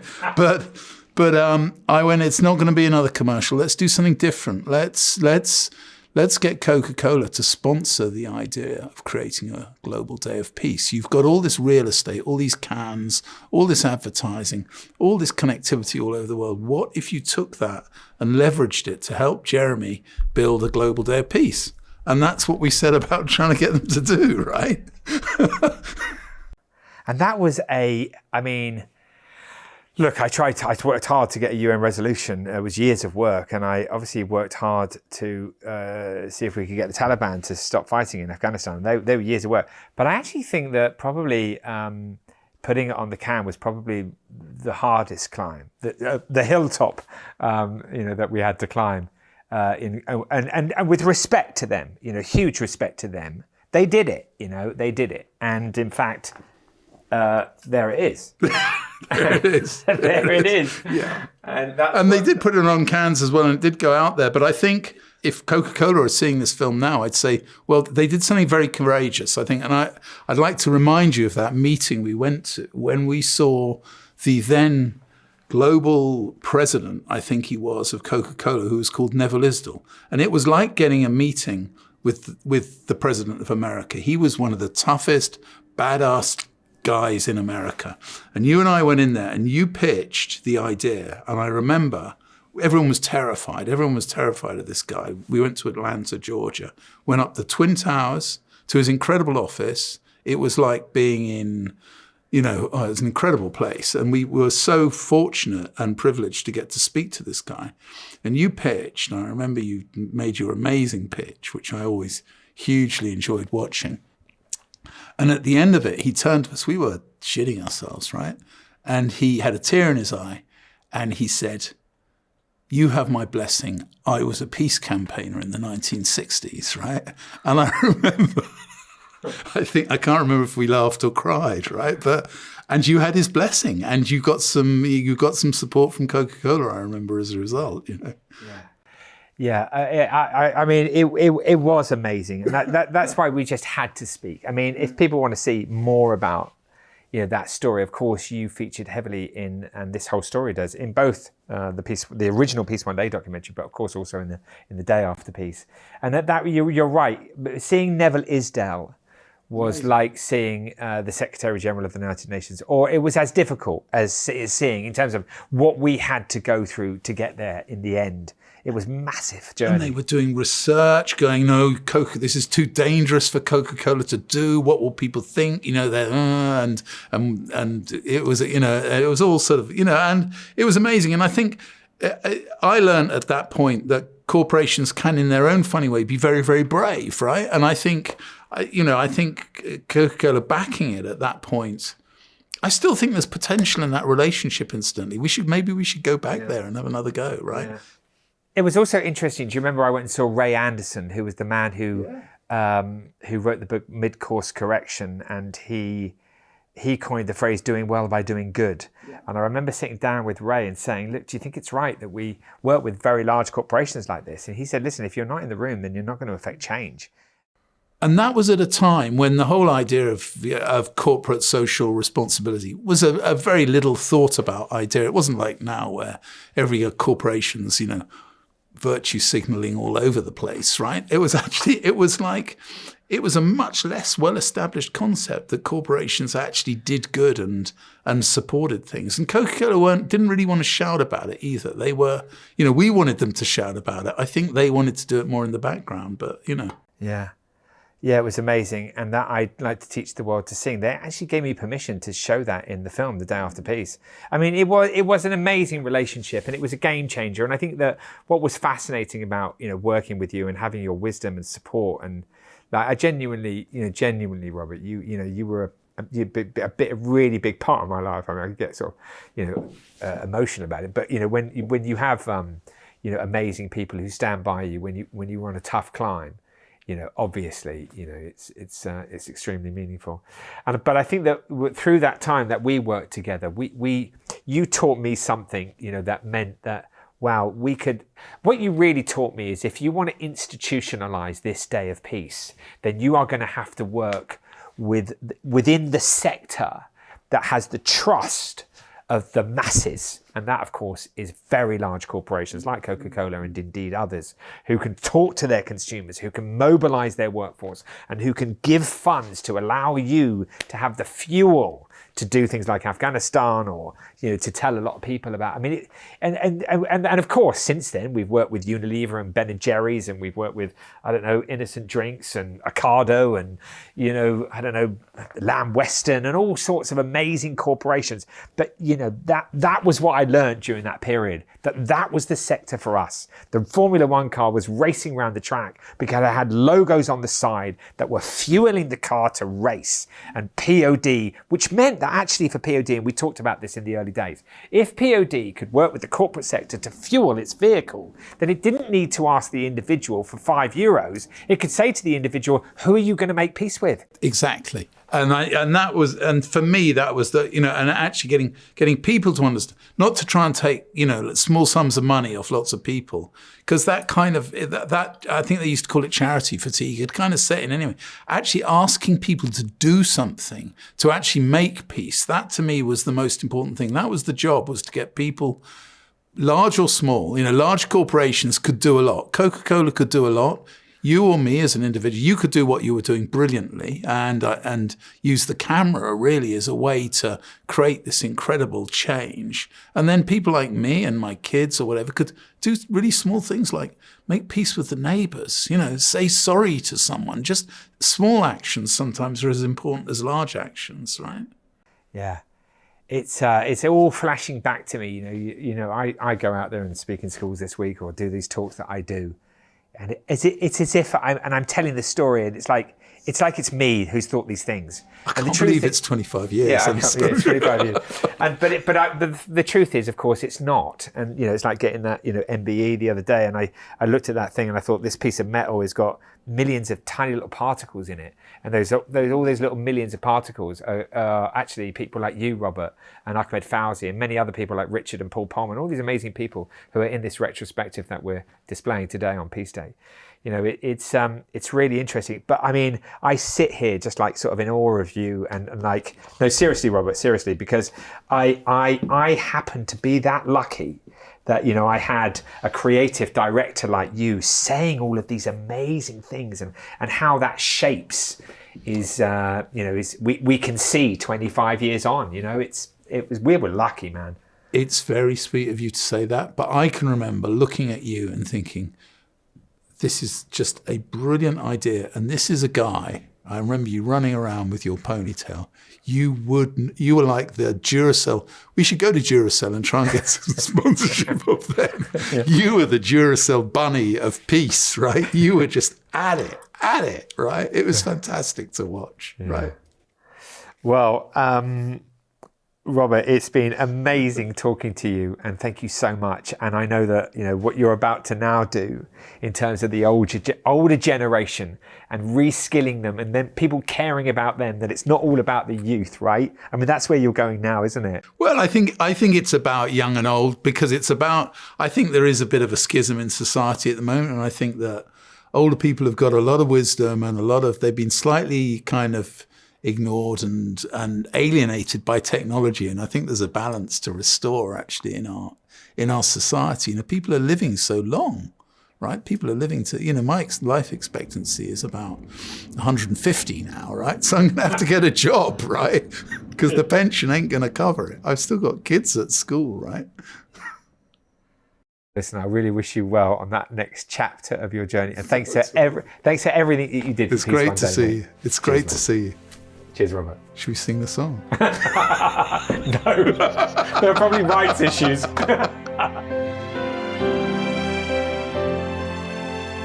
Thank you, Robert, for everything that you've taught me. Next, I'd like to introduce Richard Cotton, an acclaimed voiceover artist and actor. Beyond his artistic achievements, Richard has worked alongside me and has seen the changing landscape of Peace One Day since the very beginning. Let's listen now to Richard Cotton.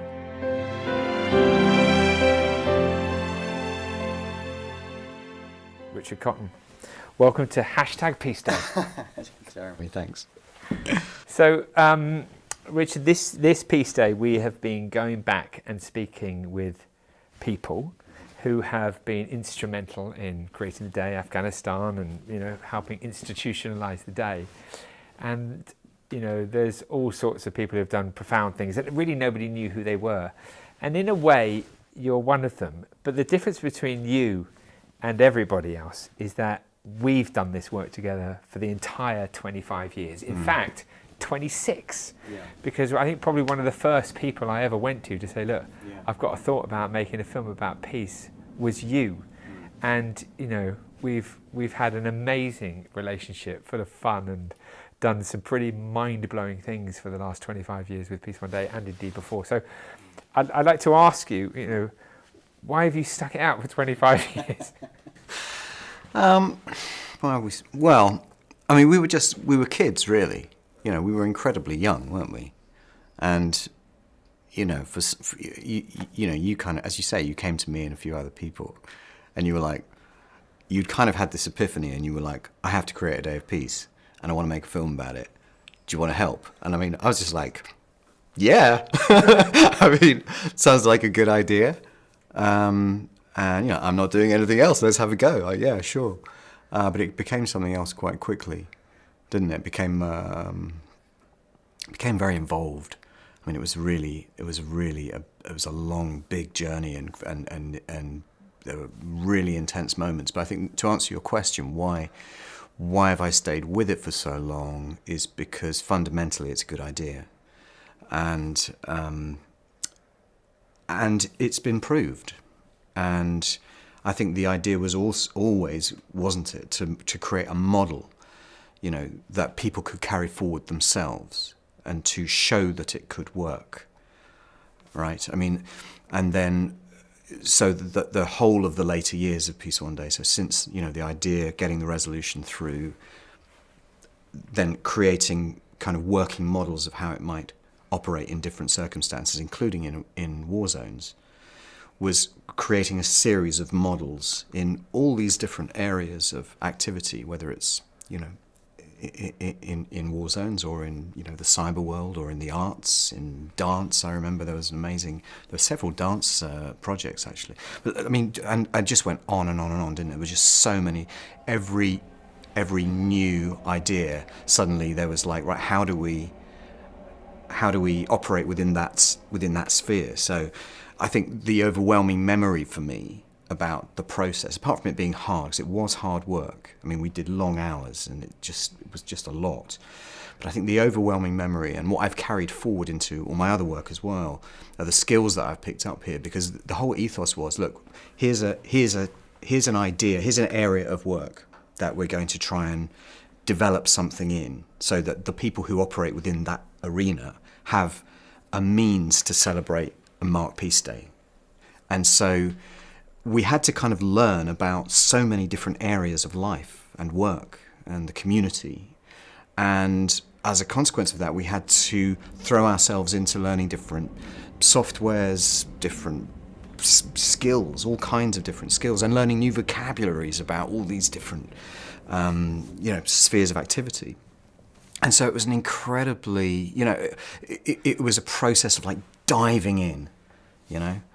And when we were like, but we don't really know anything about this, it's like, well, we've got to find out. And the only way to find out is just to jump in and have a go. And then we found out that we could learn, you know, we could learn quite quickly. And, you know, what was from time to time a relatively small team, I mean, it got quite big for a period, didn't it? And then I don't know how big it is now, but it's like there were times when we were quite small little clusters of groups, you know, working on different projects. And this room here that was now a studio was full of people, different groups of people working on different, in education. I mean, the work we did in education was just like off the chart. I mean, I don't know if you remember, but we printed, well, of course you do, we printed this massive education resource. Before everything was digital, we made this hard copy resource for the 26,000 primary schools in the UK, and then another 11 or 12,000 secondary schools in the UK. We printed this thing, and I'd never overseen the printing of anything in my life, you know. And I remember I made a massive mistake. I don't know if you remember, we printed a whole load, and the printers that we used completely got it wrong, and they printed like thousands of these massive education resources, and they got it all wrong. And I had a good friend who looked at the file that we'd given them, and he said, no, they're using the wrong software, so it's not your fault. And I was like, thank God for that. But it was, you know, there's just loads of things where we were just like, for a moment we're out of our depth, and then suddenly we touch the sand and we go, okay, now we can do this, you know. But there was a lot of that feeling of like, I just don't know how to do this, but we've got to do it, so we just get in and do it, you know. It felt like that a lot, you know. Yeah, it did. It really, really did. And you're absolutely right, you know. If we didn't know how to do it, we just learned how to do it and we'd get on with it. I mean, in terms of the resolution, so, you know, we did that work and we thought, you know, let's create a day of peace, and then found out that there was a day of peace. Mm-hmm. And then, of course, the idea became, okay, well, let's look at what's wrong with that day and then let's see if we can fix it. Do you want to just talk a little bit about that little period? Yeah, so this was a really analog time, and we were writing letters. Obviously, to get a resolution through the United Nations, you have to contact through the General Assembly of the United Nations, which is not bound by international law, but nevertheless it is indicative of world opinion, so it's very important. But we were writing to all the heads of state, but not only the heads of state, we were writing to the, you know, the missions in New York for every country under the United Nations banner. And we were writing, you know, hard copy letters to all of these people, but to presidents and to the permanent missions in the United Nations, mostly in New York. And then we were trying to get wider support as well. I remember we were trying to get support from all of the United Nations agencies as well. That was a really important part of it. So we were writing to the heads of whatever, UNICEF or all of the agencies. And so there was a lot of hard copy correspondence. And I remember there were scenes of people on the floor, folding, stuffing envelopes, putting stamps on. Not only that, though, not only United Nations and governments, but intergovernmental organisations, non-governmental organisations. We were writing to trades unions. We were writing to educational establishments all over the world. We were writing to, just so many different sectors, all sectors. Nobel Peace Laureates, and it seemed endless because, how many sectors can you break the world down into? And you keep finding new areas to target. And you go, well, of course, that area. I mean, trades unions, for example, they can mark the day. And in fact, trades unions have the biggest reach of almost anyone, or they did at that time.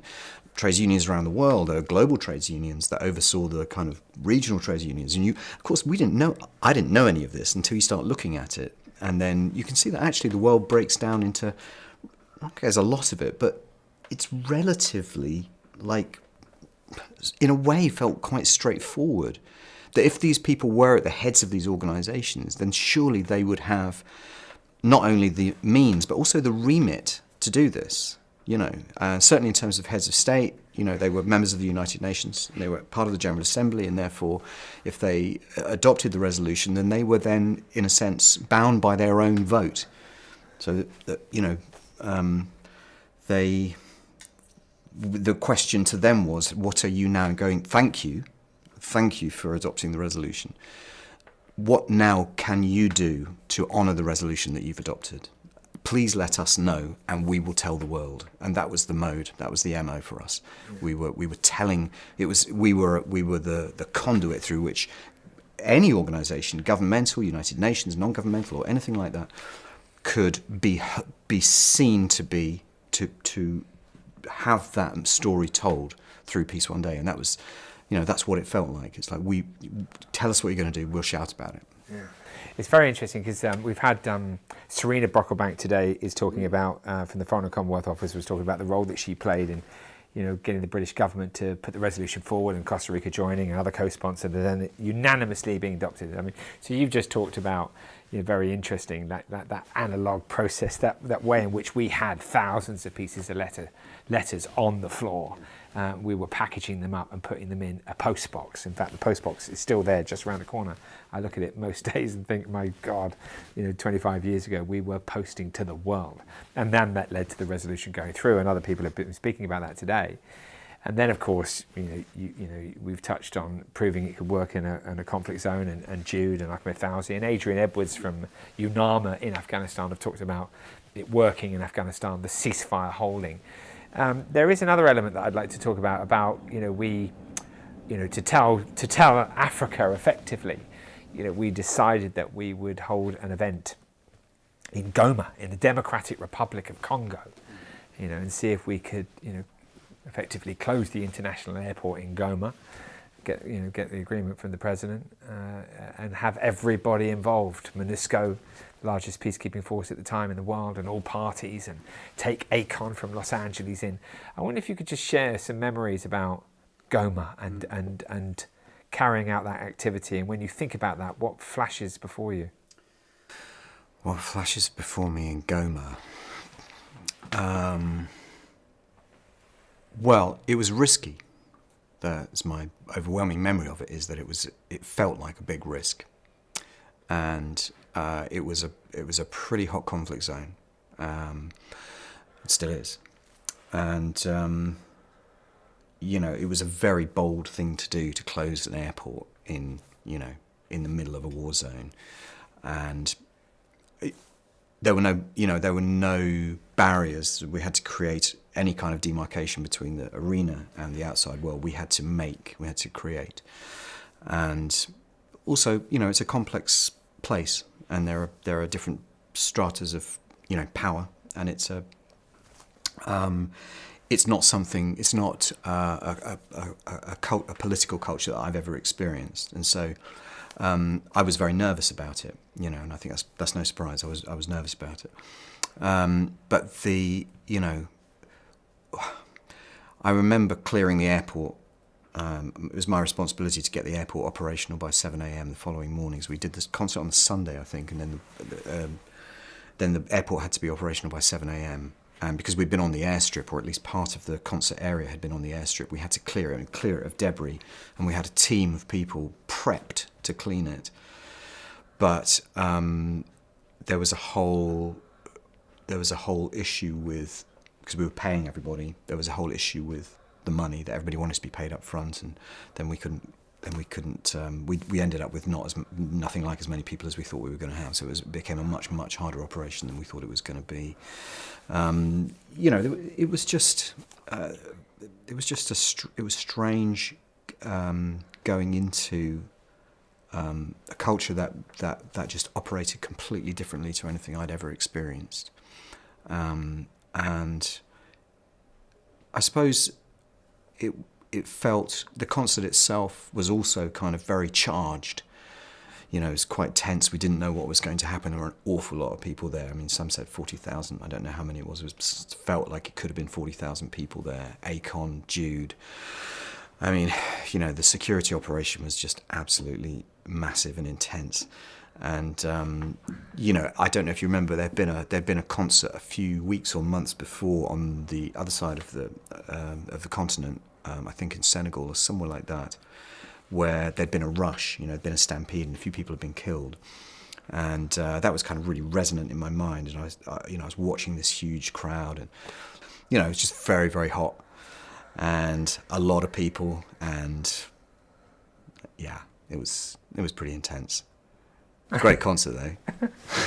And I mean, in terms of Akon, being on the stage, and then the concert side of it,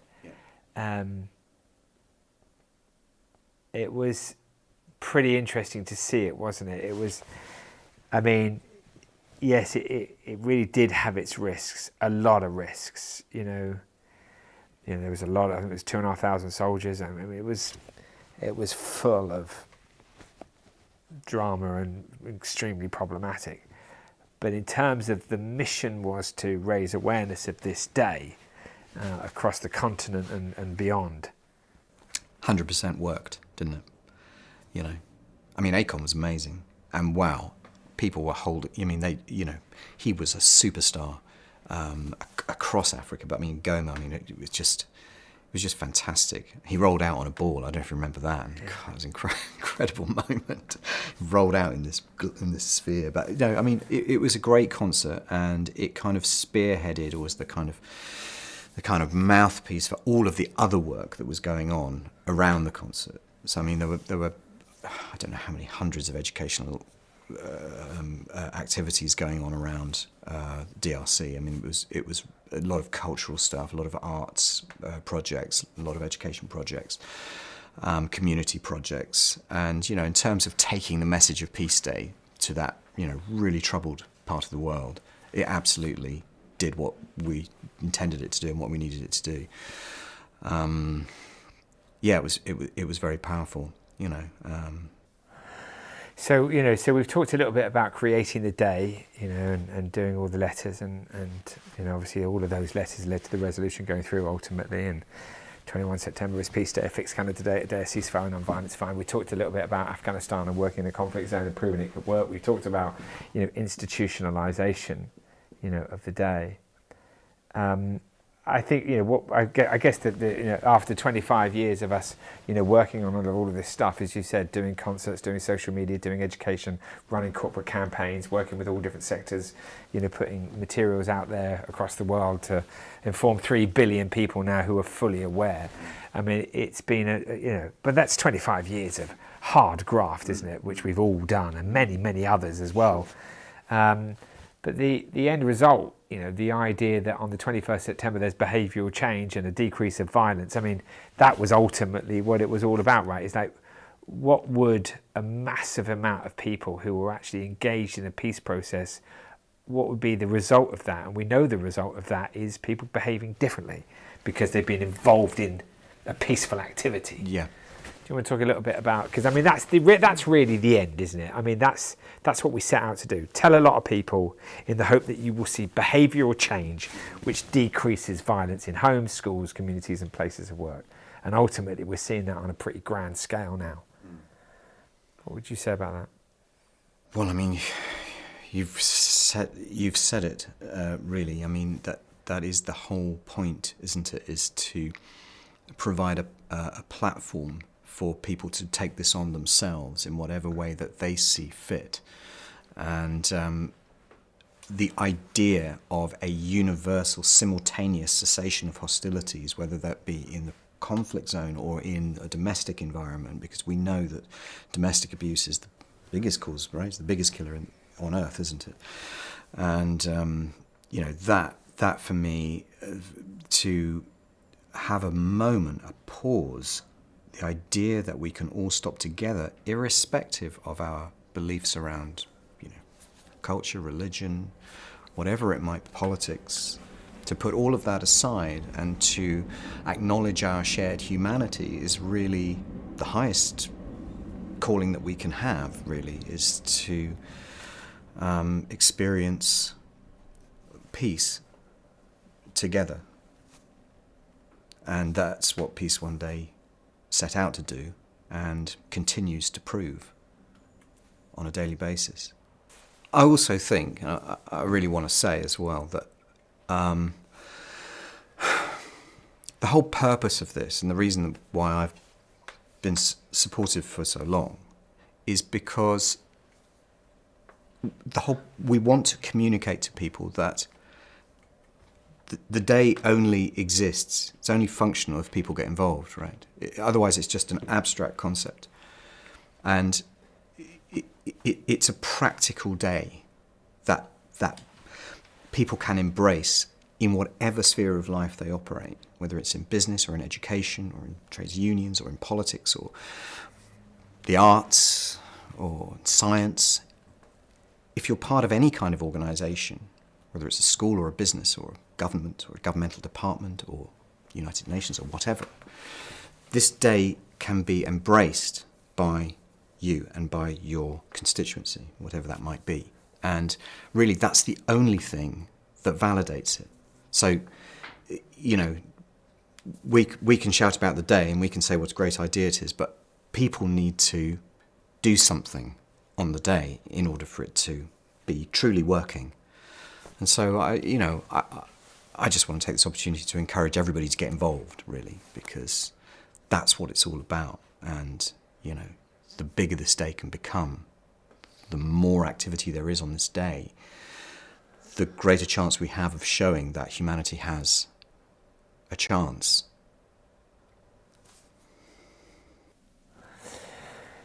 Yeah, very interesting. I was just thinking I feel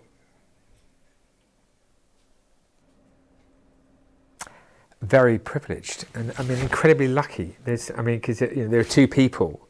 I mean, listen, we made films before Peace One Day. I mean, you make films. You're an amazing actor and do unbelievable voiceovers.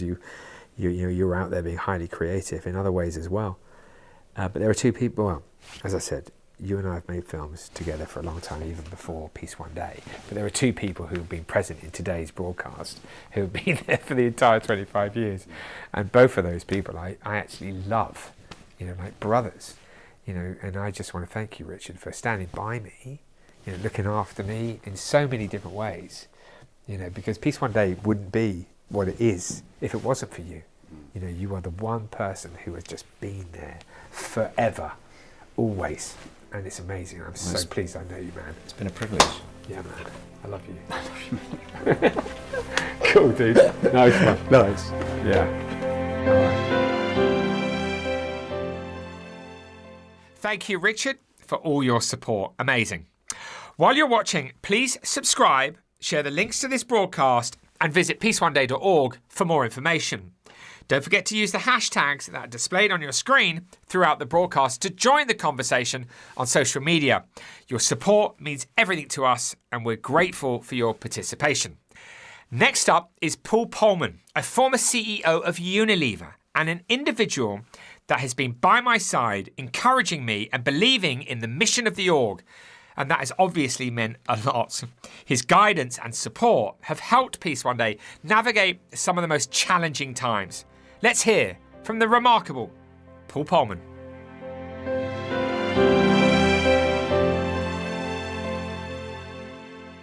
Paul. Jeremy, good to see you. Yeah, thank you for doing this today. No, a pleasure. And of course, Happy Peace Day. Happy Peace Day and congratulations with 25 years of Peace Days and the great impact you're having. Thanks. And of course, it's been a massive team effort with thousands of people over the 25 years. Yeah, as you know well, none of these things happen without all sorts of amazing people contributing. And of course, I wanted to talk to you at this point because of the major contribution that you've had on Peace One Day, and we could talk about that a bit later. But before we do, I wanted to ask you, could you tell us about your work and your journey? Well, what I'm doing now, because I never look back and say I was the X of here or the X of there, but I used to run Unilever for a decade, but I really focus on the future. I was very fortunate to help develop the Sustainable Development Goals when, at that time, Secretary General Ban Ki-moon set up a panel of 27 eminent people, as he called it, but he wanted representatives of business there as well, and which was a great foresight, I believe. And he asked me if I wanted to be on that panel. So for 2.5 years, we worked the Sustainable Development Goals. And as you well know, the objective is to not leave anybody behind, to irreversibly eradicate poverty and do that in a more sustainable and equitable way. Very much a driver for peace, if we talk that later. So I decided after my career in business that I really needed to get the private sector to move faster and help de-risk a political process that is pretty gridlocked. So what I do now is focus on collective action. I think collaborative leadership versus competitive leadership is especially needed on the issues that affect the future of humanity. So we bring industry collectives together to solve the bigger problems that individual companies cannot do alone.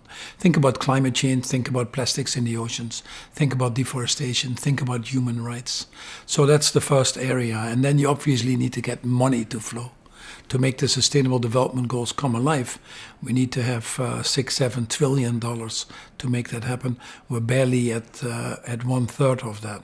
So we need to get more money to flow, which obviously requires working with the financial industry. So the second thing I do is we've set up impact funds, about $15 billion now, try to set the example of how you can get good returns, lower your risks increasingly so by focusing on these development areas. And the third one is an enabler. This is a leadership issue. We have the technology, we have the money, frankly. We know what to do. We have a lot of what they call proofs of concept on how to lift people out of poverty. But at the end of the day, it's human willpower. Many have said that this actually is not a crisis of poverty or food insecurity or climate change, but an issue of greed, of apathy, of selfishness. So that's why I focus on leadership as the third bucket. We've set up an organization that now works with 865 universities, for example, to change management education and create more holistic leaders and more moral leaders, what we need. So it's leadership, it's finance, and it's collective action. And where do you think we are on the journey to shift the level of consciousness around these sort of fundamental issues? So this is a huge change that needs to happen. And unfortunately, since we've waited so long, we don't have so much time to do it. But never in the history have we had to change our industrial system, which is heavily fossil fuel dependent, as you well know, since the Industrial Revolution, basically, and have to totally decarbonize that. Never ever before have we had to change major systems like our food and land use systems, for example. So these are major endeavors that are not easy. And unfortunately, they're coming at a time that because we've waited so long to address these issues, other things are starting to bubble up. We had the financial crisis, we have the COVID crisis. Now I would say we have a geopolitical crisis coming out of that, and it pulls people down to the here and now and distracts people from doing actually the right things for the longer term. So we've had some slippage. As a result, only 15% of the Sustainable Development Goals are on track. We set ourselves a timeline to achieve these goals between 2015 and 2030, and regretfully we have to be realistic that might take us a little bit longer, but no reason to deviate from those goals. Obviously, the major area where we're increasingly paying the price is climate change itself. Our linear, extractive production and consumption model has come to an end. Since World War II, the population has quadrupled. Our consumption levels have gone up 3 times. 8 billion people now consuming well beyond their means. And yet still many more in poverty, and actually that number is increasing. This year, World Overshoot Day, which is the day that we use up more resources than the world can replenish, was August the 1st, which actually means, in my opinion, that every day after that, we're actually stealing from future generations. So this linear model is not anymore helping us. We can't have infinite growth on a finite planet. So that's where the bigger challenge is, living well beyond our means. So how do we adjust that so that it doesn't put the pressure on Mother Nature? Because we really can't afford it. And the invoices that are being sent are increasingly with higher velocity and higher intensity. The amounts of natural disasters we now have, the forests on fire, the borealis defrosting, the Arctics melting, all these things are signs of a world that's in stress. And unfortunately, we're at a difficult point, if I may be honest, where we've waited so long that, historically, Mother Earth's capacity to compensate for our shortcomings, she's running out of steam. The oceans have warmed up and can't absorb the heat anymore. The land masses have thoroughly degraded. The forests have been deforested. And so we're close to what some people call in science negative tipping points. And if you get to these negative tipping points, that's very dangerous. There are some people already saying, for example, that the Amazons are starting to emit more carbon than they absorb. That's not what you want. So these are the type of things that we need to watch now. So there is a sense of urgency. But, besides that there is a sense of urgency, it also makes enormous sense for many different aspects. It's, you want to have a world where everybody has an equal opportunity, where there is dignity and respect for all, or equity or compassion. So a world where too many people feel they're not included or left behind is a world that's not at peace. We're at a point that we're now incurring more costs to deal with these issues than that it would actually cost us to solve them in the first place. So from a business point of view, I would say this is the biggest opportunity of the century. You'd be daft not to go after that. And then there's obviously the signals from the marketplace. You look at what the general population is looking for. They're looking for forests to walk in. They're looking for air to breathe. They're looking for decent jobs that give them security. And that requires you moving from the brown economy of the past, the destructive brown economy of the past, to increasingly the greener, more sustainable, more equitable economy of the future. It's a no-brainer in that sense. But yeah, it requires effort. Nothing is easy. Otherwise, some other people would have done it before us already. So can we muster that willpower? Itself a renewable resource. That is really the bigger question. It's interesting, as you know, we've always talked about peace and sustainability being inextricably linked. You can't have one or the other. On a day of peace, Peace One Day in its 25th year, as you know, has branched to, creating constructive narrative that informs, inspires, and engages around racism, around climate, around justice, around peace, around education, around violence against women, around food. I want to ask you to maybe explain that link between sustainability and peace, because when I hear you talk about the things you do, of course, in the context of a day of peace, I think, if we don't get these things right, then it's going to be we're going to live in a more violent world. Could you talk to us about that link between the two things? In 2 sentences, it's very easy. When you go to bed hungry and don't know if you make it through the night, you'll probably look at your neighbors if you can steal food. If you live in an environment where there's no water, you probably look to your neighbors or neighboring countries to find it. You know, if you look at the 25 countries that are most affected by climate change, 60% are at war. You cannot have peace without development, and you cannot have development without peace. They're integrally linked, and we obviously see that every day happening now. The fact that in Europe, the politics have become polarized in many countries has often been linked to immigration, like you see in the US right now, a big issue in the polls, an obvious opportunity for populists or nationalists or xenophobics to drive us apart versus bring us together. But the roots of immigration, in many cases, is linked to poverty, is linked to scarcity of basic necessities like water, like you know, the opportunity, the climate change itself will be a big driver. We think in the next few decades there will be 200 to 300 million more people swirling the world as a result of that. Look at Latin America.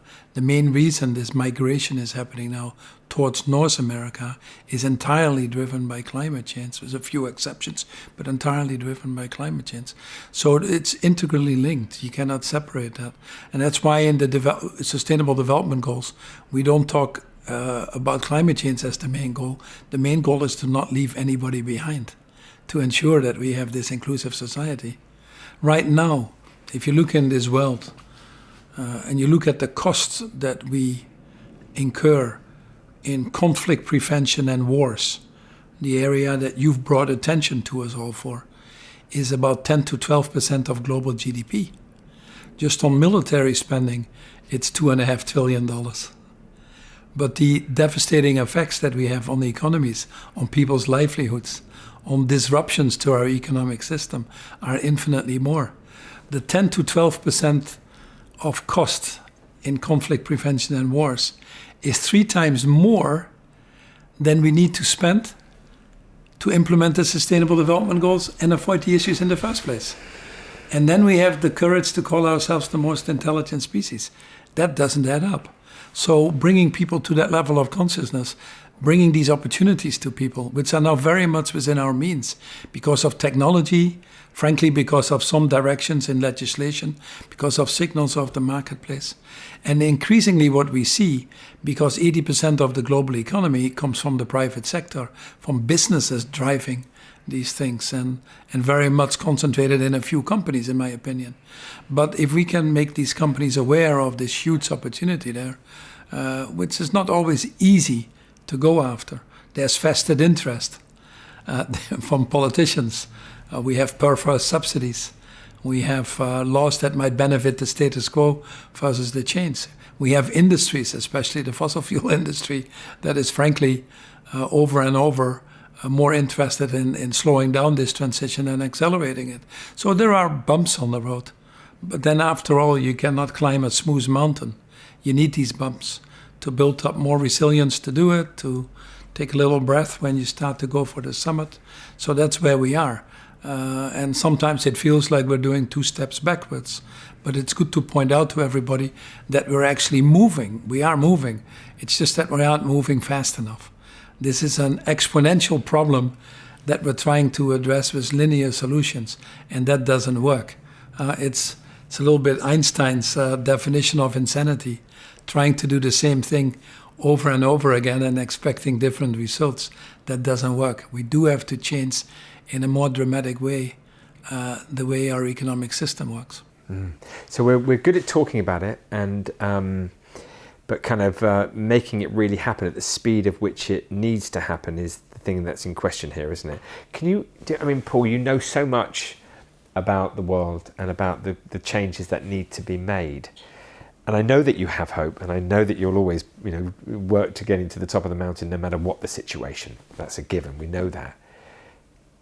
Can we reverse this? I mean, because it seems to me that we hear these amazing conversations, and then when I look at what's going on in the world over the 25 years that I've been involved in this, I'm seeing something that's kind of seems to be going in the opposite direction of what we really need to be doing. It's almost like our DNA it's almost like we're not capable of thinking beyond ourselves, and that the way in which we operate is very much we have to collect and control. And do you think that humanity has it in it to actually turn this situation around? Well, first, I will acknowledge that there's a defeatist narrative out there that suits some people, and they're actively feeding that narrative. It's too late, we can't do anything anyway, we have more urgent problems that we need to solve, we don't have the money for it. You can come up with a lot of these arguments. But over and over and over again, science tells us that it can be done, and it can be done within a reasonable time frame. Obviously, the longer we wait, the more people are going to suffer. More people actually will lose their lives. 8 million people die every year now from air pollution alone. 825 million people go to bed hungry, and that number, unfortunately, is going up. I just don't want to be part of that. I don't want to earn my money and make my living by making things worse for others. It just doesn't seem to me a morally very justified way of doing things. But the reality is actually we are moving. Last year, the investments in green energy were about $1.8 trillion. That's 50% more than the investments made in fossil fuel. 30% of our energy is green already. Solar and wind is cheaper in 95% of the countries. In fact, there are 7 countries in the world that have already totally decarbonized. There are 47 countries that are ahead of the Paris Agreement, and they're doing well economically. So by all means, we have the proof points that this can be done, and we're actually moving. Think about it in an analogy of a combustion car, which I hate to use, but you're in second gear. We just need to accelerate to fourth gear, which is much easier than if you would be in reverse. If you're in reverse, you go to second gear, you blow up the engine. So it's easier where we are, I think, to rise to that level. But we're getting distracted. We're getting distracted for many different reasons, not least because of the lack of global leadership at a political level, at the self-interest of some of the private sector, at the confusion, frankly, at the citizens' level. There's so much out there that it's beyond often their understanding or their grasp. And then we're missing a big trick, because most of the economic growth is going to happen in the emerging markets, where there is an enormously young and dynamic population wanting to be part of this global economy. But, we punish them with COVID by not giving them the vaccines. We punish them in the financial crisis by not giving them money. They're debt-strapped, so we keep them on a little string. That's where most of the climate change is having devastating impacts, because they have less in adaptation or resilience that has been built there. And we continue to step on them. If we don't say that this is a global problem that we need to solve, that we're first and foremost connected as citizens of this world, and ensure that there is enough effort being given to those countries to lift them out of the situation they're in, then you have to think about the challenges that come with it, and it will take us longer. But solving we must. There is no way that we can live on this planet on a trajectory that gets us to 2.5 to 3 degrees, which we're currently on. Now, at the time of Paris, I was heavily involved in the COP21 in 2015 in Paris, and worked very much with the French government and many others. And this was the first time that we got business involved in a critical mass, if you want to. We were projecting to 4.5 degrees. People forget that. We were projecting to 4.5 degrees. At the time of Glasgow, which is not that long ago, only 4 years ago, we were still projecting to 3.5 degrees. So Glasgow brought us down to about the 2.5 level. Paris brought us down from 4.5 to about the 3.5 level. Now we need to get from the 2.5 level to the 1.5 level. That's a challenge. Some people said we're giving up on that one, but why give up when it's still possible? I wouldn't do that, actually. You see already now what the enormous effects are of the 1.5 degrees that we have, which is not 1.5 degrees, that's an average. It's already in some places in the world more. And humans have a hard time living in areas that are 40 degrees, and yet it seems to be normal now. Just Canada alone, because of the heat, you look at Canada, the forest fires that we've had this year in Canada has emitted more carbon into the atmosphere than the global airline industry together. So that's not a good thing. You just don't want that, you know. And then it becomes pushing water uphill, which will be more difficult. And of course, we have options, you know. We can go to nuclear. We have different fusion technologies coming in probably 10 years, 15 years' time that are very, very encouraging. We can do biomimicry, which is basically imitating nature and having some solutions that, you know, slow down the melting of our glaciers or put clouds in the sky to bring in some rain where we need it. We have geoengineering, which is another form of, you know, of trying to capture this. And perhaps we are at the point, Jeremy, that we need all of them. Some of them were not my favorite. We certainly don't want to use it as an excuse for not knowing what we need to do. What we need to do is clear. We need to decarbonize our global economy. We need to change our food and land system, which causes 30% of the global warming. Think about methane, think about degrading land, think about deforestation as the main drivers. And we need to move to an economic system that has circularity.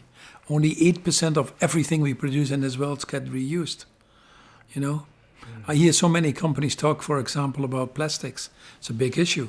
So many companies say, yeah, but I'm recycling now 2 or 3 times more plastic than I did before. Am I not great?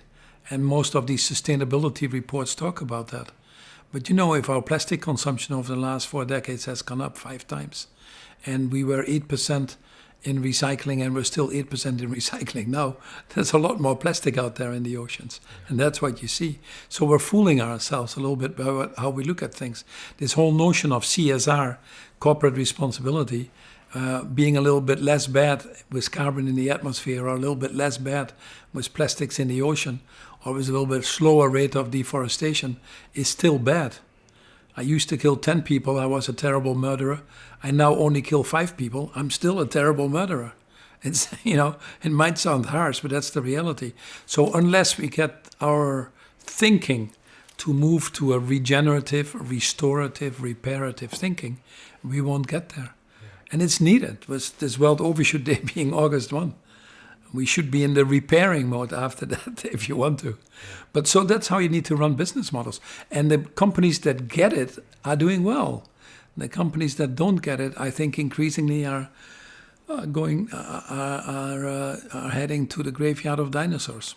And this is why I wrote this book, Net Positive, which was, you know, it's number 3 on the Thinkers 50. It's the second best-selling book last year on in the business front for Harvard. And so it resonates because it comes at the right time to just very practically help companies on how to do that transition. But you know, the longer I look at it, it's a mindset change. It's a leadership issue that is much more important than anything else. Mm. Hence the reason why you're doing the work you're doing with the 860 universities, right? Absolutely, it's absolutely key. Rumi, who was a poet in the 13th century in Iran, said it very well when he said, yesterday I was clever, I tried to change the world. Today I am wise, I'm changing myself. And you know, you cannot have a company transformation or a broader systems transformation that is needed if you don't have first and foremost a human transformation. So Wangari Maathai said there comes a time in the history of mankind that humanity is called upon to rise to a higher level of consciousness, as he called it, what I would call a higher moral ground. I mean, there's no better time to do that than now. That's basically what I'm telling you. Yeah. It's interesting. I mean, Paul, you've supported, Peace Monday. Gosh, I think it's probably 15 years now, however long. I mean, a long time. And through this journey, there's now 3 billion people aware of the day.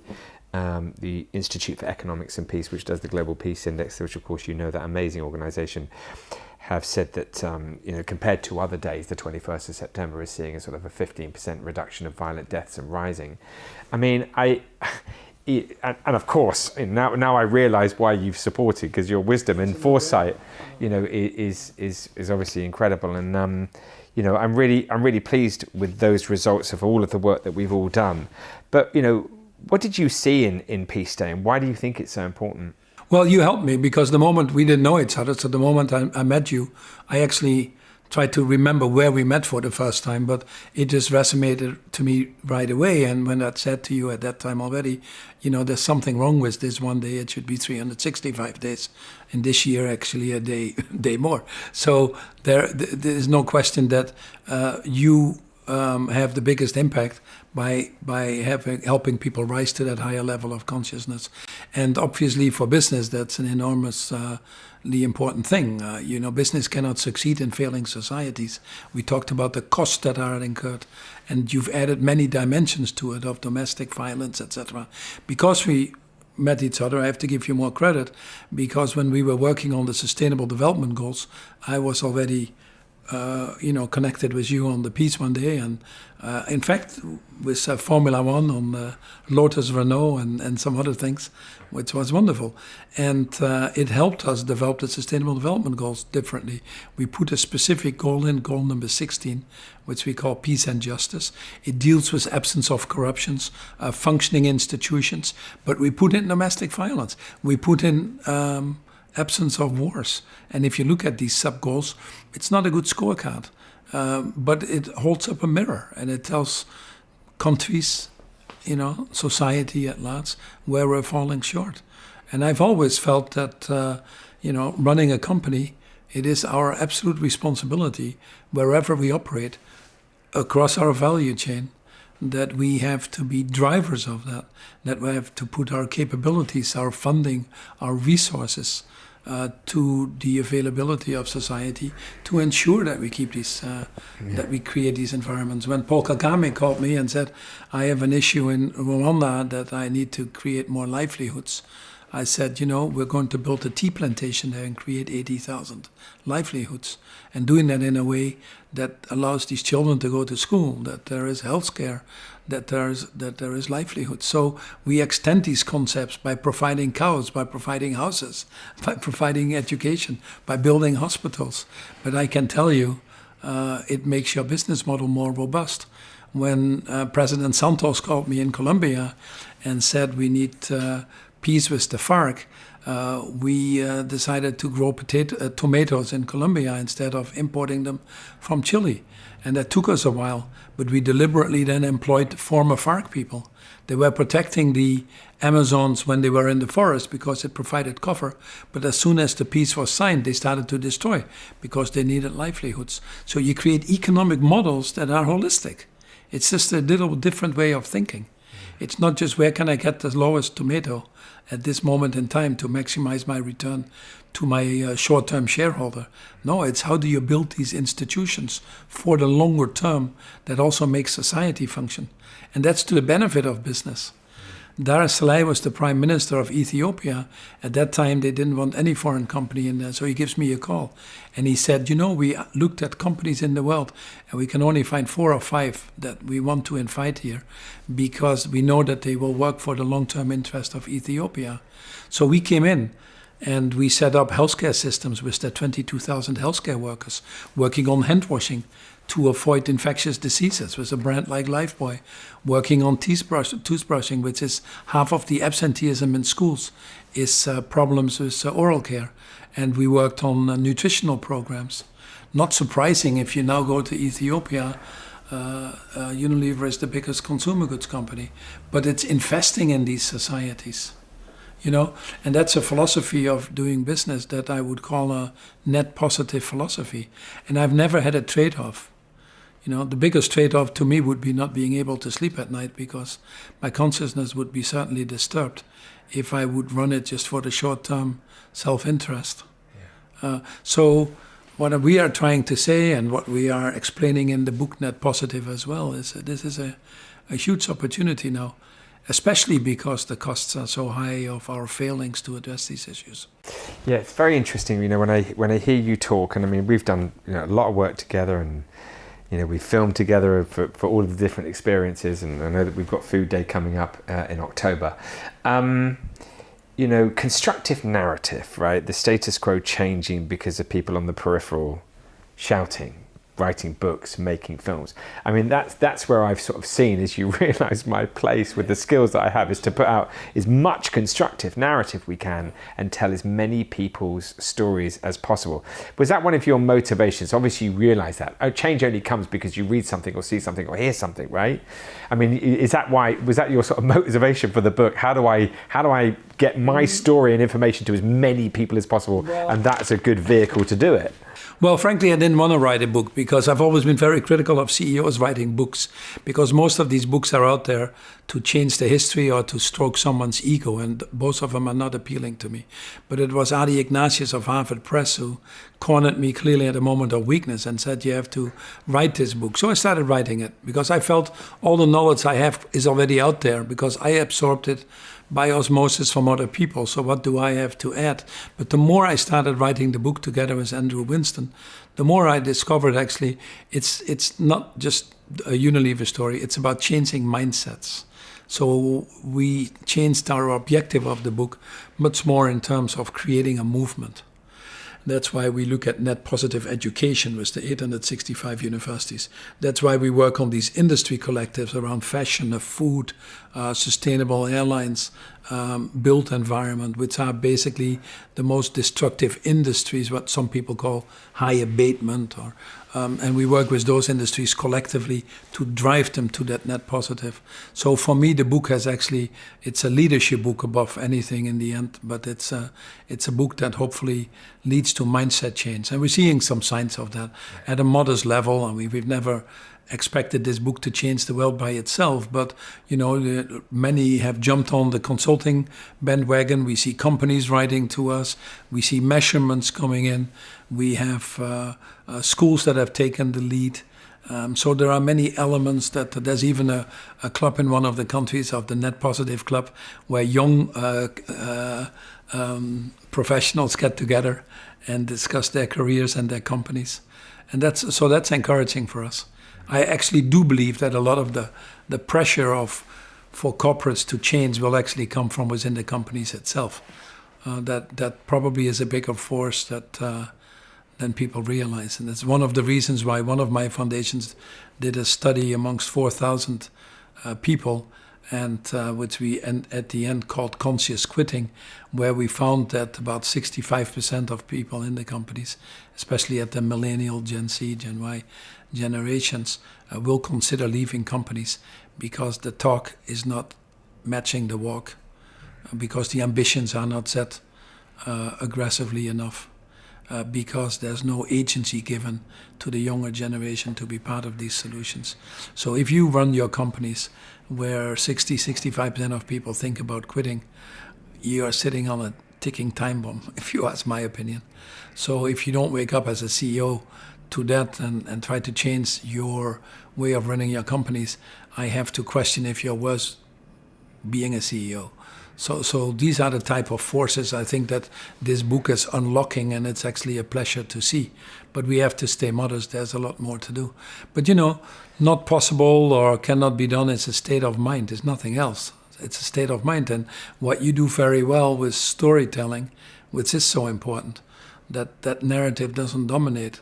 And that's why these documentaries that you put out have a much bigger impact than some of the numbers you're mentioning. Interesting. Yes, it's very interesting, Paul. So I would like to ask you.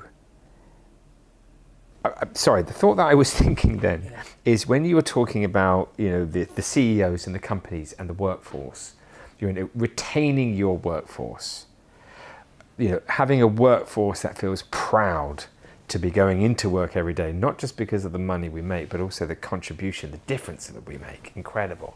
And of course, you've realized that, and that's exactly what you're talking about now.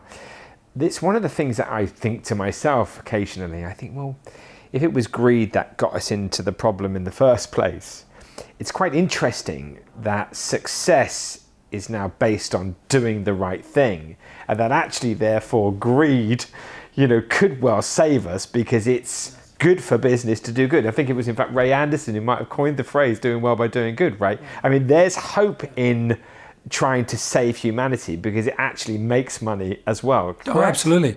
So a lot of respect for Ray. Unfortunately, I never had a chance to meet him, but I have learned a lot and had a lot of friends at Interface, and obviously he was an early pioneer in his own way, and the same with Rachel Carlson in the US with Silent Spring, and so there have been some other pioneers. But when we started in Unilever in 2008, there were very few companies thinking about that. So when we came out with the Unilever Sustainable Living Plan to decouple our growth for environmental impact, increase our overall social impact, fairly aggressive targets of reaching 1 billion people, improving their health and well-being, etc., people were stunned because it wasn't really seen as a value-creating strategy for the shareholders. At the same time, we stopped quarterly reporting to get people to think a little bit longer term. So it created a little bit of a level of skepticism or cynicism by some, which was difficult. But the first thing we saw was that it attracted people, high-quality people who wanted to work for us, because people want more than just earning money. They want to make a difference in life at a bigger level than they can do alone. We are herd animals. We want to belong to. We want to be part of. And certainly if that leads to something very purposeful. You know, Mark Twain said there are the two most important moments in life is when you were born and when you find out why you were born. And this is a moment of whyness, if you want to. So we started to attract 2 million people a year who wanted to work for Unilever. We were the third most looked up company in LinkedIn after Google and Apple. We couldn't even understand that because Unilever is not a brand name per se. And then within our company, we saw our engagement scores go from the lower tercile levels to the top of the top tercile levels out of a peer group of about 8,000 companies. Well, it was hard to explain to many of the investors that alone was driving our shareholder return. Because no CEO had ever really been able to communicate that, or the data weren't there. But on top of that, we worked a more diverse organization, etc. So I think that has been one of the key drivers of the nearly 300% return that Unilever showed during my decade, which, by the way, had every year top and bottom line growth, every year or most of the years outperforming the market or the competitive set in our industry even. So it does pay out, in my opinion. And, so that galvanizing of that change is probably the most important thing. Doing well by doing good. So yeah, a real chance for humanity on that basis. Then fantastic. Oh, yeah. Okay. So you've talked about corporations. Net Positive. Your book. Obviously, people can read that. To the individuals out there, what's the most important thing that individuals can do? I mean, what would you like individuals to know? I mean, obviously, it's a day of peace. Many of them will observe it. They'll observe the Day of Food, the Day of Justice, the Day of Anti-Racism, etc. But what do you think is the most important thing that the individual needs to understand about the role that they have in relation to our survival? I suppose it might be what Rumi said.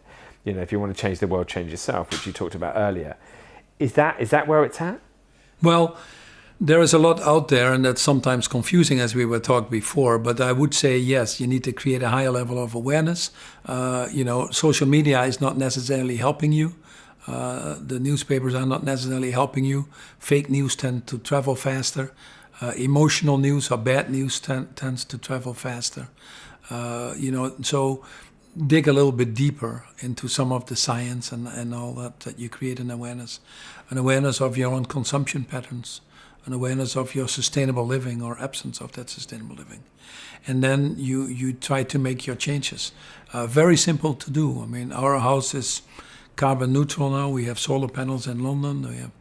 You put the double windows in and whatever it takes, but some people can afford that more than others, but you can do a lot.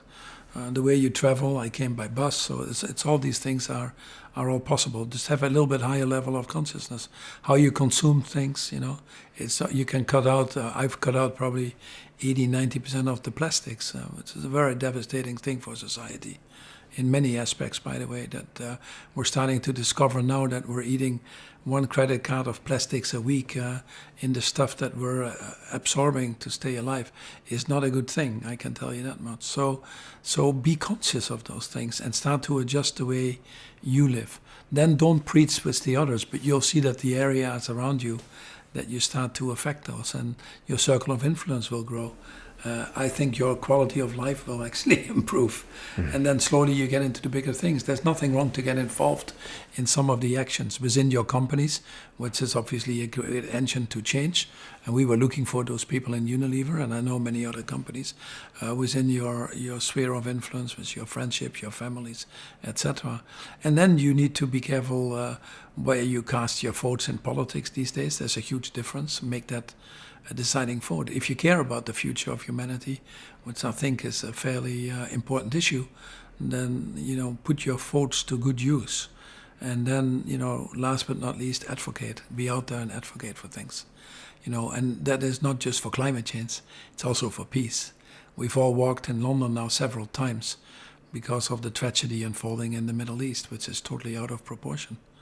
We're fighting for peace in the Ukraine. We're working on Armenia, where cities like Nagorno-Karabakh are wiped off the map by Azerbaijan. We have issues in the Sahel, in Yemen, in Myanmar.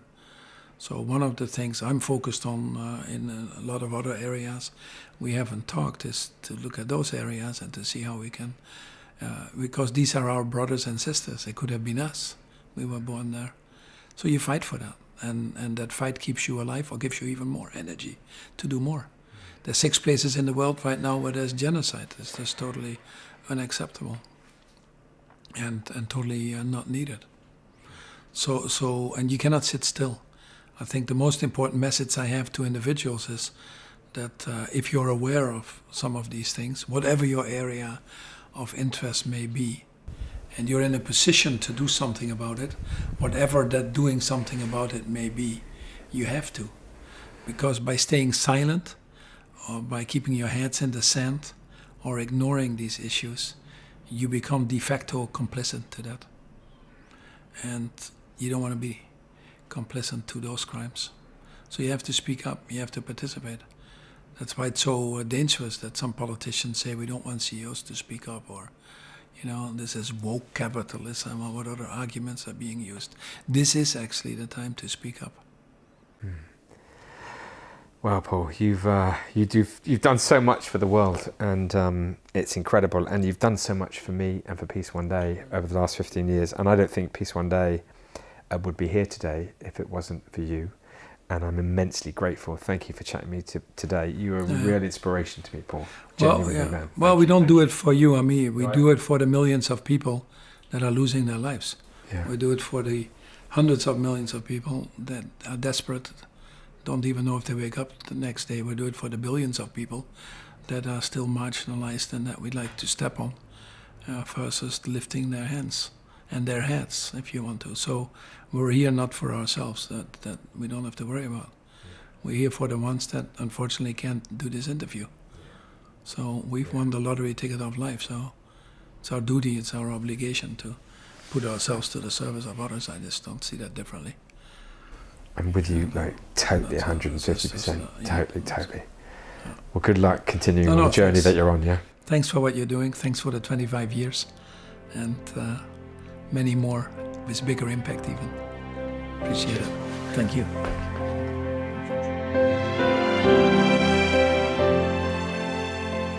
Thank you, Paul, for your inspiring insights. Now, I'd like to introduce Sir Jeremy Greenstock, former UK ambassador to the United Nations, who played a significant role in the day's creation and announced the adoption of the resolution at the United Nations General Assembly. Let's listen to the interview with Sir Jeremy Greenstock.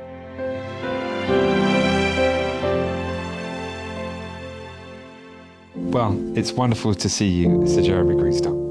Great to be back in contact, Jeremy. So could you tell us, first about, your journey and your career? Well, all my family practically were schoolmasters. I started as a schoolmaster immediately after university. Realised that wasn't for me for a career's worth. So always being interested in the world, the big picture, travel, what other countries were doing. I thought about the Foreign Office, gave it a go, got in, and stayed with it for 35 years. Fairly conventional career. I learned Arabic. I moved around different parts of the world, Middle East, Europe, North America. Was in Washington twice, New York at the end. So a nice varied career, but it suited my philosophical look at the world to be an observer and to some extent a practitioner in connections between different countries. Classics was my education. The lessons of Greece and Rome still feed into everyday life in the most relevant way. So it's been a wonderful practical and thinking journey that I've been on. And since I left the service of government in 2003, I've been involved in bringing people together to talk about the way the world is going. I've started a company with my son to look at the geopolitical big picture and interpret it for the business community to see how they can get a feel of what is really going on under the surface. So what you've been doing, Jeremy, is really relevant to all of that, to try and make sure that this is a world that connects and works together and doesn't shoot itself in the foot. Could you tell us about your role in the resolution that fixed the date of the International Day of Peace as the 21st of September and established it as a day of global ceasefire and non-violence? Well, it was a wonderful team effort. I think you've done a lot of work with the Foreign Office in London and with my mission in New York. And they brought it to me and said, this is really worth your time. Please focus on it. Are you prepared to do a statement to the General Assembly, which is fairly rare for an individual ambassador outside the normal run of General Assembly agendas? And it was wonderful, a privilege to be standing up in front of the 191 members, as it was then, of the General Assembly, to be talking to them about how they could focus on communication, compromise and peace. This draft resolution recommends that henceforth the UN International Day of Peace be observed as a global ceasefire day. The draft suggests that this day be fixed as the 21st of September. It is so decided. And I think it was very significant to do that in the General Assembly and not the Security Council, which was my normal place of work. Of course, we preceded 9/11 by 4 days, so we got it in at the right time. And to make 21 September the annual day of peace is still significant, I think, in 9/11 terms. And 20 years on, there's a lot of talk again about 2001 and 9/11 and what it all meant. And we've made Peace One Day relevant to that whole journey since that extraordinary pivotal event. For those who don't know, who might not be familiar with your role, could you talk to us about your position and what it takes to establish a day of peace with a fixed calendar date? Well, the UN is a unique forum of every different nation, and is a place of huge connection, action, and compromise. And you have to establish yourself as a permanent representative of your country at the UN, doing the job of your government in your country, obviously, under instructions from London. But you have to establish a personal rapport with almost every other ambassador in the business, because you might have to deal with any of them at any one time. And the UK mission and its heads have always been extremely diligent in creating those relationships.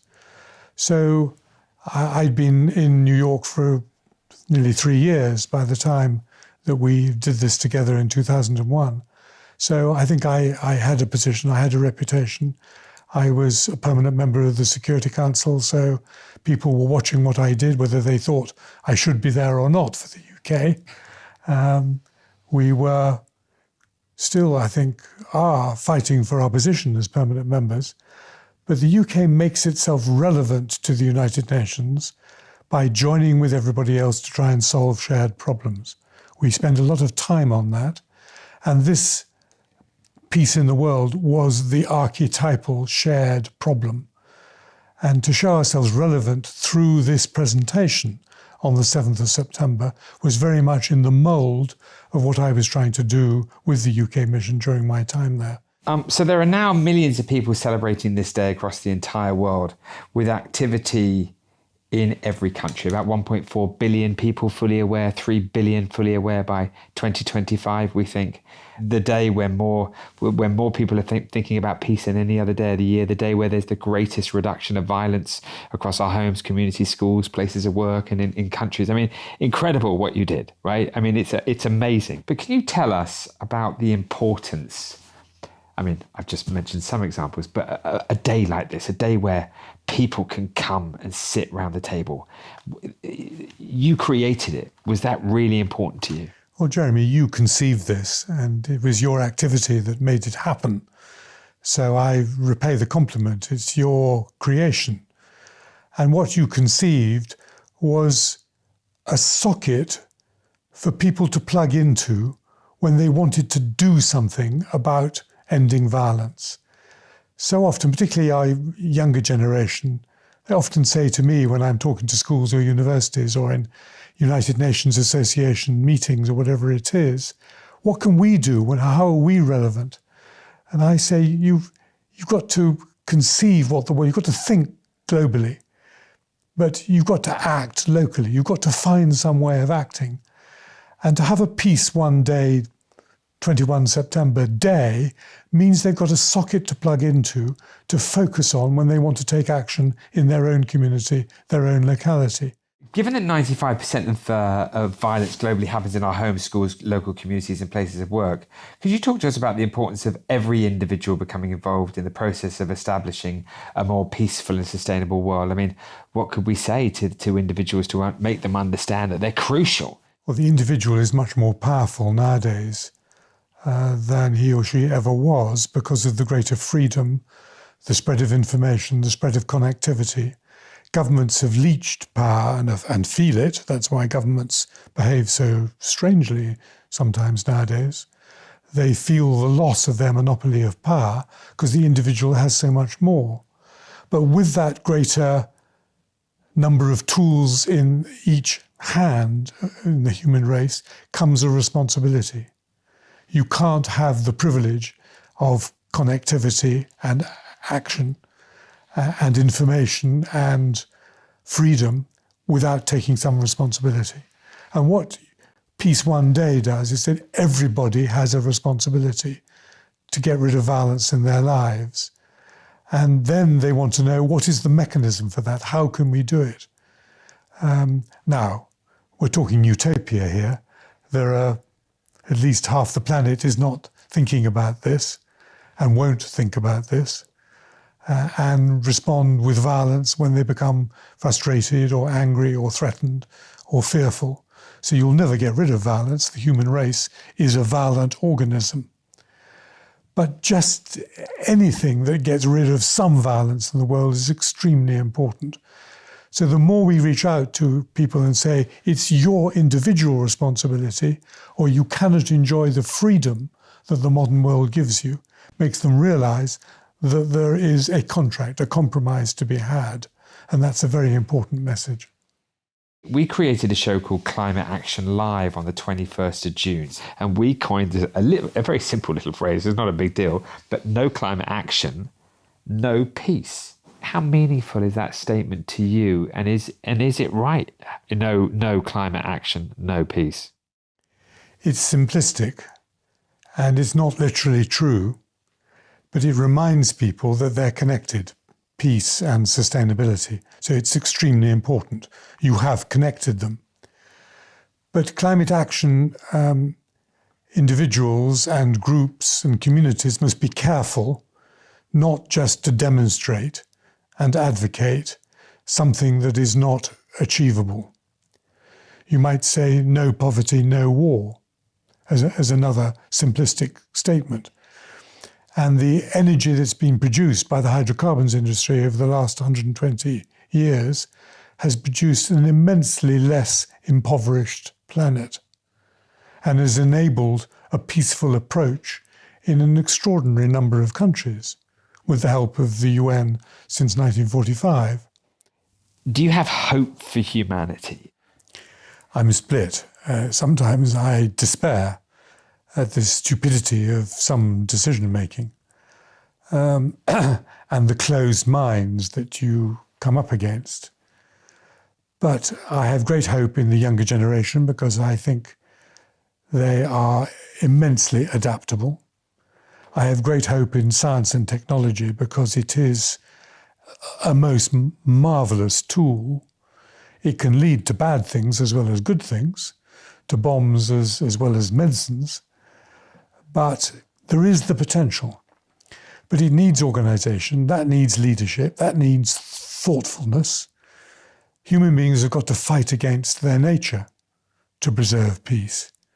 There's never been a period in human history where there hasn't been war.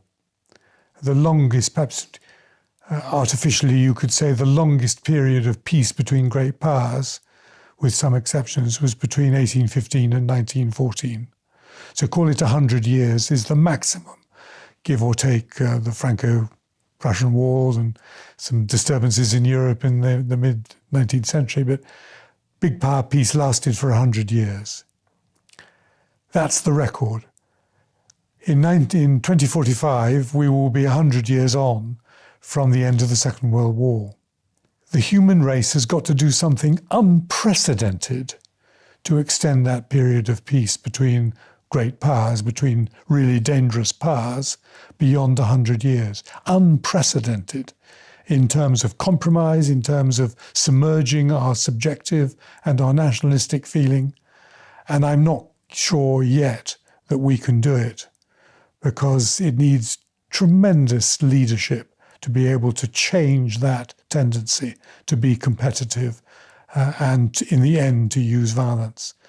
So the uphill climb for peace one day is enormous, and I think in the next 25 years is going to get greater because that 100-year point in history has always been a point of exhaustion of people working together.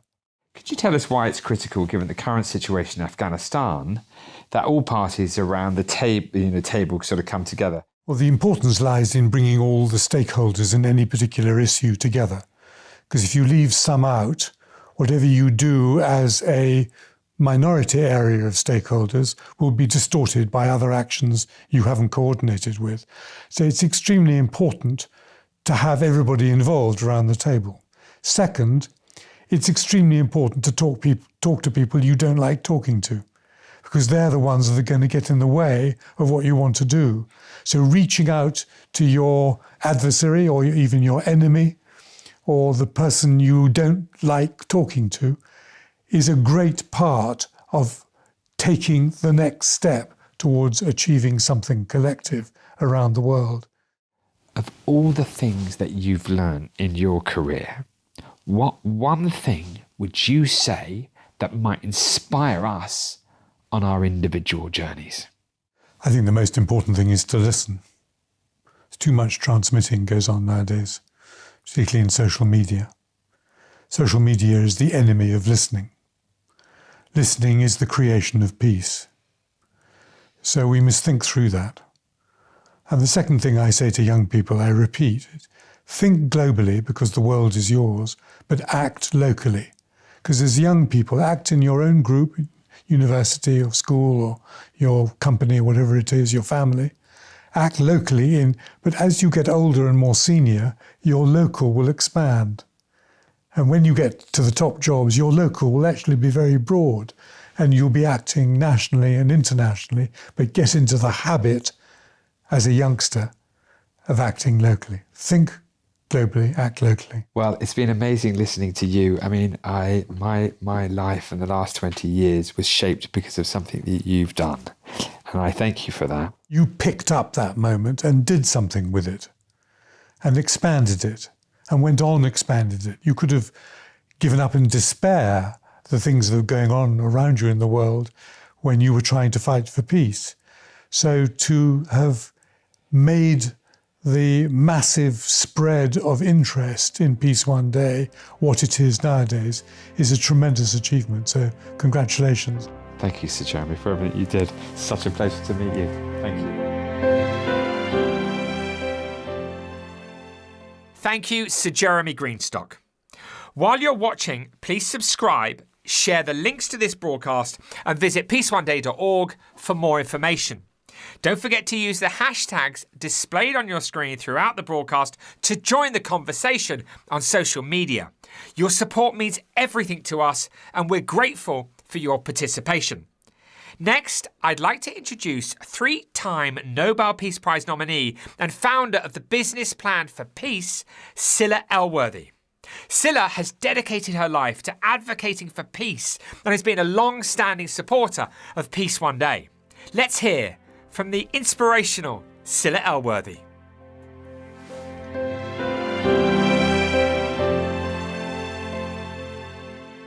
So, dear Scilla, welcome to Peace One Day, and thank you for being interviewed to celebrate this day. Jeremy, thanks for all you do to make this day work so well. So the first question I'd like to ask you, Scilla, you've been nominated a number of times for the Nobel Peace Prize. Could you tell us about your peace work? Well, what I'm concentrating on most at the moment is working with Ukrainian and Russian women to build their capacity to negotiate a ceasefire and ultimately be part of the negotiations to end the Ukraine war.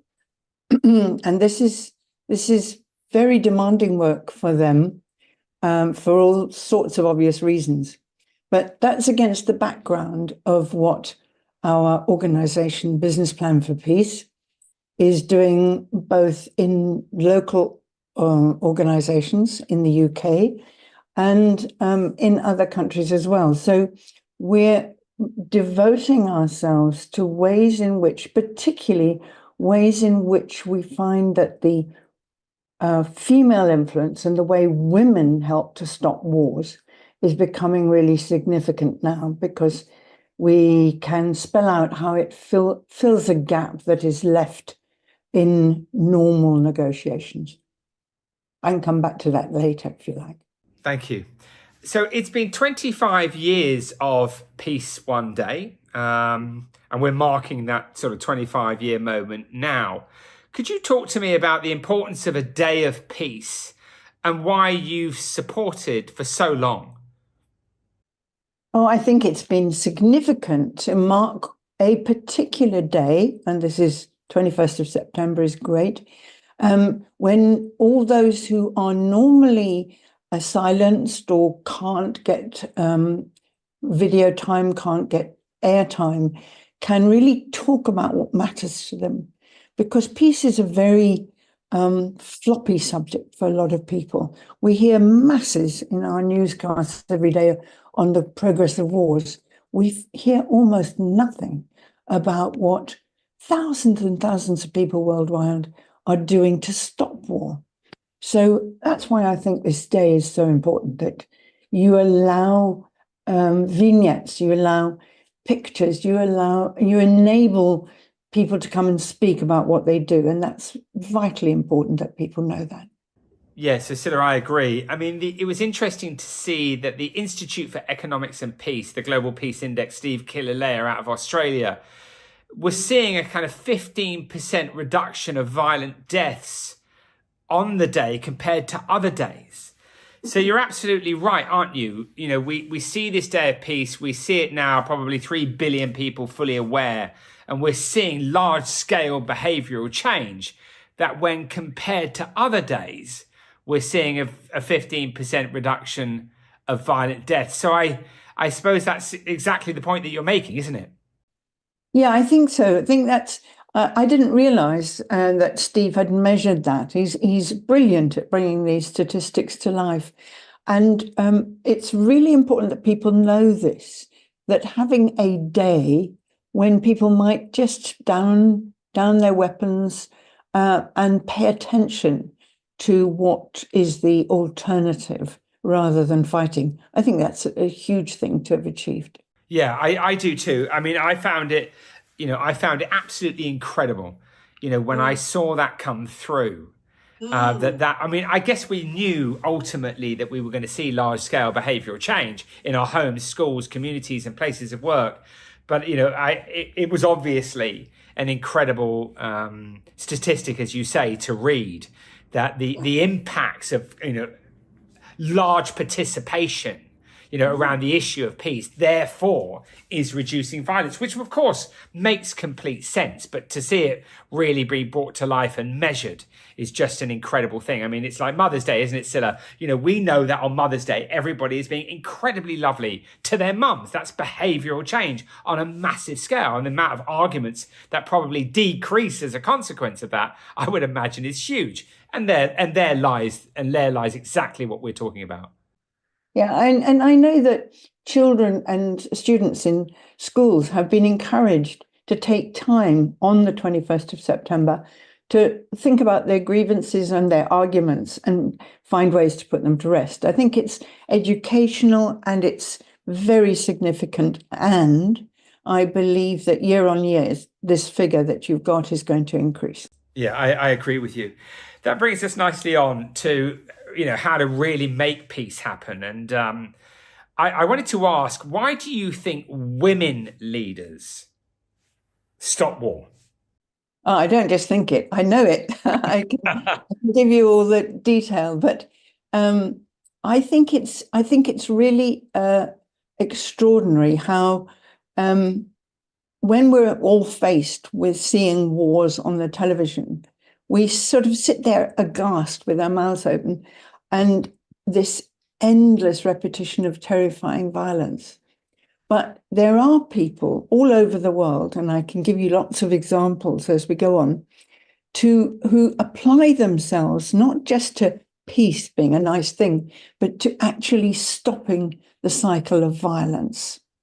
If you look at the diagram we've got of how wars start, they usually start with an atrocity, then that results in shock, in fear, in grief, and then in anger. And unless something is done, the anger turns to bitterness, to revenge, retaliation, and then you get another atrocity starting.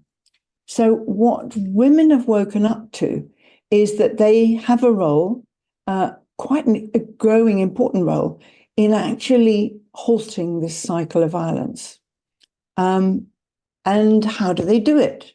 They're usually not the instigators of a violent cycle. So they start from a different place, bringing less charged emotional baggage with them. They can be freer to empathize with others whom men may see only as enemies. Women tend to use their intuition, and that helps them to enable different sides to understand what's needed in the moment. They come up with ideas and possibilities, things that Jonathan Powell, the man who negotiated so well for us on Northern Ireland, he says those possibilities enlarge the pie, which men in power might not dream of. And once you have a balance of women in negotiating teams, that's been shown to help reach a peace deal that will last longer. Because many peace deals are made and then broken. But there was a study done by the UN of 182 signed peace agreements between 1989 and 2011, and it revealed that peace agreements where women were involved are 35% more likely to last 15 years. And we need a lot more statistics like that. They're coming out every day now. And the other thing I'd mention is secret back channels.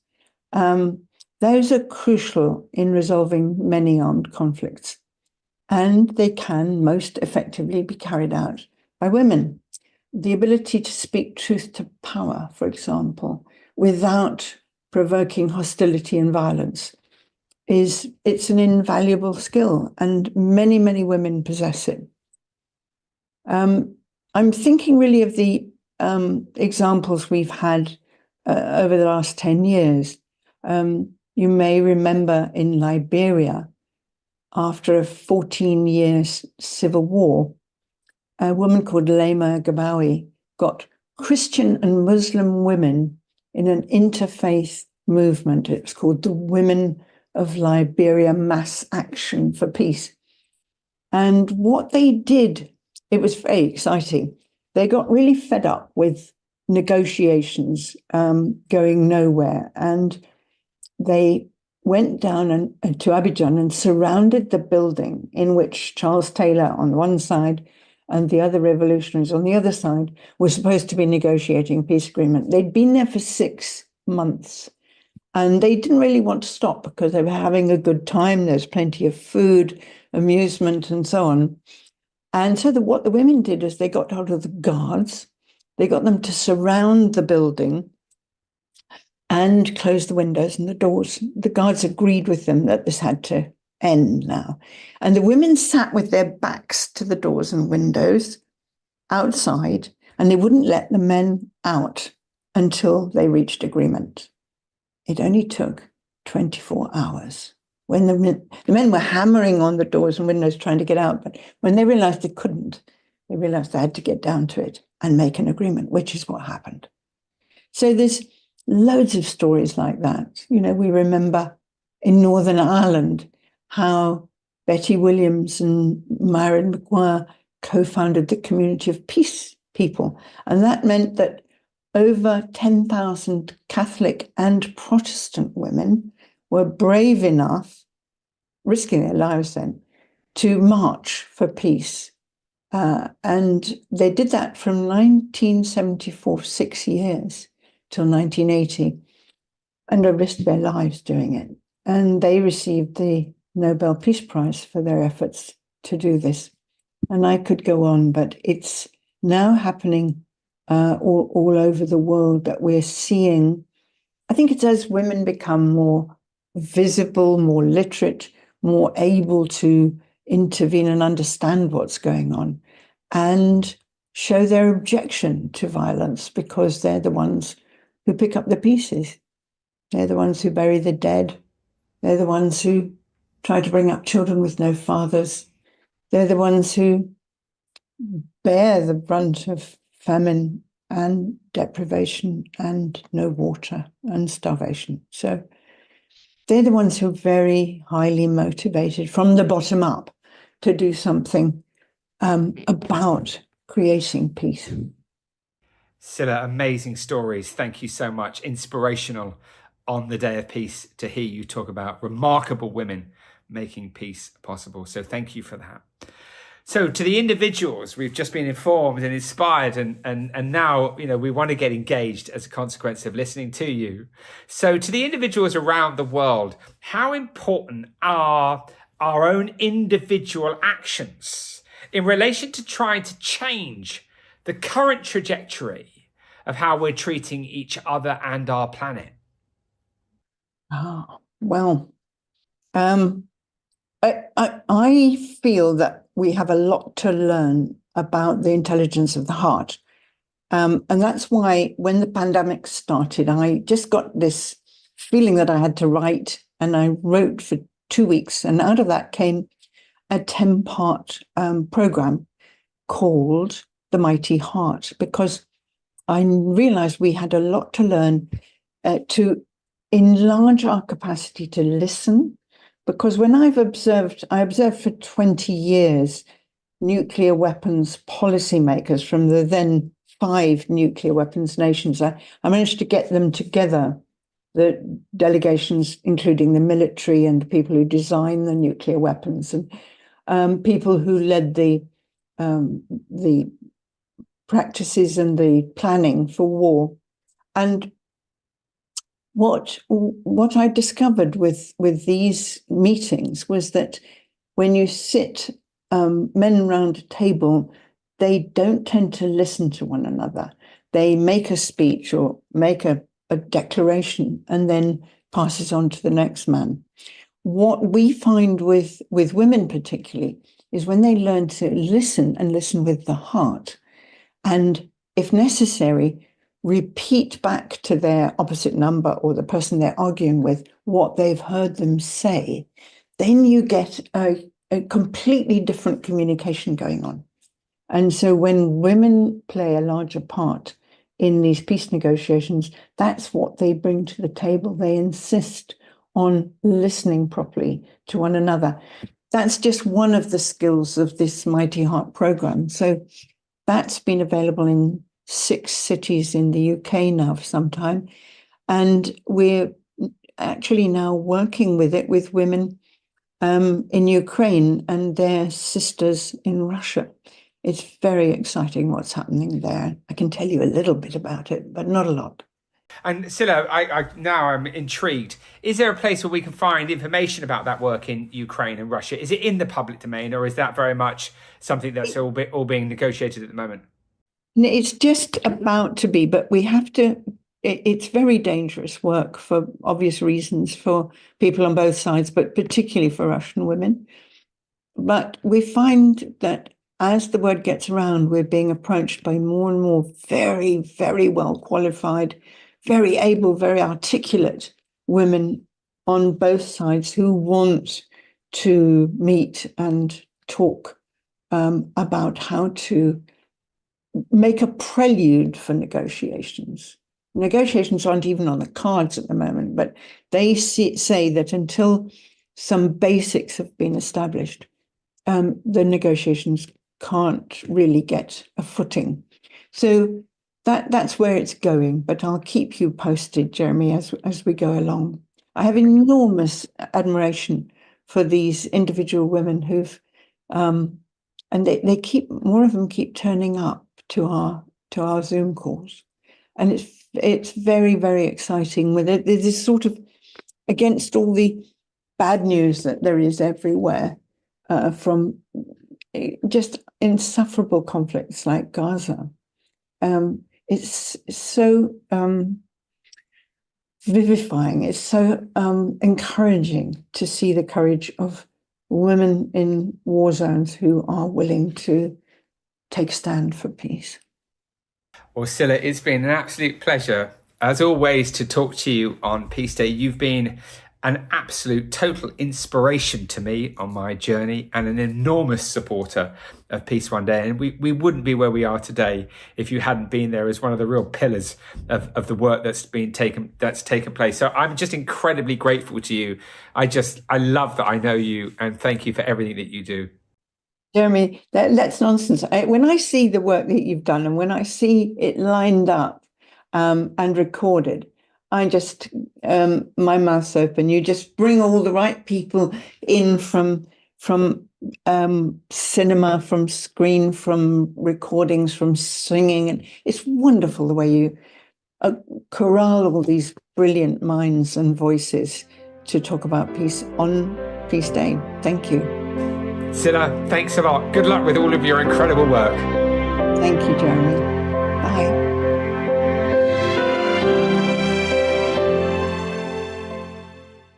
Thank you, Scilla Elworthy. It's always such an honour to be in your company. Now I'd like to introduce Steve Killelea, founder of the Institute for Economics and Peace and creator of the Global Peace Index.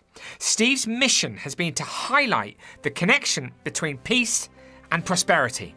Let's go to Steve Killelea.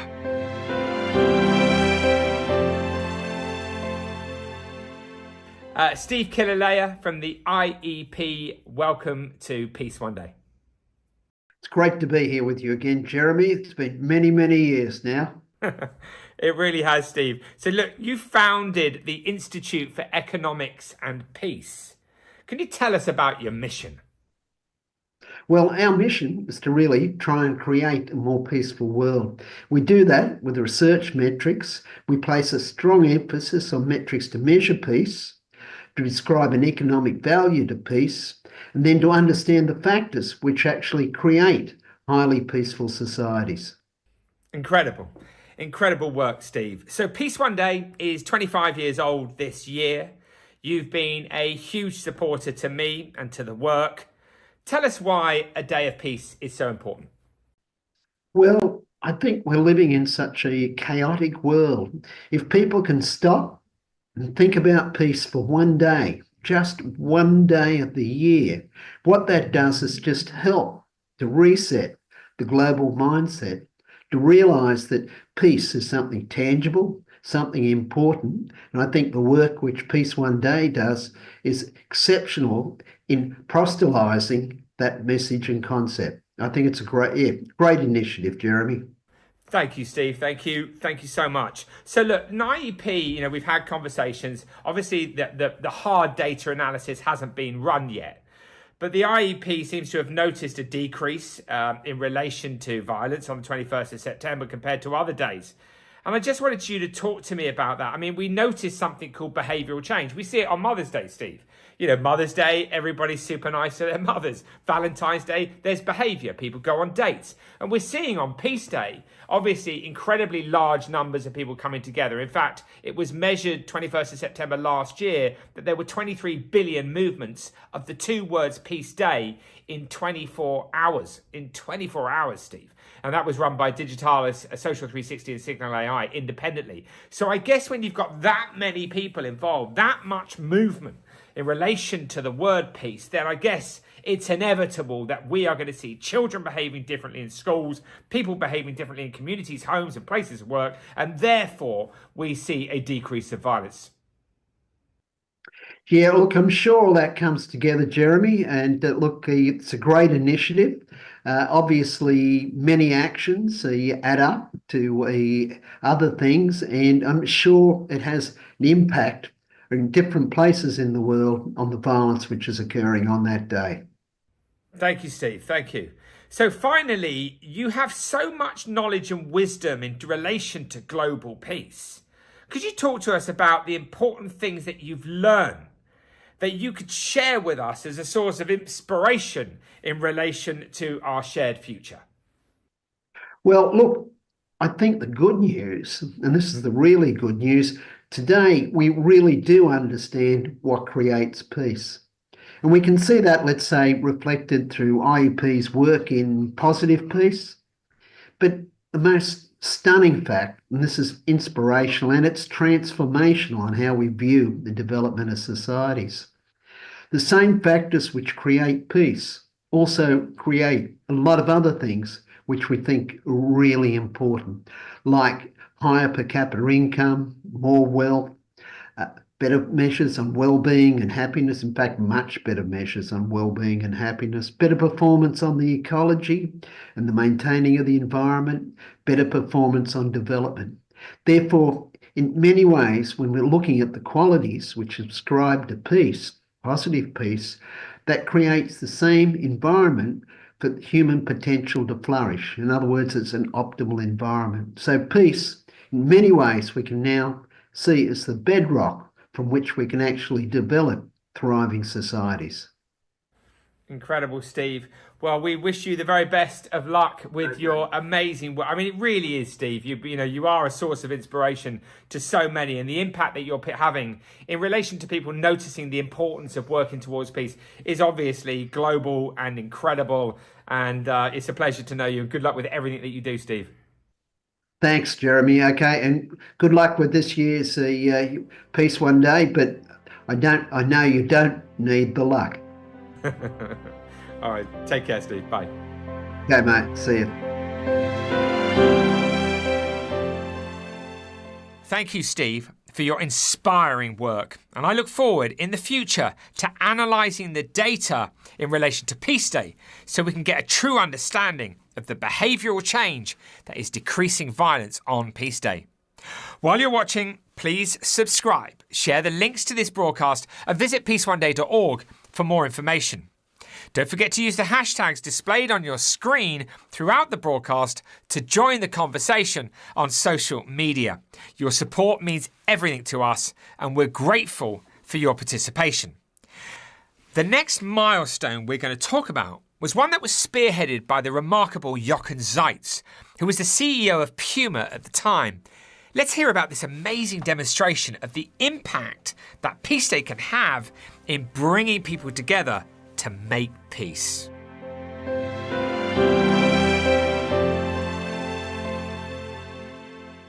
what happened in Afghanistan was amazing, i.e. the ceasefire, as told in the film The Day After Peace. And, I mean, it showed that fighting could stop, and as a consequence of fighting stopping on Peace Day, then young people, 1.4 million young people, got a polio vaccination. So that was a great example of how peace can be made.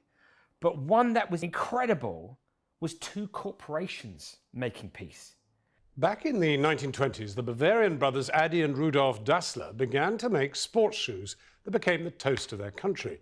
But during the Second World War, the siblings had a bitter falling out and established rival companies, Puma and Adidas. Now, 60 years later, the two companies are symbolically ending their feud with a handshake and a football match in support of the International Day of Peace, which is held across the world today. The column inches around it, the awareness that it generated was unbelievable, really unbelievable and so exciting. And I think, you know, the way that Jochen talks about it and the things that he says, I mean, he's a visionary, the man's a visionary. And what those two companies did on that day equally was visionary. It's an important day for the world, September 21st. It can be the first day without violence. Adidas and Puma, as two international companies, can actually join together and create awareness for this important day, and that's why we joined with the historic handshake. Sport definitely has the power and the ability to bring people together, and sport has already done it in several occasions. 21st of September is definitely a very important day for peace around the world. You know, the possibilities, you know, of this day are endless. Making peace in our homes, making peace in our schools, our communities, and in the wider world. I mean, like, you know, awesome. Wow, what an incredible example of the impact that Peace Day can have. Now I'd like to introduce legendary musician and Peace One Day ambassador, Dave Stewart, part of the Eurythmics. Dave used his platform to promote peace through the power of music and wrote almost 25 years ago the Peace One Day anthem. He also helped me produce the first ever concert we created. Let's hear from Dave Stewart.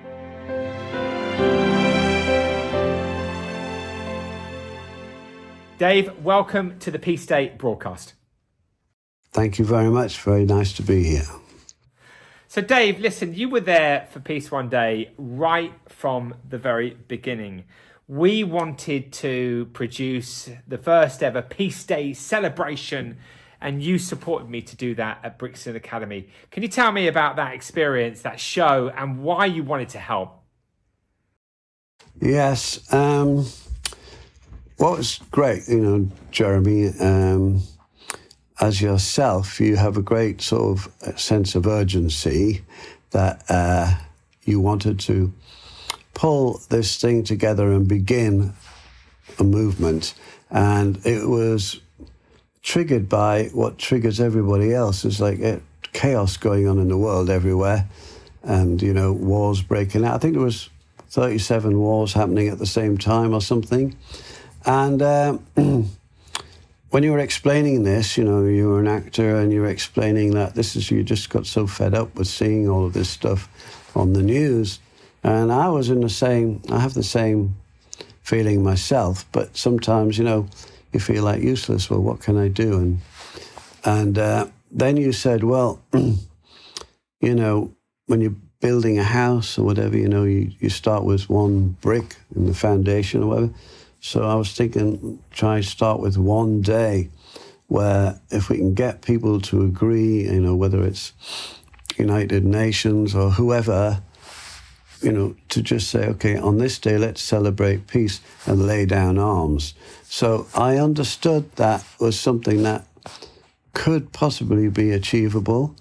You know, having done so much work with Amnesty and Greenpeace and all these different organizations, and seeing real things happen, you know, meeting people who are incarcerated just for their beliefs, and then them coming out of, you know, prison helped by Amnesty, and I would meet them, you know, when Annie and I did the Peace Giant tour, We gave all our proceeds from the ticket sales and merchandise and everything to Amnesty and Greenpeace. So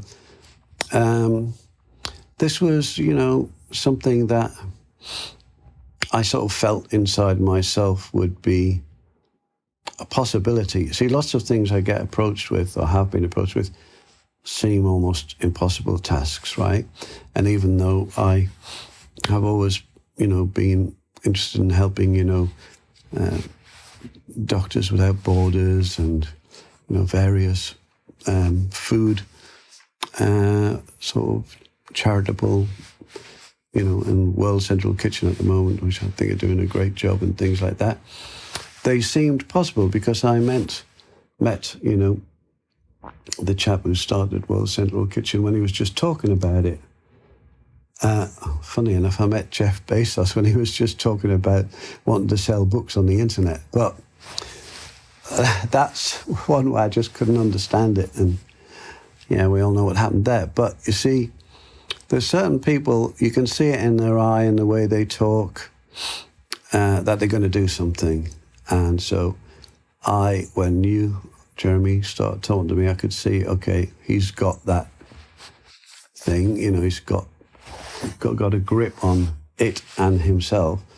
And so then it was a bit of a panic about, like, well, let's have a concert in Brixton. It was like with hardly any notice, you know, literally pulled together by the skin of our teeth, as we say in Britain. And I agreed to that. And then, let's make a sort of song, an anthem. And that was interesting because I had with me the great Jimmy Cliff, who wrote one of the greatest songs, Many Rivers to Cross. And he also is a great believer in peace and justice. And so I had him with me and a girl called Nadira X. And I had basically a sort of Jamaican posse with me who all are great believers in the same kind of thing.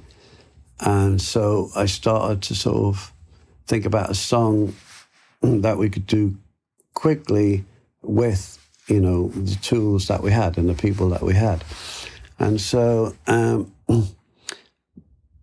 had a sort of studio in a church in Crouch End, which is still going as a studio. It wasn't a studio when I first got it, but it has a lovely big hall inside.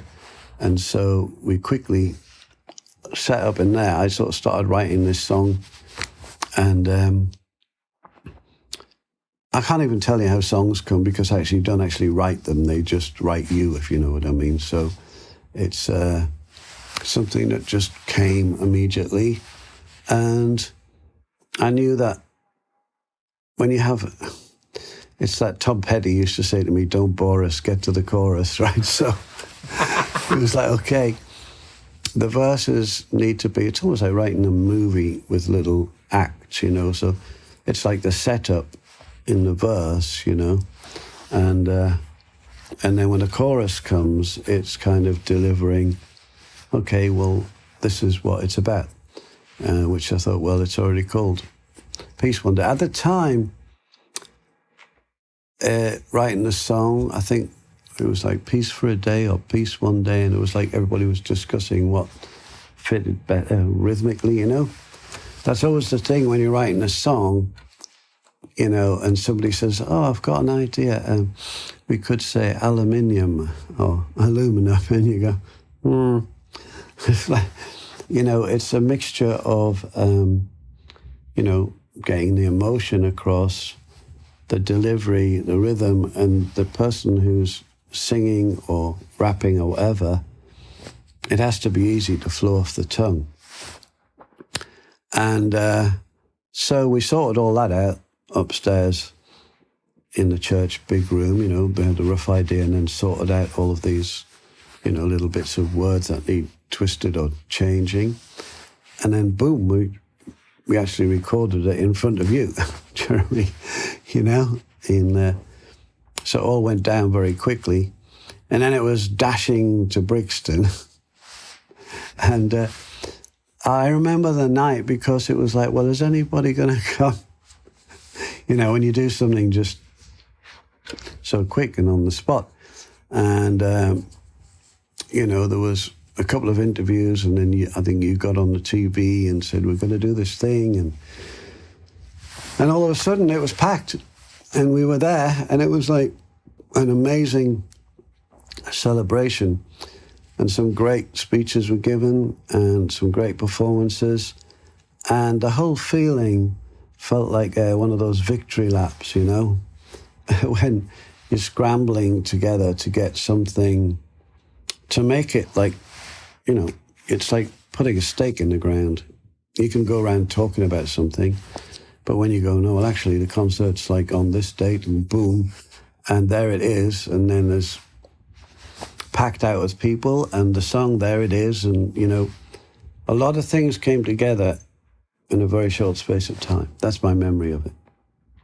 Dave, it's incredible to hear you speak about something that we did such a long time ago, and you know what you did and how you did it was absolutely incredible. And for the last 3 years, you know, we have used that song every year.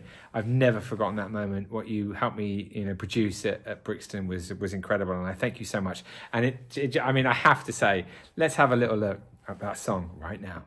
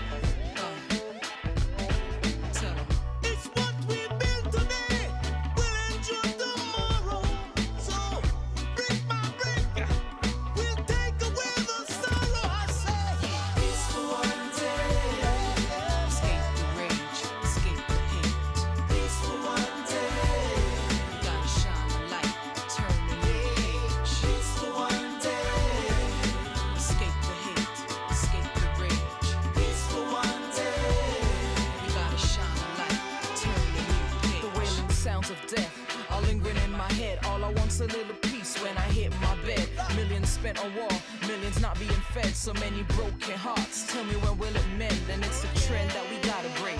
If we could stop being fake, look at where we're going, look at what is at stake. Examine the cause, examine the effect. When there is no justice, tell me what do you expect? Let's genuflect and show respect to every class, color, and creed, and let's keep in check.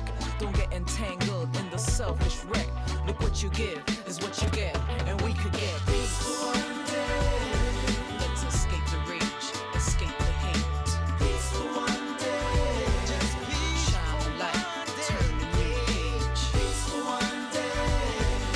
Escape the hate, escape the rage. Peace for one day. Let's all live as one. 'Cause it's time we get together and show some respect for our fellow man.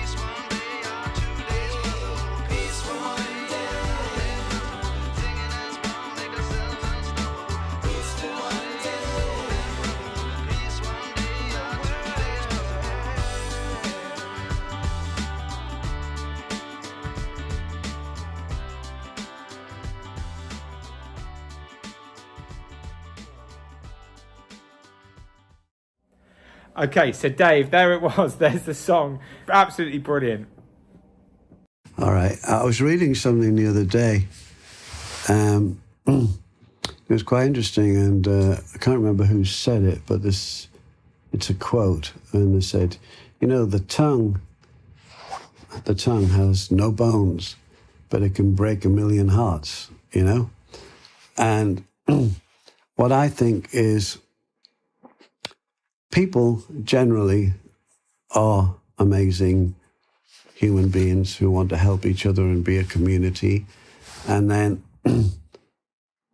when somebody or a dictator gets in power, or people misunderstanding or being misled, promote or vote for somebody to get into power, all of a sudden the things they do and say and the decisions they make create all of these wars and chaos and everything.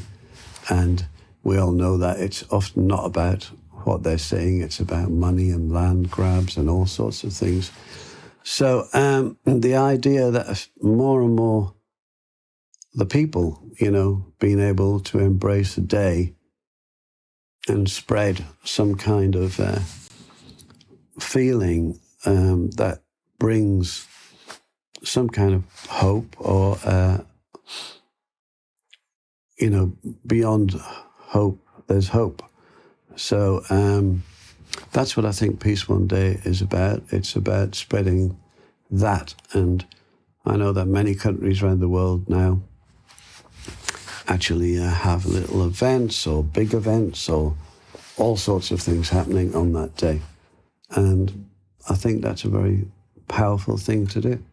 Yeah, I mean, it's now, around 3 billion people fully aware of the day. That's, that they know that it's Peace Day. I mean, the numbers have become, incredible, and the behavioural change that happens, the decrease of violence that's occurring in our homes, communities, schools and places of work is absolutely extraordinary.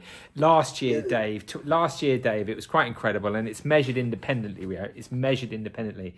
But there were 23 billion movements in one day, in 24 hours, of the two words Peace Day. And that just gives you a sense of what's going on globally, the conversation that's happening. And out of that conversation comes people building bridges, reconciling their differences, saying sorry, forgiving. And, you were there, you set us up, you gave us the foundation. I can't tell you what that meant.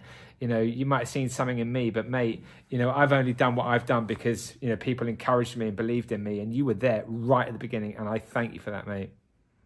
Thanks. Well, let's look forward to this year and next year. Let's plan something interesting. I won't give much away. Okay. Well, listen, that's incredible. I know that you're going to, re-release the song for next year's Peace Day. And I know that you and I are talking about, producing a show together again. Yeah. And I really look forward to that. I thank you, Dave, for everything. Yeah, I think it won't be in such a hurry this time. So I'm going to be able to, look at the song, pull it to bits, put it back together and ask certain people to join in on it. And I think that's going to be, it's an interesting thing to do. As you know, I love making music and making what used to be called records. I'll speak to you soon about that. Dave Stewart, Peace One Day Ambassador, thank you very much. And I'll see you soon. Thank you. See you soon.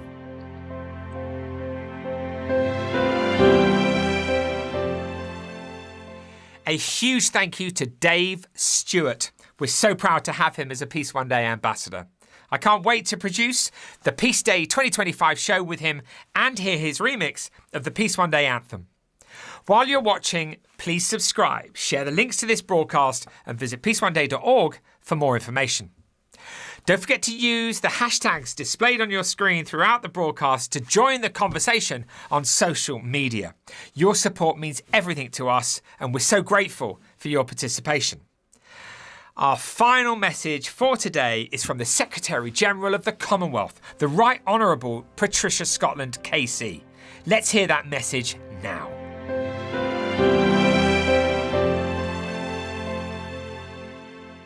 Friends, colleagues, my fellow citizens of the Commonwealth, on this International Day of Peace, I invite us all to reflect on something I truly believe, that there is no greater service to our communities, to the Commonwealth, and to our brothers and sisters around the world than the work of peace.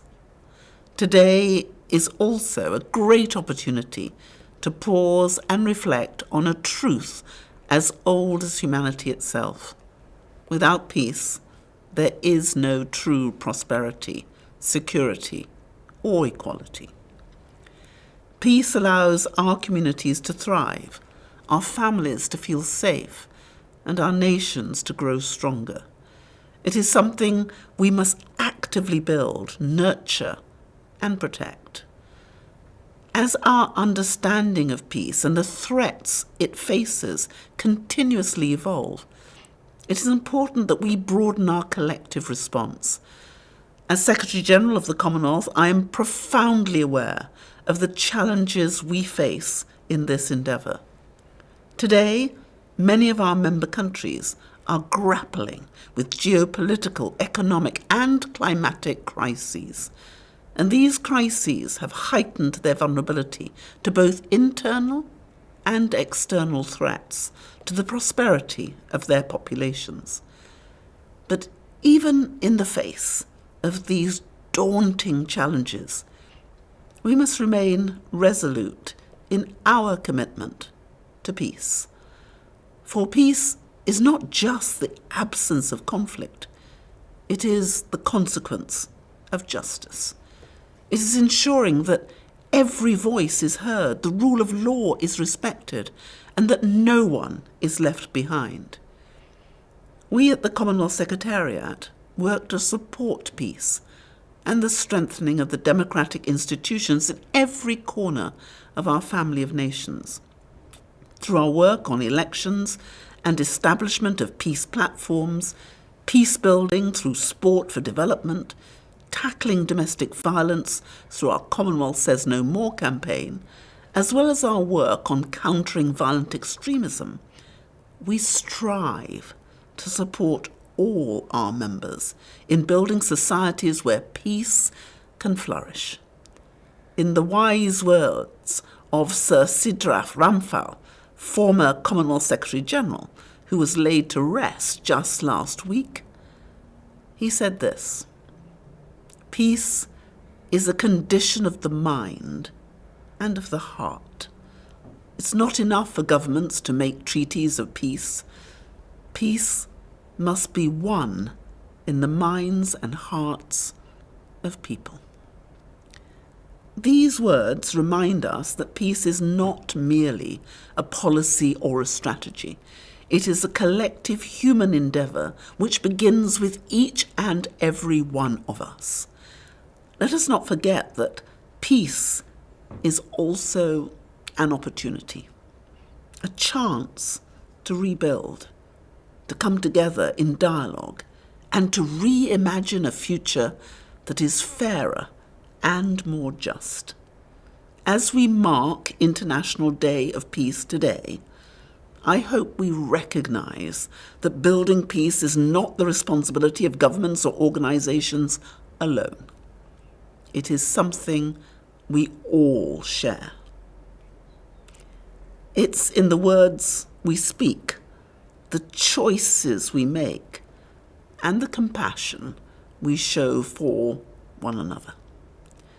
We have faith in our Commonwealth and the power of its youth to help us build peace. I'm particularly grateful to our Commonwealth Youth Peace Ambassadors who convene with their peers at the grassroots and national levels to promote respect and understanding and are active in the work to prevent violent extremism. I would also like to recognise our long-standing partner, the Killelea Foundation, for its work in promoting interfaith and intercultural relations using the power of art, culture, and education. In 2017, we launched a partnership on faith in the Commonwealth, which was and has evolved into the Commonwealth Faith Festival, promoting dialogue and innovative peace-building methods to support greater harmony across the Commonwealth.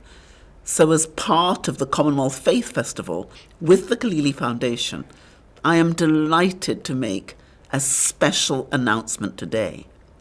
In recognition of the need to reward excellence in peace building and celebrate long-serving standard bearers in the field, who are also role models for our young people, I officially declare nominations for the first Commonwealth Peace Prize open.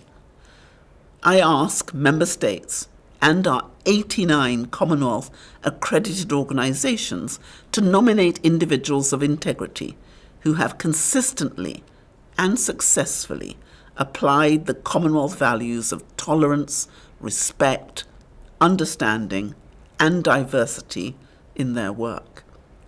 Their influence will have resulted in a positive impact which nurtures sustainable peace, free and democratic societies, and inclusive development. It will be my pleasure to announce the winner and honour their contributions at a special ceremony during Commonwealth Week in March 2025. Our Commonwealth family is a very special family, home to diverse nations, cultures and peoples. We have a common thread of belief in peace, democracy, and the inherent dignity of every individual. Our collective commitment to peace is enshrined in our Commonwealth Charter, and it's that from which we draw our strength. Together, we are stronger and can rise above division, intolerance, and violence. Together, we can build a future where every child grows up free from fear, where opportunity is abundant, and where equality is not a dream, but a reality. This is absolutely possible, if we choose. So, let us recommit ourselves to peace, not just as an abstract ideal, but as a daily practice in our lives and within our communities. And I thank you.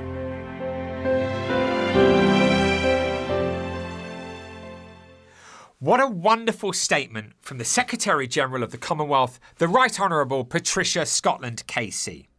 That statement has been distributed wide and far by the Commonwealth, and that's such a great example of why the day's working.